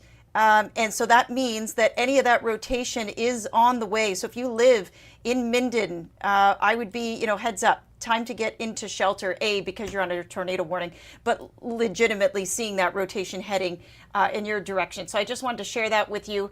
Once again, that tornado warning still in effect. I don't think it has expanded. Has it expanded a little bit further south? It may have. Maybe you ladies know. They may have also let's just dropped. see here. Yes, I Let's believe. see. Oh no, it's still in place. Okay, no, it's still in place, yeah. And I've got Haliburton, Minden, southern Haliburton County. So basically that whole area that, we're seeing the rotation, this whole area has got to be on guard right now, Minden included, Haliburton. Bracebridge, it's sort of leaving your neck of the woods right now. Whoops, let's see if I can do that. Gravenhurst, it's over top of you right now. You're probably getting a pretty heavy downpour, I would imagine. And as you guys have been saying, I mean, this line it's not that uncommon, but we have a long squall line stretching from pretty much that region. So this whole area is expecting thunderstorms in the coming hour or two for sure. I'd like to think that they will weaken out a tad from now till then, but of course that tornado warning is what we are all about right now at the Weather Network, and making sure that you are aware. There is not just that one, there is still an ongoing tornado warning in Quebec. This has been going on for some time. This is in a much less populated area, lots of trees, potentially trees coming down. This, on the other hand, as we know, is cottage country. So highly populated. A lot of people may be heading up to the cottage early. So this is the area. If you live in this area, now is the time to get away from glass doors, windows. This is not the time to take out the smartphone and start videoing. Get to shelter. Take this one seriously. Thanks, Jacqueline. Yeah, we can see obviously on the radar there where they were seeing the rotation on this storm. So again, it's hard to see because it is so linear. This is like a big line of storms over 200 kilometers long, bringing in torrential rains. Obviously, those very strong winds. We've witnessed that with our storm hunter, Mark Robinson, who felt the winds shift while he was outside, while he was in his car. You could actually feel it. The rain coming in sideways. So yes, this is a mess. If you're not under that tornado warning, you're likely under a severe thunderstorm warning. And again, these storms possibly creating tornadoes that could be on the ground. We are not sure yet, but just judging from the radar, there is certainly some rotation in the storms themselves. Whether or not a tornado materializes is, we'll find that out later. But again, this is the kind of weather you definitely want to be indoors. Yeah, Minden, Haliburton, those are going to be the areas of my most concern. And again, rotating winds ahead of the line, that is going to be the concern. That's why you are in a tornado warning, as well as we did see a couple scans with some rotation embedded within the line. And I'm also seeing an indication of that purple once again, some maybe larger hail heading right towards Haliburton. So again, this is going to be just east of Highway 35. These areas are going to be the biggest concern in the coming moments. And then as Jacqueline said, anyone kind of ahead of this line, maybe give it 30 minutes and you'll be seeing what we're all talking about. Right. It's not going to be long before you're under this as well. Again, this is a lot of people will be impacted by the very same system. So this whole line of storms, there's a few separate cells to the south, but they look like they want to join the party. They look like they want to get in on this long line and just keep on trekking eastward, east and southward. Still a tornado watch in place, indicating that we still have the ingredients for possible tornadoes. And then within the watch, we have severe thunderstorm warnings and our tornado warning around the Bracebridge, Haliburton, Minden area. Yeah, now Barrie's getting involved. You can see as it sags a little bit farther south with those little popcorny storms heading in front of that line. Have a look at Bracebridge. Oof. Wow. Look at that green. That I believe that's right when we said we were noticing the shelf and the cluster of storms kind of converge over Bracebridge. Holy, it's like it's a wall. And look how low the cloud base is too. If this thing was rotating, it could easily spin up a tornado just because of the how close it is to the ground. Yeah, just stunning looking. These are best seen across a lake or Yeah. across the water when you can see it from a very far distance. You don't want this to be on top of you, clearly. You can see that it's dry wherever this is being shot, but in the distance, just a stunning looking shelf cloud. And again, that's the leading edge of this storm system. So if you see something like that, okay, sure, take the video, then get inside. Yeah. I'm also seeing some pretty good hail signature right over Horseshoe Valley, just outside of Aurelia. I know it's not picking up on this radar, but there's some pretty good hail signature there. Again, maybe nickel, maybe ping pong. I think we're closer to the money size hail, maybe nickel and loony across this area. And then the storms that are towards the south have picked up a little bit of intensity. We'll see if we get any sort of warnings as we head into Orangeville, which is still under the tornado watch. But have a look at how this has formed in through Haliburton. I want to say this is the area that we need to keep a close watch on. South of Dorset, making its way right into Haliburton. I think this is going to be the area of big concern. I'm going to have to drive to my cottage later tonight, and hopefully It's still standing? hopefully it's still standing. Hopefully there's no trees on the ground. It's about to pass over Highway 35, again heading towards the south and east. There's that pink signature again with the hail. This is such a robust line, tapping into some really good dynamics across areas of cottage country, really good topography, helping those storms spin up a little bit. Let's talk a little bit about the science behind a squall line. Let's go back to Jacqueline. She's got the definition for you because, boy, it looks exactly like what we're talking about here.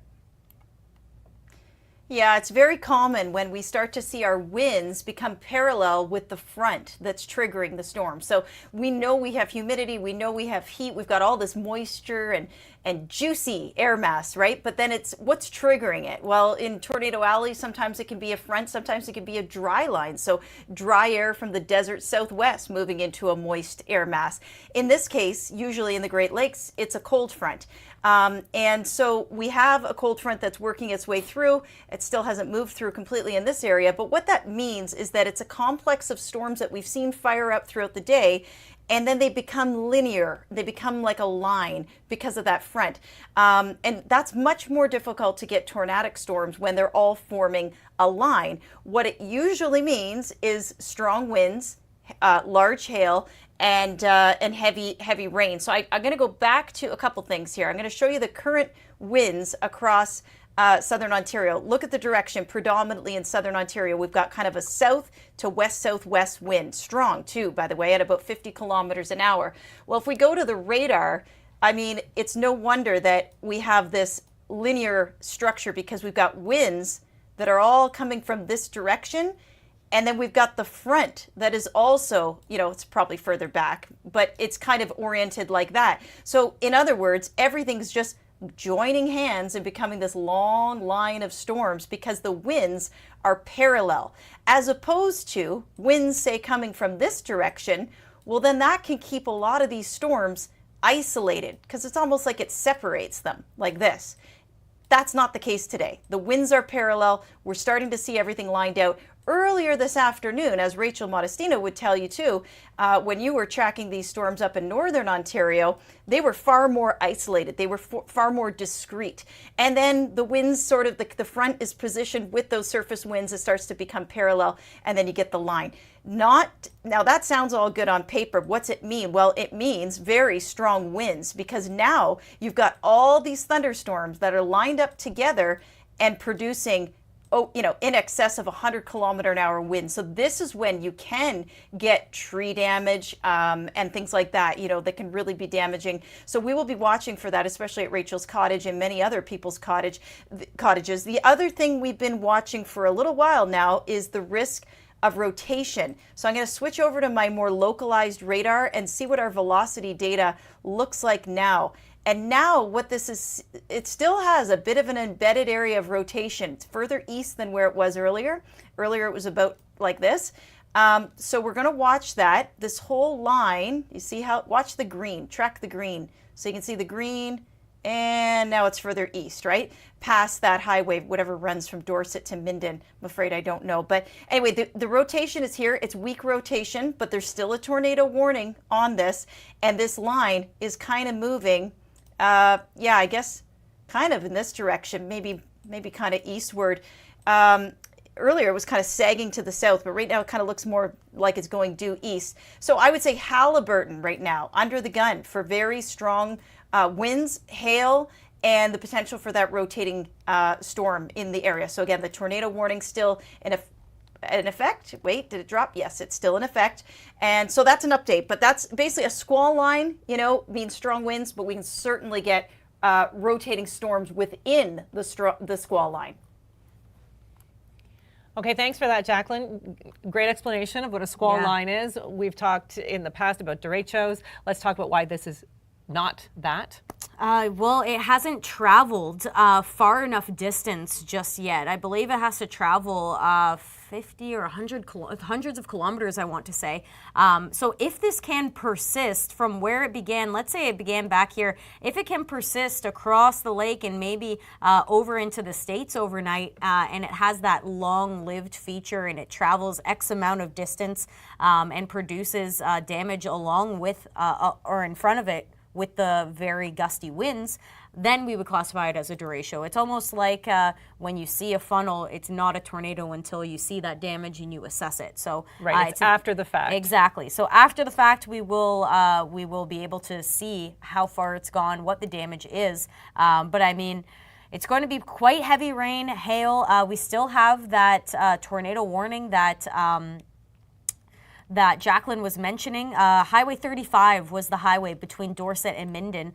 So heading towards Halliburton, that rotation signature, you can see the pink as well. That's an area of some very strong up and down drafts. So that's housing quite a bit of hail, maybe nickel, maybe ping pong sized hail, tapping into a lot of that moisture and that thunderstorm juice that we've continued to see throughout today. So we still have that tornado warning. I'll show it one more time. I'm more so concerned with areas like in the northern section, so that Halliburton, Minden area, not so much Bob Cajun or Cabo Conch, but more so Halliburton, Gooderham, and then heading into Bancroft. Yeah, okay, so more northern locations. And sometimes the problem is that the warnings are for entire counties or entire regions, and so they can't get too specific of where the storm is. So that's what we're here for.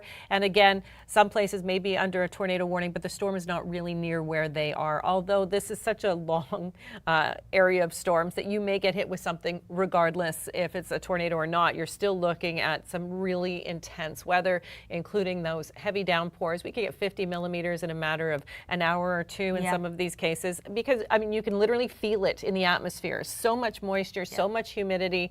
And once this line goes through, once that cold front rolls through, it's going to feel dramatically cooler and drier. But in the meantime, this is coming into a setup that is perfect for severe weather. Well, it does look like Mark saw the shelf cloud. He experienced all the rain. And Mark, is this after the fact now?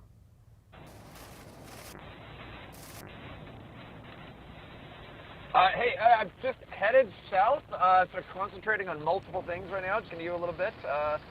Definitely headed back towards Barrie, and the winds that we're getting hit with sideways on the car are both hands on the wheel, because these winds are bouncing me pretty good. I'm trying to get south of Barrie. There is a little bit of very strong winds, a potential rotation near Creemore that has me a little bit concerned, because we may end up right underneath that as we sort of pass south of Barrie. That always, concerns me just a little bit, especially as we are in a tornado watch. So I'm just sort of keeping my head on a swivel as we try to punch through this line and get south of the line so that we can actually get down there and see it again. But we are, probably having technical difficulties. This happens in the middle of these storms. Severe thunderstorm warnings now have been extended. Orangeville, Newmarket, Port Perry. So again, as the storms continue to move south and east, the warnings are popping up just ahead of the storm itself. So if you are in these areas, an alert has maybe gone off, or you're looking at your phone and you see you're now under a severe thunderstorm warning.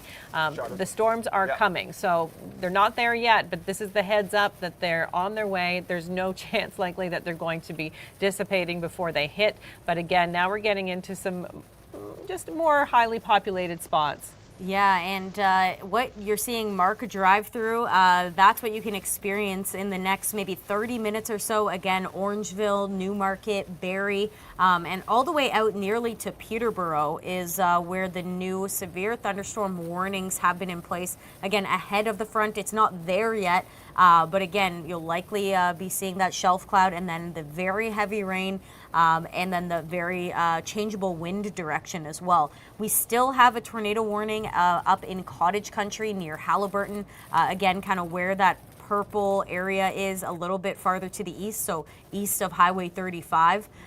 It does look like maybe rotation has calmed down a little bit, but all along this line is pinks and pinks. I mean, you can't quite see it on this radar, but I'm looking at hail here, hail here. Again, nickel, maybe loony size all the way across this line. It is quite robust. Again, continuing to head towards the south and the east. It's tricky to catch any kind of rotation in a storm like this and linear storms like this, but that's why you have to be extra vigilant, even if there is a severe thunderstorm warning.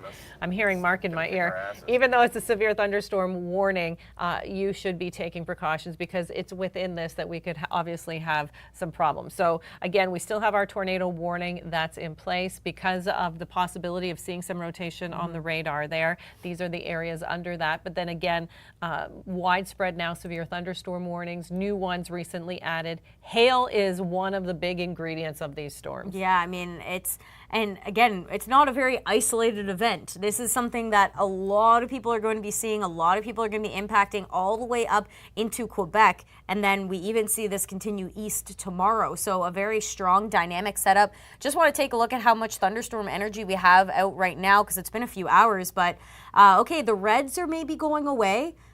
But that's just because the line's eating them up. Well, we still have quite a bit of orange out there across southern Ontario, right over Newmarket, right over where the warnings have been expanded. That's going to linger there for the next couple of hours. So until this line gets through, we could expect it to really sustain itself into the GTA. Yeah, we're not looking at this slowing down anytime soon, and obviously there's still enough ingredients there for some severe weather.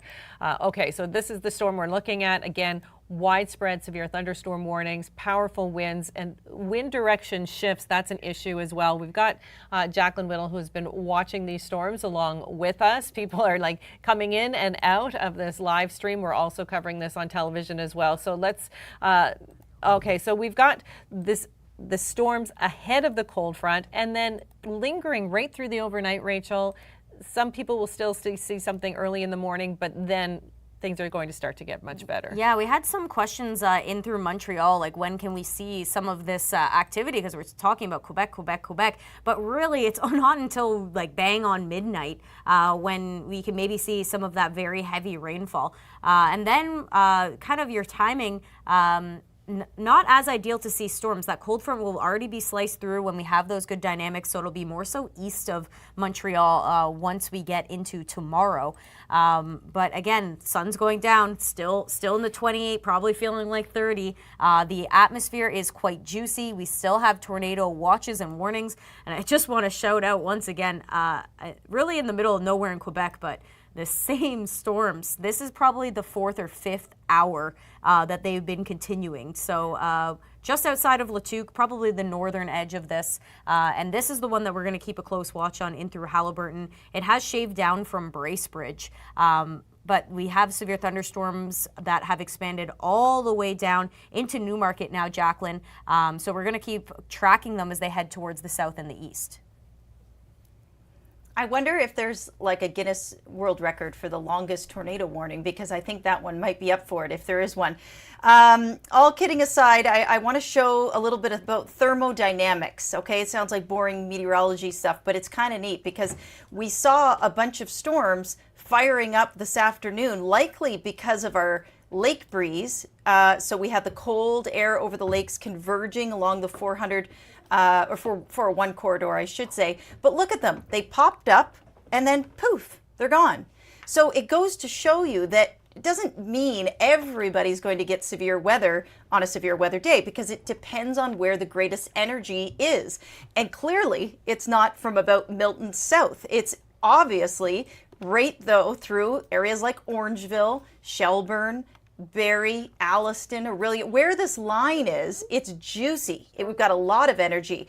But anywhere in extreme southern Ontario is getting pretty well nothing. So I found that fascinating because they pretty much evaporated those storms at this point. Now, something we always look for on a squall line, especially when storm chasing, is something we call the tail end Charlie.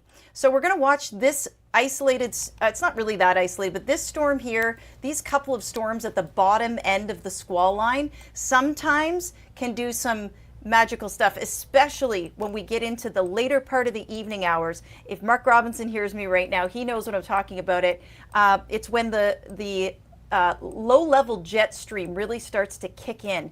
What that means is that the sun is starting to set soon, and so we get less daytime heating. Well, throughout the day, we've had parcels of air that have been rising, and those parcels of air can almost cause friction for winds. It's like it's bumping into these parcels.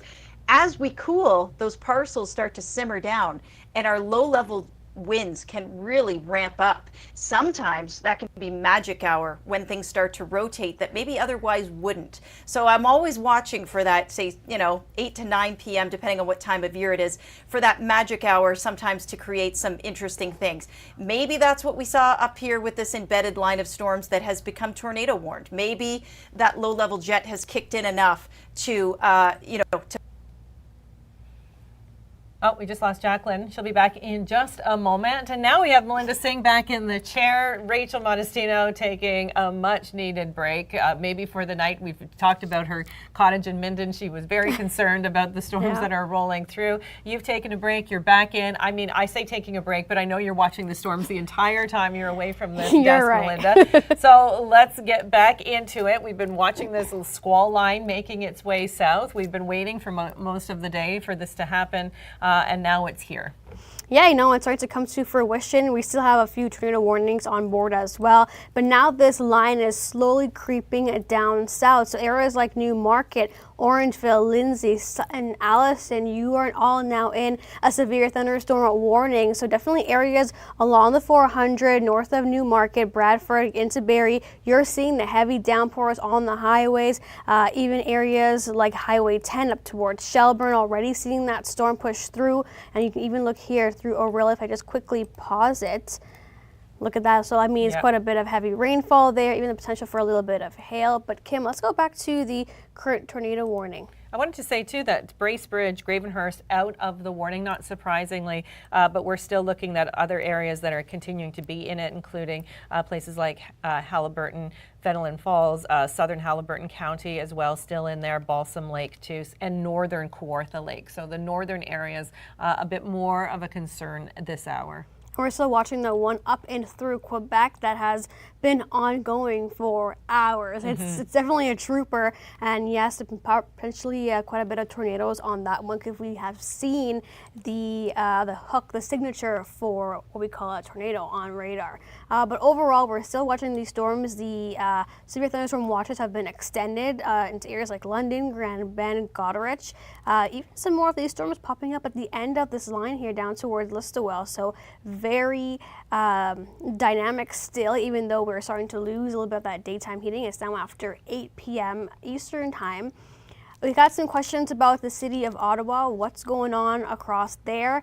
Just a little bit of some light rain. That's what we've been seeing the past couple of days. Yes, you're in a severe thunderstorm watch, but most of the active weather is not in that region. Potentially, as we head into the overnight, Kim, that's when we could potentially be looking at some of that more active weather up along the 4-1 corridor. Yeah, we're still a few hours away before it's really impacting Ottawa, but we get these little storms moving through that are not nearly as impactful as the ones that will follow. Our storm hunter, Mark Robinson, has been out experiencing these storms firsthand. Let's take a look at his view in Barrie right now. Not surprisingly, it's looking like a very dangerous drive. I think, are we just getting the video from Mark right now?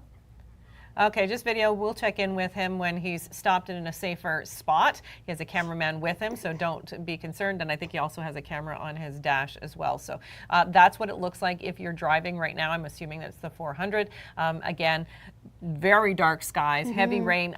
You know, the sun doesn't set for a little while yet. It's June and the sun is setting very late, but it looks like it's much later than it is because of the storm that's over Barrie right now. Yeah, those dark skies from the storms like you just mentioned there, but we're still going to be looking at these storms continuing to track down across the GTA, southern portions as well. Maybe a little bit more early than expected, but we might have a few more storms behind this, Kim, as we continue into the evening. Still the dynamics are there, the moisture, the instability. That's really what we're seeing is the main threat is going to be the torrential downpours, not so much the tornado threat down across the GTA and southern areas. Yes, for areas like Bancroft and those regions, but main threats are going to be the damaging winds, of course, torrential rainfall, and potentially around nickel-size hail. I mean, the later this comes in for the GTA, the better. Fewer people will be outdoors, fewer people will be on the roads. I know it's been a warm day, probably a day where a lot of people wanted to be outside. And of course, in popular spots like Cottage Country, Sauble Beach, Tobermory, all of these areas where people go to be outside on days like this are the areas that were hit one after another with severe weather today. And when we look at this, we can see the real contrast between those temperatures ahead of the front, especially down towards Toronto, Niagara, Windsor, where temperatures at this late hour, 8:17, are in the high 20s, and it's still quite humid with that southerly flow. Yeah, I actually went outside during my little break there just to feel what it felt like. The mugginess is still there, but the winds are so gusty that's actually so nice. Okay, yeah, it feels, if you're a summer lover, this is great. And I personally, when it gets to be nighttime and it's warm outside, that you can still sit outside comfortably without a jacket or a sweater, it feels like a bit Caribbean-like. But the problem, of course, is that we have a cold front coming through, and we've got this contrast between air masses. And so when we have cold air clashing with this very warm Caribbean-like air, we're going to get storms. And that's exactly what is coming true. This is what we had anticipated and what ECC anticipated as well, which is why they had issued a tornado watch very early in the day, so people would be weather aware right out of the gate. Yeah, absolutely right. You talked about that humid air mass. It will be disappearing for the weekend, so it's going to be relatively around seasonal, but in the long range, we're tracking a U.S. heat dome that will be bringing in temperatures into the mid 30s with the humidex into the low 40s. So that's something to look forward to for summer lovers, I guess, across Ontario, Quebec, and even into Atlantic Canada. I would say this is great if your AC works. You know, if you, I always say I love the heat, but I also have air conditioning, so I can get out of it at any time. But if you can't, then this can be oppressive. So that's long range forecast. This weekend will be nice and cool, comfortable weather, low 20s for the most part, a lot different than what you're feeling right now. But yes, the long range forecast, just be aware. Make sure you've got your fans or you have somewhere to go if your AC is not great, because it, you know, when you have days of heat like that, it can be problematic. And for areas like the GTA down towards Toronto, this could be your first rainless weekend since beginning of April too. Oh, wow. Okay. I didn't realize that statistic. Yes, it's been very, very wet. Most of our lawns are very, very green as well. And you feel like you're mowing the lawn every 3 days or so because the grass is growing, which is great when it comes to, like, we don't want it to be too dry, and especially in northern areas of Ontario because of wildfire season. But look at these winds. Timmins, which earlier had a tornado warning, had at least a 70-kilometer-per-hour gust. Yeah, we're starting to see those winds as that cold front sinks down south. Muskoka gusts upwards to 65 kilometers per hour.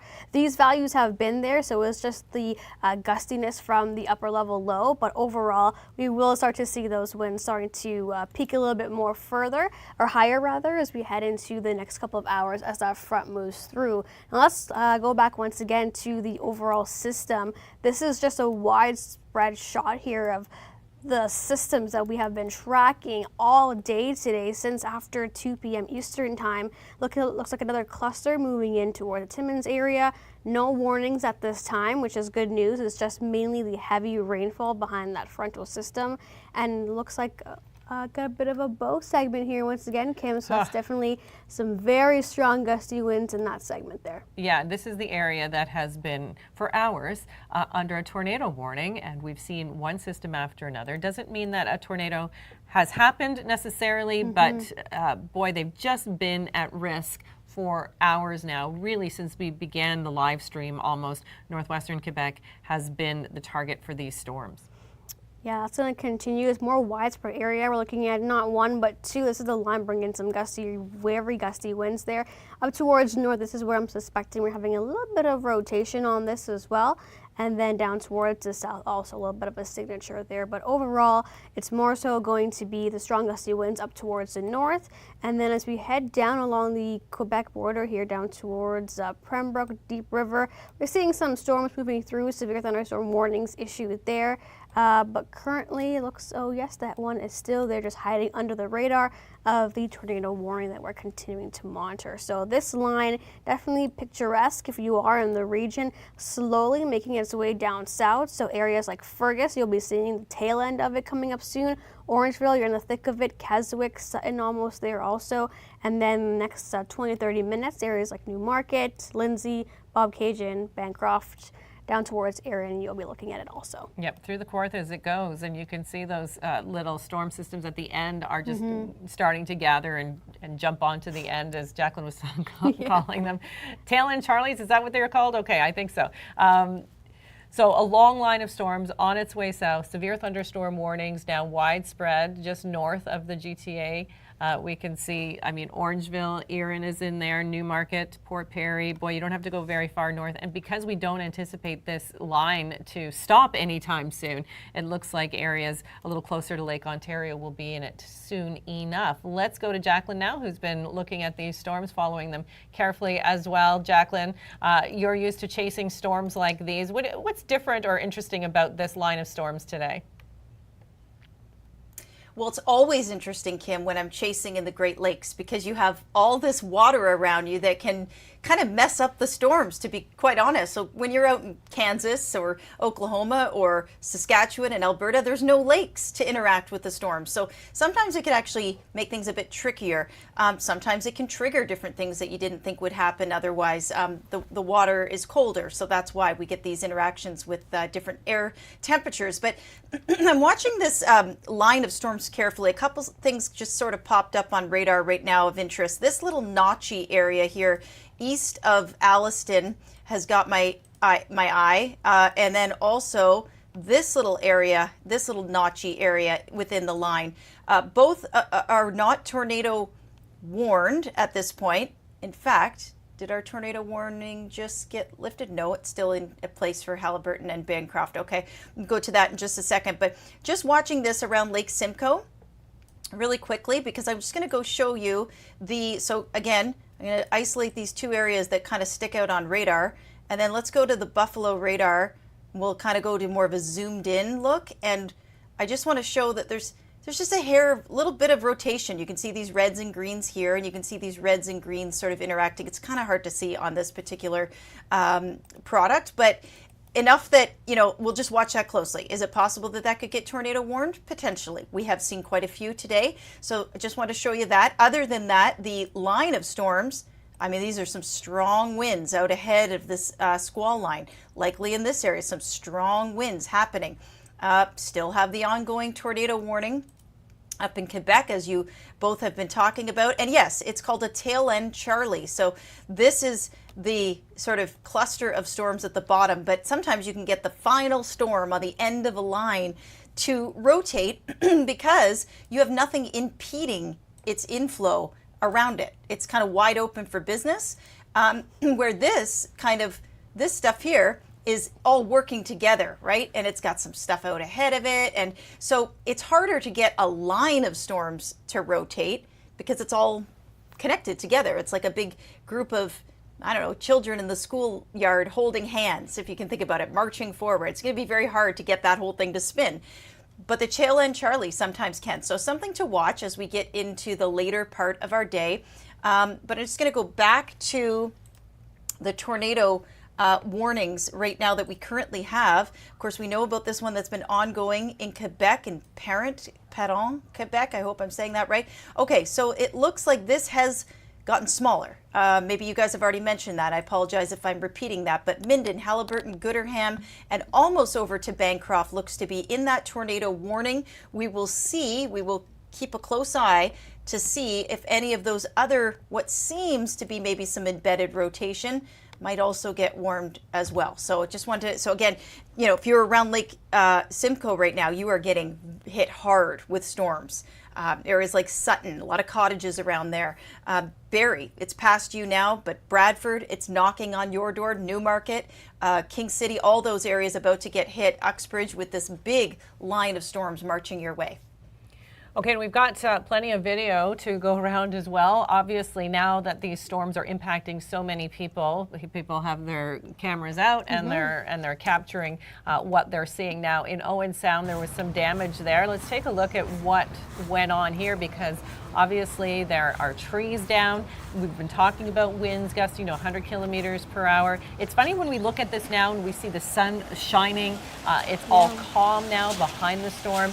But there's going to be some cleanup now as a result, and it's always sad when we lose trees. I always feel bad when these big, beautiful trees come down, and some of them literally snapped. So this could be, I mean, there's a possibility maybe it was a tornado, or it could be just those powerful straight line winds. That's not for me to determine. That will be determined by maybe the Northern Tornadoes Project. But clearly we're seeing some pretty heavy duty damage here. See, I mean, I'm watching this for the first time, and it seems like every time we see a shot, the damage is getting progressively worse. Yeah, I agree. There's definitely quite a bit of wind damage, and of course, yes, NTP will be out assessing all the damage in the coming days, and they'll report back to us. But yeah, this is, wow, look at that. It looks definitely like a little bit of a funnel from that one there. I don't remember where it was from. But yeah, that's near Creemore. Creemore, yeah. So again, yeah, when you see these skies moving in, yeah, sure. I don't blame people if they're far enough away to capture something, but then get indoors, because you don't want to be messing around with a rotating storm of any kind. We've been talking about, though, once you're under that storm, the winds are just so powerful. We saw our Mark Robinson in the storm, rain coming sideways. We've seen large hail, lots of video of that, and obviously we've had damage now. So that's a real concern. Tornado warnings continue in Quebec and in parts of southern Ontario around cottage country. And here is Mark's live look on the highway. So this is why we're saying, you know what, I mean, if you don't have to drive, don't, because once you're on the road and it's looking like this, you can get into some very poor visibility. You're hoping that the windshield wipers are working. I don't know if he's using his, it's looking pretty good here. But again, this is a huge line of storms, over 220 kilometers long. So a lot of people in the path of this line. Yeah, let's take a look back at the radar here, Kim, because we can just show exactly how widespread this is. So stretching all the way from Fergus all the way into areas power outages, if you want to throw to me, like Highway 60 here. So that's a very long stretch. Definitely take you a few hours to drive from point A to point B, right? Yeah. But that's going to definitely continue to sink down south along that frontal boundary. Looks like Aurelia, you're almost out of the storm. Haliburton, you're in the thick of it. Also Bancroft, it's on your doorstep. And then as we continue Bradford, you'll be looking at that. So anyone driving on the 400, especially south or north, areas like Newmarket down towards the GTA, the 401, definitely keep your eyes to the sky because this is going to be coming in hot and it's going to be bringing heavy amounts of rainfall. So just be prepared for that. And if you can get off the highways, that'll be a good idea also. Orangeville, Fergus area, this is going to be impacting Highway 10, so down towards Brampton, Milton as well. Places like Paris down towards Hamilton, you may not see this depending on if this end sticks on. But for the most part, maybe a little bit of some light rain later into the evening hours. And then potentially we are seeing a few of these storms popping up right behind it. Even another one here just along Highway 11, so just a little bit north of Orillia. Some of these storms are definitely popping up behind it. As a Hamiltonian, I'd be okay if it missed me for a change. That would be nice. We seem to get enough storms in Hamilton. Let's go to Jacqueline now, who has an update on the power outages. Jacqueline? As somebody that lived in Ancaster for several years, I second that. Yep, we just certainly get our fair share of storms in that region. Just want to give an update, guys, on the active outages. And thanks to our team at the Weather Network and to Hydro One for keeping everyone informed. But 368 active outages, and that's affecting nearly 50,000 customers at this point. And it's no shock. This is just in the past hour, by the way. It's no shock because we've been talking a lot. I know it must feel like we're just lifted. If anyone can confirm, I will look also. But these strong storms are forming this line which causes very strong winds. Well, it's no shock that many have lost power as a result of this and will continue to potentially lose power as it moves through, like Melinda was just saying, into eastern Ontario, into Markham, Newmarket, Port Perry, Peterborough. All of those areas are under the gun in the coming hour or so for all of this to slide into this region, kind of like a east-southeast direction with some heavy downpours, potentially hail, and they should start to weaken out as we start to lose daylight here. But yes, they still are packing a punch. Actually, they've been really holding themselves together well, as is the tornado warned cell up in Quebec. Let's just take a look at those tornado warnings right now.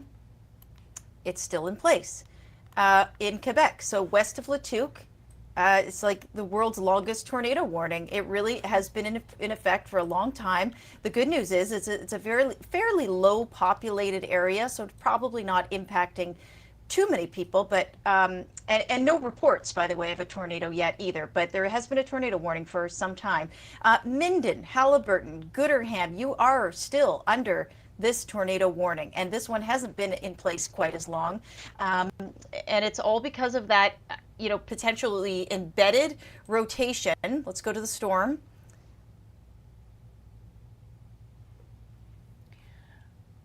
Okay, we'll take it from Jacqueline right now. We've got a little bit back of into. oh, she's back. Let's see here. I have seemingly lost. Oh no, I thought. We're in and out. Okay. Melinda, so obviously she's zoomed in here on this particular storm, but this is the line that's moving in towards Minden. We were saying that it's going to continue to go. Normally, once it gets dark, we'll start to see these storms subside. This is the time of year where the sun is up for a very long time. So, there's still some energy out there. There's still a lot of heat and humidity. Does this mean it has just ended? Okay, yes, it has. So we've got some good news. I love when it just kind of disappears on the screen. So our tornado warning now for areas like Haliburton, Minden is now over. So that has dropped. We still have the tornado warning in the north, however, in Quebec, in La Parente area. So that's still warned. And then we still have a number of severe thunderstorm warnings as this line moves in. But I'm happy to say that the tornado warning has come to an end, but we're not done yet. No, we're definitely not done, especially as we inch closer across the GTA. This line of storms is going to be barreling in and bringing heavy amounts of rainfall. So places like Erin, Bolton, Newmarket, Lindsay, you're almost going to be seeing the storm in the next roughly 15 to 30 minutes or so. And then down towards areas like Brampton, Toronto, Markham, Oshawa. You'll be seeing this in probably an hour and a half from now. It's still fast-moving storm, Kim, roughly around the 60 to 80 km per hour mark there. But overall, very fast moving. This is what we've been talking about all day, that it's just going to come together. We're going to see the dynamics at play, and Environment Canada will definitely probably issue some more severe thunderstorm warnings as it inches closer also. So definitely be prepared for that. You know, have your phone, keep it charged, because you'll get the warnings on your app also. This is the kind of direction that we like these storms to move in, especially if they're moving quickly, because it lessens the chance of flooding. If this storm was moving over the same place over and over again, I mean, parts of northern Ontario, northern Quebec have been seeing that through the day, but for southern Ontario, a fast-moving storm means that you're going to get a good downpour, but it's not going to be long-lasting because the storm will have moved on pretty quickly. So that's good news. We're not seeing training storms over the same place, at least not across the south. Yeah, not really seeing training thunderstorm, which is the good part. Yes, there's a few clusters now starting to move in down towards Timmins, Kirkland Lake once again, but they've had a really good break in terms of the storm from storm 1 to storm 2. Definitely been at least 4 hours by now, which is good news. But yes, the one in Perron is still ongoing. See that Boeing segment here, I'll just highlight it quickly. That is showing the strong gusty winds that continue with that line of storms. And then down towards the south, there's definitely a bit of a cluster. Mattawa, you're seeing some of that heavy rain as well. This is the storms that move from Parry Sound, and it is continuing to track south down towards Haliburton. So definitely still continuing this. Pembroke looking at some light rain as well. In the nation's capital, you know, we're not really seeing the storm dynamics there. It's more so in the areas with a tornado watch that's still in place. Yes, it's now starting to drop off across regions of northeastern Ontario and so western Quebec also.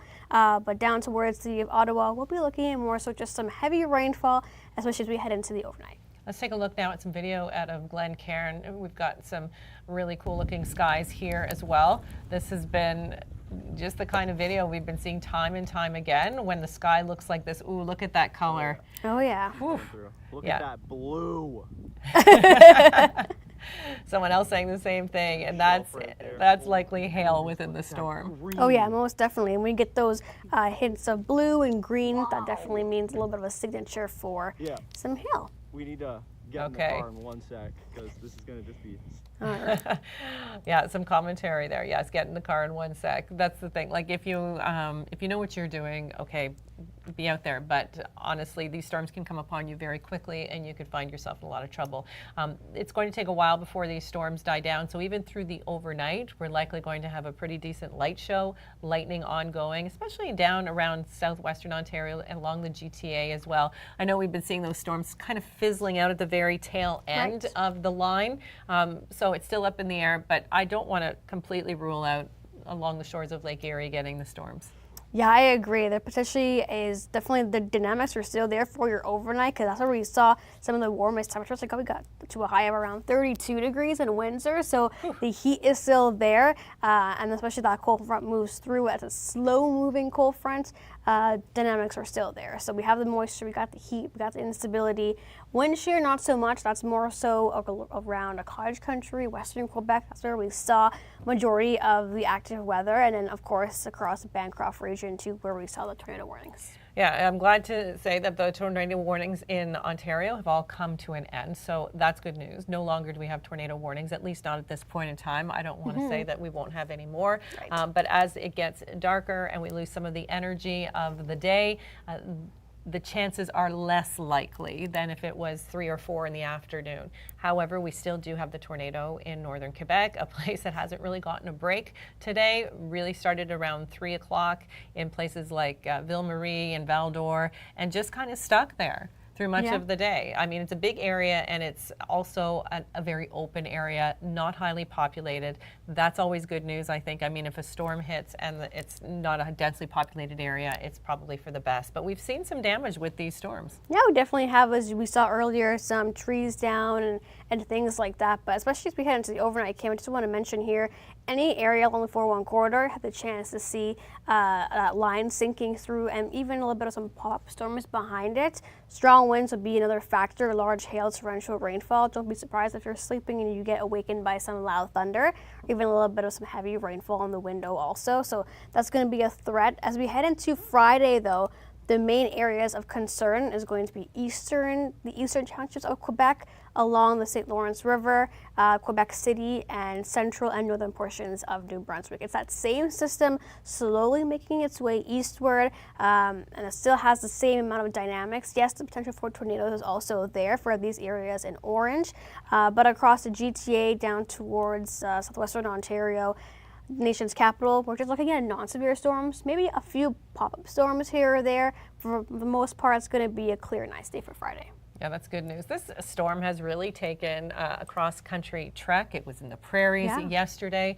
We had tornadoes, what seemed like tornadoes, in Manitoba. Still to be confirmed, I believe, but there was certainly enough video evidence of these tornadoes happening in Manitoba. That's the same system. Again, then we had widespread warnings in northwestern Ontario, and on it went into now southern Ontario and Quebec as well. So it's going to keep on moving along the St. Lawrence, as you say, and right into New Brunswick for Friday. So yeah, this storm has had a lot of energy along with it and is really making its mark. Absolutely right. Just run through one of the models here, what we can expect. So definitely picking up on that line. Looks like it's moving in a little bit faster than the models are predicting, but potentially there could be a little bit more as it moves behind. So along that frontal boundary, this front is just ahead of the boundary, and then along it, the cold front into your overnight hours, around midnight, into the pre-dawn hours.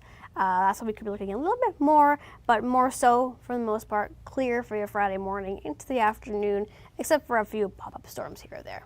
Yeah, it could be a rough night for some, especially if you have a dog that's afraid of storms. Yes. I was saying this to Rachel, like there are a lot of pets. First of all, they don't like fireworks, for example, and also thunderstorms. I mean, it can get scary. That means if they're not sleeping, you might not be sleeping either. It could be one of those nights, especially around the GTA and areas farther south, because it's moving in so late in comparison to what we're seeing right now.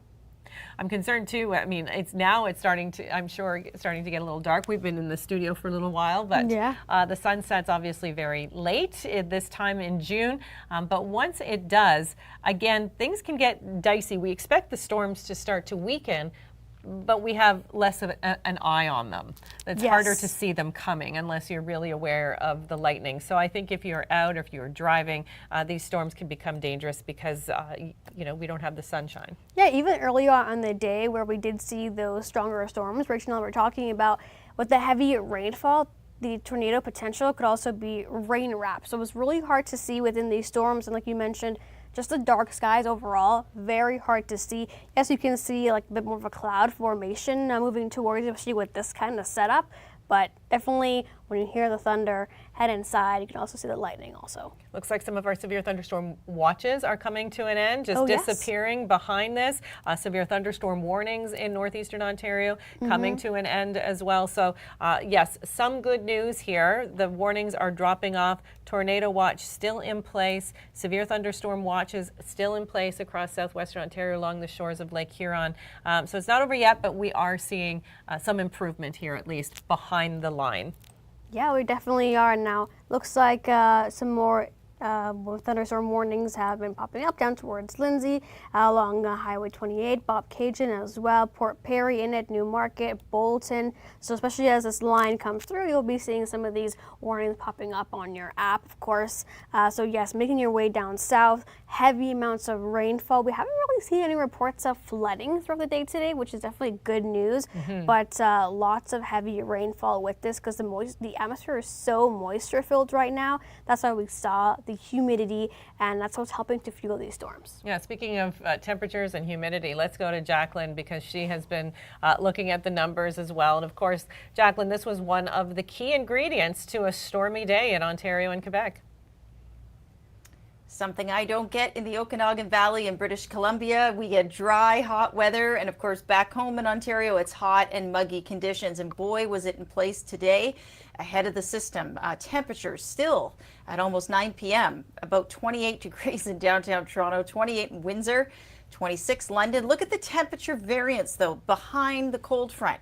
Muskoka is about 10 degrees colder than Toronto. It's like a 2-hour drive. That's pretty impressive. Sudbury, 18.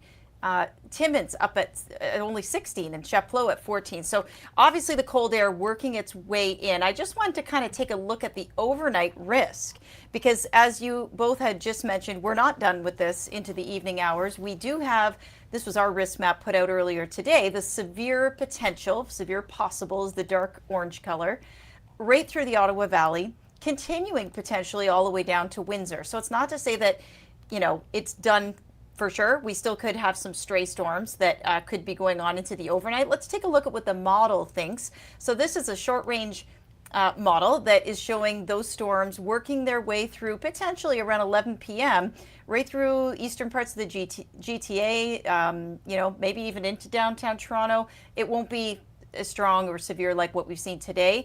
This is just the model picking up on potentially some activity into the overnight, and then it dissipates and goes into upstate New York rather quickly. On Friday, though, could still see another risk of severe weather. I'll show you that momentarily because I do have that risk map, I believe, handy. Do I? Okay, well, we're going to come back to that one. Yeah, I guess I don't have that at the ready. I apologize. But yeah, there's your Thursday overnight risk, and maybe I do. Maybe I can just grab it really quickly. Yes, I do have it now, folks. Look at that. All right, right on the fly. There we go. So non-severe thunderstorms on Friday to kick off your weekend. Windsor, London, Toronto. This is going to be the cleanup day potentially, with maybe a lot of limbs down, maybe at least some tree branches down. And then into Quebec, Quebec City, east of Montreal, into the eastern townships, could see the stronger risk for storms, small hail, strong wind gusts, and heavy rain. That tornado warning still going strong. I don't suspect there's been a tornado warning, but just to get this information out to you, that is still happening in Quebec. Power outages, almost 50,000 people without power, customers that is, with 368 active outages along this line. So, you know, the bottom line is the storms are going to continue into the evening hours. You're going to see a big drop in temperatures, the mugginess. It's like rinse and repeat, right? This is how it works in the Great Lakes. We get these muggy days, we get a cold front, it rinses everything out, and we get back into some more comfortable air, which some people love. Sault Ste. Marie sitting at 13 degrees, Windsor at 28 degrees. I'll send it back into the studio for now. Okay, thanks, Jacqueline. Yes, we're on it. I mean, what a difference in temperatures. And I think, as Jacqueline was saying, a lot of people appreciate the cooler weather. You and I, Right. we like the heat, the humidity. I actually got to eat outside today before all of this started. And that was nice because, I mean, it's great. But unfortunately, it is fuel for severe weather. And when you get a hot, muggy day, sometimes you get pop-up thunderstorms, and we'll see that happen throughout the summer. But this is a little different because we have an actual system coming through. We have an actual cold front moving in. So this is not daytime heating necessarily. We had a lot of ingredients to bring this together. We saw it coming a few days in advance. Environment Canada obviously saw it coming, issued the tornado watch early in the day so that people would be aware that this is an active weather day. It gets people alert and ready and making maybe alternate plans if they wanted to be outside. And obviously we are seeing severe weather, and not just hit and miss storms, but a long line of storms that is likely impacting a lot of people. Yeah, Environment Canada now dropping off these severe thunderstorm watches along the shores of Huron down towards southwestern Ontario. So they're now dropped. We still have a few in place though. Fergus up towards Listowel, Harrison still in the watch here, and the warnings will continue from just because the storm continues to make its way down south. Just warning everyone what's about to come, the severity of the storm. We're still seeing the heavy amounts of rainfall. P2 nickel size hail is also just want to show you my workspace. Very strong. Also, we could be seeing that small sized hail, and of course the lightning, the thunder. It's going to be quite loud. So overall, it's going to continue to sink down south. Definitely quite a cluster up towards northeastern Ontario, western areas of Quebec. As Jacqueline mentioned, we're still tracking in that tornado warning that Environment Canada has still issued. We're still seeing that signature 4 rotation in the Parent region also. And now it just looks like we're just seeing this line push through. Those ones will be heading off into the east. Meanwhile, this is going to be sinking down south. Now, as we speak, Kim, look at these. Just a few more bubbling up along Highway 10 in the Mount Forest region. Okay, that's what can happen because we're still ahead of the cold front here. Yes, we are. So these storms can pop up, and obviously those are some singular cells behind the big line of storms. The severe thunderstorm warnings jumping ahead of the line just to give people the heads up that it's on the way. And when we have a severe thunderstorm warning, it means that these storms are imminent or are already occurring. So a watch is one thing. It's like heads up. We've got all the ingredients. We've got the ripe environment for severe weather. The warning means, okay, it's time to get indoors. This is happening soon. So that's why we keep seeing these severe thunderstorm warnings popping up farther and farther south ahead of the line because it's moving through. We're talking about wind speeds. In some cases, we could have gusts 100 kilometers per hour. I'm not surprised looking at the video we saw earlier from Owen Sound. Right. A number of trees down in that area, heavy rainfall, and we were talking about how fast these storms are moving. So yes, you could get a really good downpour, but then it's over. Yeah, I just want to quickly run this back all the way to 4 hours ago. Now we can just see, I remember talking with Rachel when we were on the live stream at the beginning, seeing the bubbling up and the formation over Lake Huron and just how it has transformed with that cluster and continuous amounts of moisture added to that, this more storm cells added on to that initial line, and that's the current line that we are tracking down south that's making its way now across the north end of the GTA. Wow, that's such an interesting perspective to see it just, a storm here or there and then all coming together in this Right. linear form, which can, yes, produce tornadoes, but less likely usually when you have a line of storms like this. Thankfully, tornado warnings have come to an end in Ontario. We still have that stickler up in northern Quebec because of the kind of bowing that we've been seeing up there. That's still there in the Perron area. Again, not a highly populated area, very rural setting up here, but again, the tornado watch still in place, Right. just in case. I'm assuming that this will likely be dropped soon, but it's still in place right now. And currently, if you're under a severe thunderstorm warning, it means that system is likely going to be on your doorstep shortly. Yeah, absolutely right, Kim. We'll quickly just go over what we can expect into the overnight and start to wrap up our live stream. We'll still be live covering on our TV platforms with you all, but over your overnight here, Thursday overnight, any area in orange has a threat to see severe storms once again. That's mainly going to be as that cold front approaches. The line we're tracking currently is ahead of that cold front, so we're still going to be looking at the strong winds, the large hail, the torrential rainfall. Any area in orange, yellow rather, has a threat for non-severe storms, but any area in orange stretching all the way up into the Ottawa region, Mont-Laurier, has a threat for severe storms into your overnight hours. Yeah, and I wanted to mention that we will still be on television, on the Weather Network, on TV, when we're not live streaming any longer, especially as these storms start to die down. The sun is going down or has gone down. It's getting darker and these storms will weaken, but they'll still seem intense. I find that storms at night just seem more intense because it is nighttime and you can look out and see the lightning going. If you hear loud thunder as well, it can be a problem. And you just don't know what's going on. Like, I mean, if that rain is coming down or the winds are howling and you're in your home, you're like, okay, Right. What's going on outside of my patio right now? Do I still have my chairs? Yeah, definitely, Kim. Overall, this is the same stuff we're going to be seeing moving down across the GTA. Yes, we're seeing some of these warnings dropping in those areas that are not seeing the active weather. Once again, looks like the criteria has diminished, but more so for the areas in the tornado watch. We're still looking at the criteria there, so depending on that cold front as it continues to sink down south, we will continue to monitor this here on our linear channels. Okay, so as we continue to follow these storms south, our storm hunter, Mark Robinson, has been following these storms live and in person, chasing them, has captured a couple of really cool things on video. There he is now in the storm vehicle. Mark, give us a little bit of a wrap of the kind of day that you've experienced. Oh, Kim, this was an interesting day. It started off, we can see the little bit of storms popping up here and there.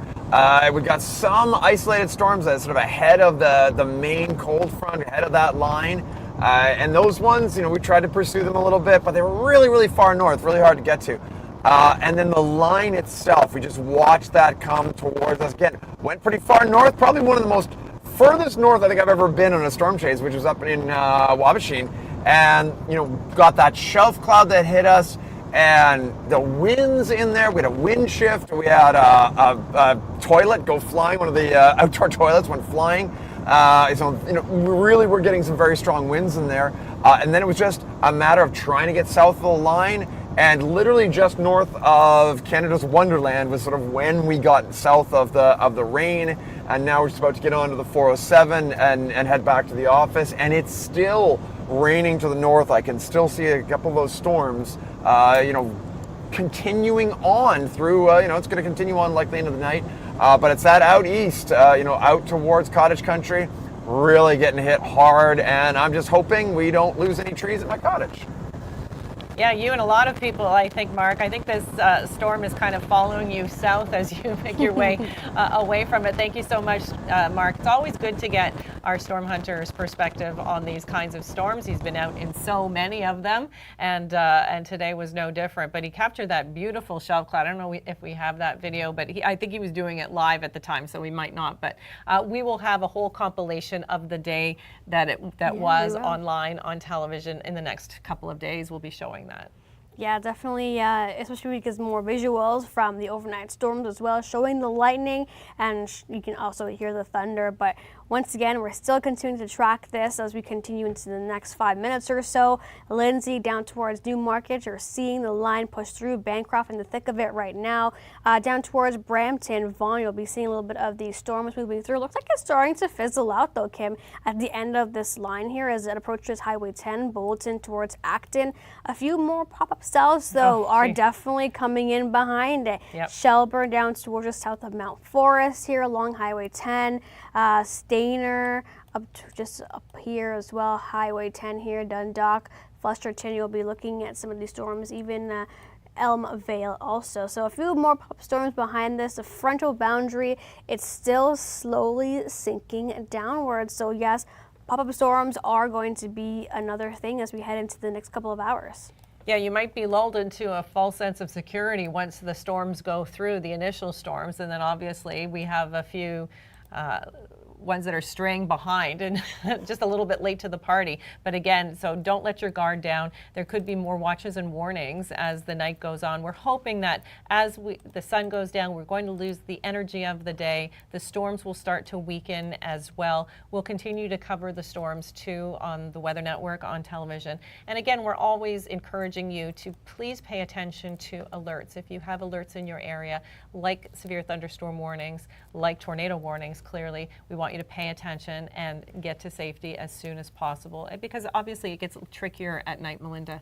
Yeah, absolutely right, Kim. We'll quickly just go over the forecast one more time as we head into the evening hours as our live stream comes to an end here. But we're still going to be tracking more of the severe storms as we head into the evening hours, especially along the boundary there and then into your overnights. Any area in orange, be prepared for a lot of lightning, torrential downpours, and strong gusty winds. If you haven't done so already, probably put your patio furniture away, right, Kim, down towards the GTA, because might go flying. I haven't done mine. Mine are still outside, so I might not find mine on my patio when I get home, but that's okay. It'll be in the backyard. But overall, for Friday, we are going to be tracking these same cold front that brought in the active weather across Ontario and Quebec for Thursday, and areas across Manitoba, Saskatchewan on Wednesday.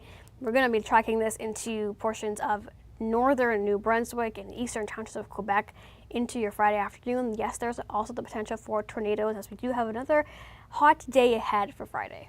Yeah, temperatures way above where they should be. They're cooling down behind the front, though, in Ontario. It's a comfortable weekend ahead. We're expecting much more pleasant weather once this system has come through before things start to heat up again next week. You know, I want to thank meteorologist Rachel Modestino, who was on this live stream for many hours straight, first with you, then with me. Melinda, thank you for joining me here as well. And then on the TV side, Michael Van is there covering the weather there, and Jacqueline Whittle has been covering from her home too. So I mean, everybody, it's all hands on deck here at the Weather Network when storms like this roll through. But we want you to be weather aware, and that's why we do this kind of thing. We're hoping that we're educating and at the same time showing you where the potential for danger could be. Yeah, so quickly before we end our stream here in a minute or so, we're still tracking this line of thunderstorms bringing in heavy amounts of rainfall and strong gusty winds. They'll be impacting areas across the GTA as we head into the next half an hour or so. And we still have a current tornado warning in the Parent region as that line brings very strong gusty winds as it continues to bow out. So looking at signs of rotation up across the north there, and areas like Deep River, Pembroke, we're still looking at the potential for some downpours as this cold front approaches. And yes, in the coming hours into the overnight, this will continue. Okay, we're hoping that we'll get more of these watches and warnings starting to drop as the night goes on, but just be aware and have your phone handy for your alerts, because obviously if something is issued, especially late at night, you're going to want to be aware of that.